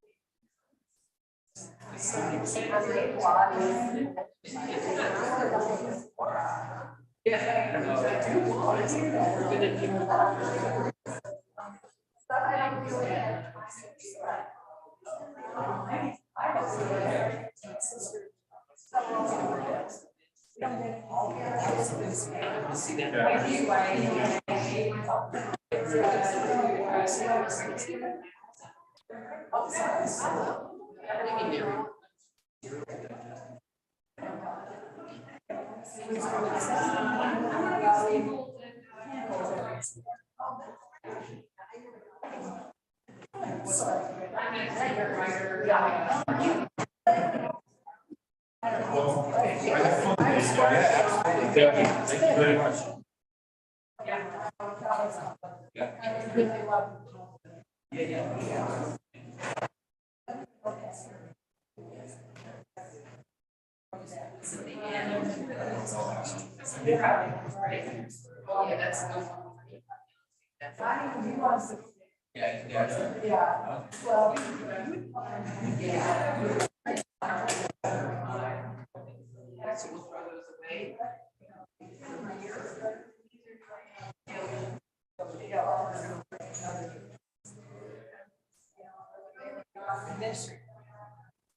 I'll go ahead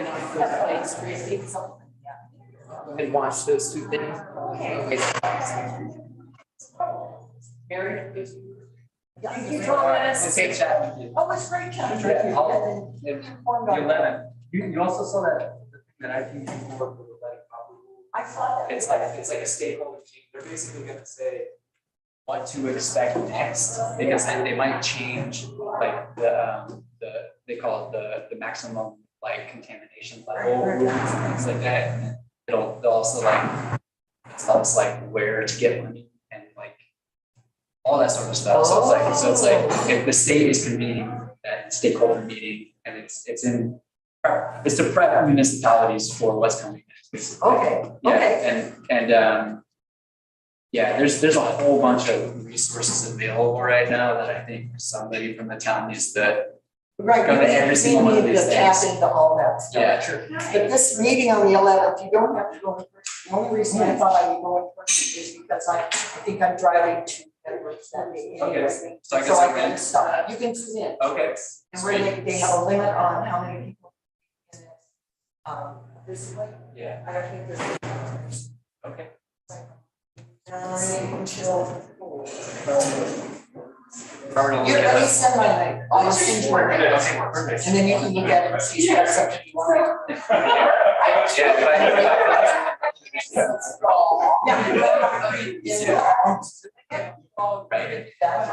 Yeah, those things. Yeah. Okay, good chat with you, man. Oh, great chat with you. Yeah, I can't think of her. You're welcome. All right. You too.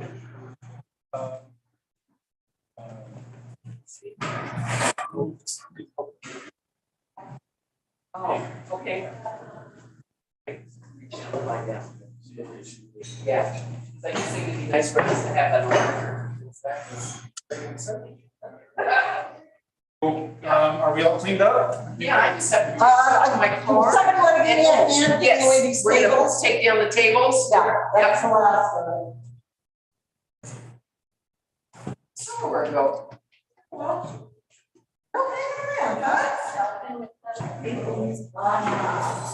Okay, Christy. Oh, that's out of it. That's what we should stay.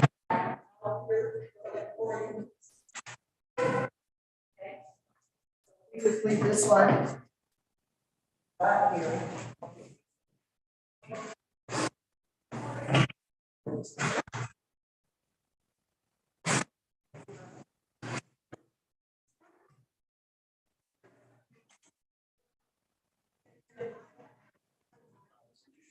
Oh, they go in that closet.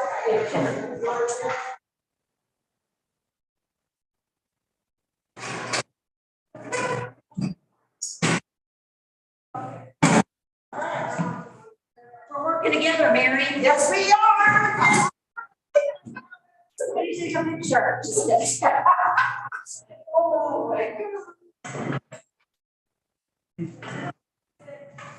Oh, Corey, real good for me.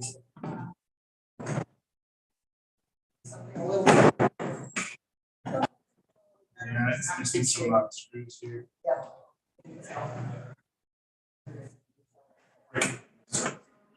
Oh, shut. Very good.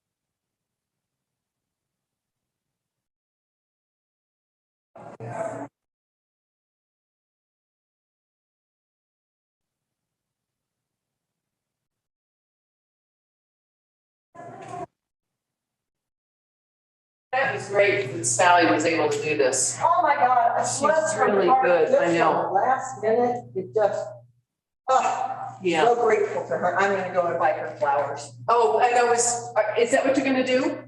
I'll go in halfsies with you. Okay. Let me know. That would be really wonderful. I think so. I was just gonna ask you, what can we do for her? Yeah.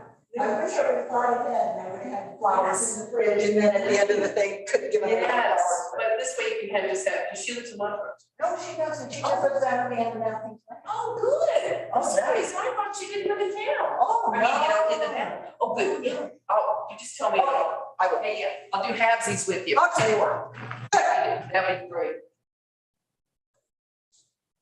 Oh my goodness, and they left the jacket and a nice jacket too.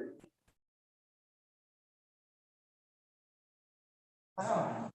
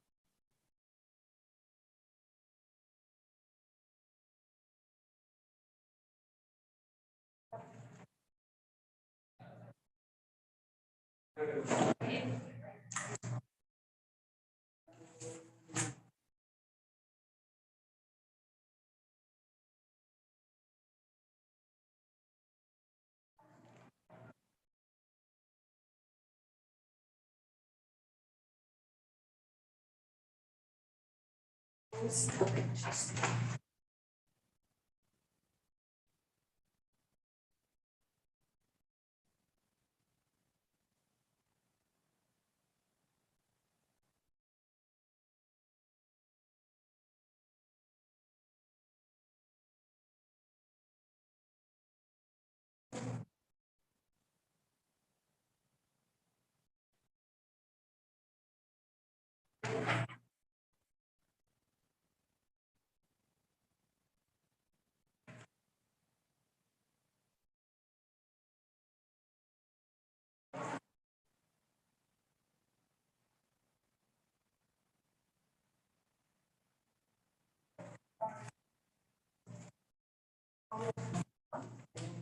you gonna play this coffee cup, do you? No, I don't. And like somebody brought free salad.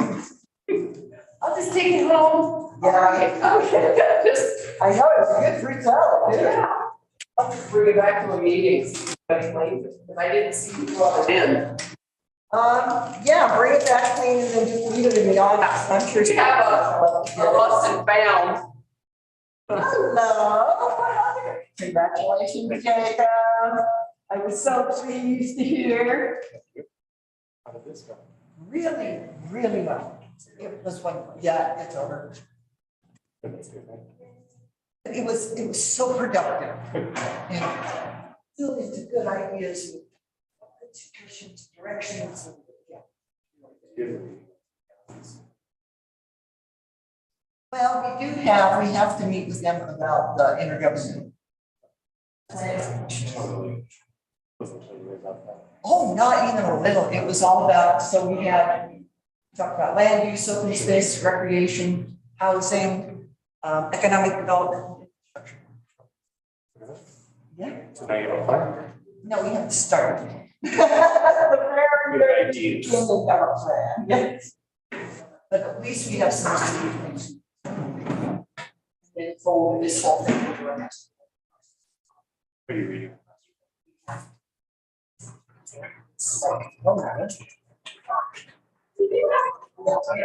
Not really. A lot of things anymore. Close this is the start of that. Yeah. This is really. Yes. We'll get it done one way or the other, I swear. How's your board? But this was a good exercise for all of us too. Were they all here? All except two. John Valentine had sick tree. So he was off with the sick tree people. And then Rick Stelter is off with sick. So he could, but all the rest of the board members were here. And Joel was here. No, he didn't show up.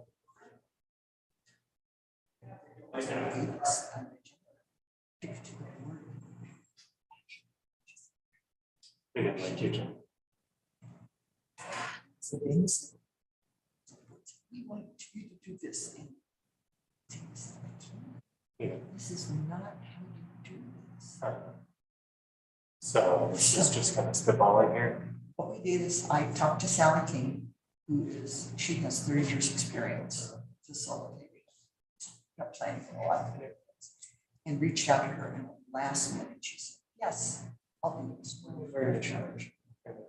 So she came in and then Dave, Knudsen and I sat down together and came up with how to take the board's weird directions and make it into something that actually worthwhile. Okay. So now, okay. I know. Hopefully Dana was supposed to watch it. Do they do any kind of training with Joel? Yes, we've already had. Let's see, we had a training from Colorado Municipal League in January. We had a training from our state insurance agency. May, we had another one in DOLA.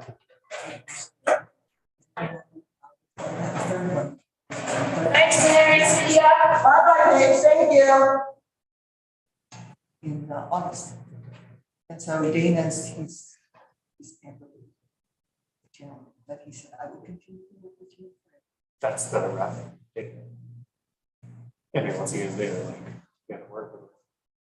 Or I guess he doesn't have to. No, he doesn't, and that's the thing, he put us way down on his priorities instead of giving us the help. Yeah, but I imagine it's kind of a hot spot.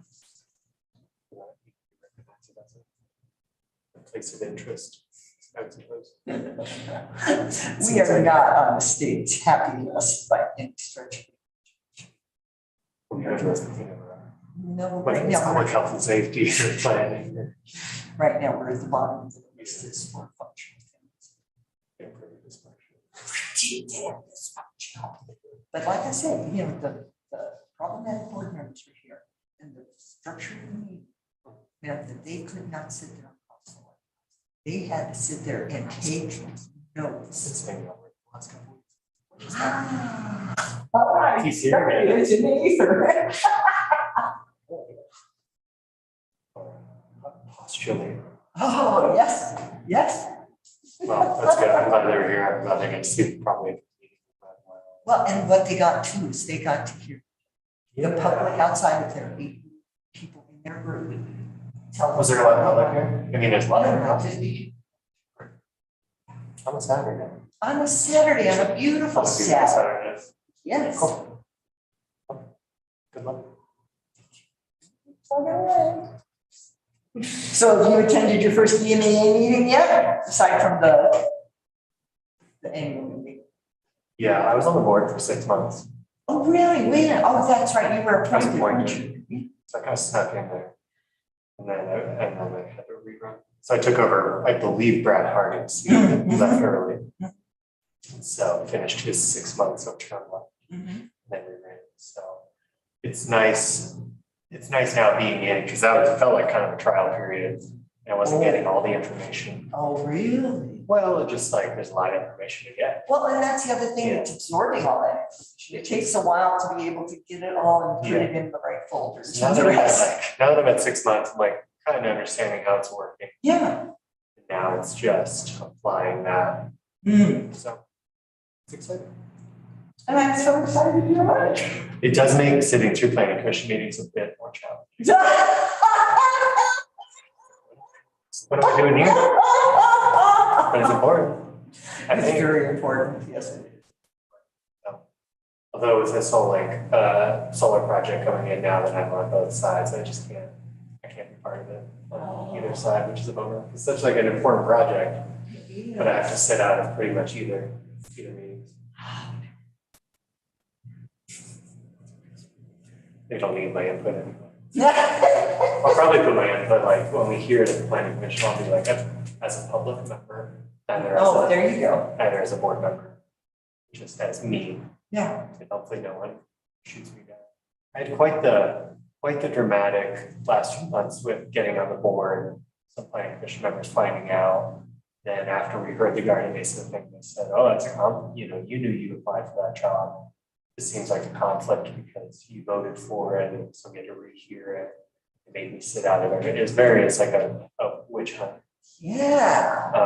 I think it's mostly people just displeased that I got on the board, which was fine, but it made the whole thing like, this is a good project. I don't know why we're like turning this into such a good project and simple and makes so much sense on so many levels. Yes, I don't. So anyway, I believe it's going through again. Yeah, I knew they were going to have another. Take that. It's good to see you, man. Too many layers. Take care, Jacob. Hey, Corinne. Hello. I am the last people just left. So what do you need? Oh, sure, I can do that. Yes, I can do that.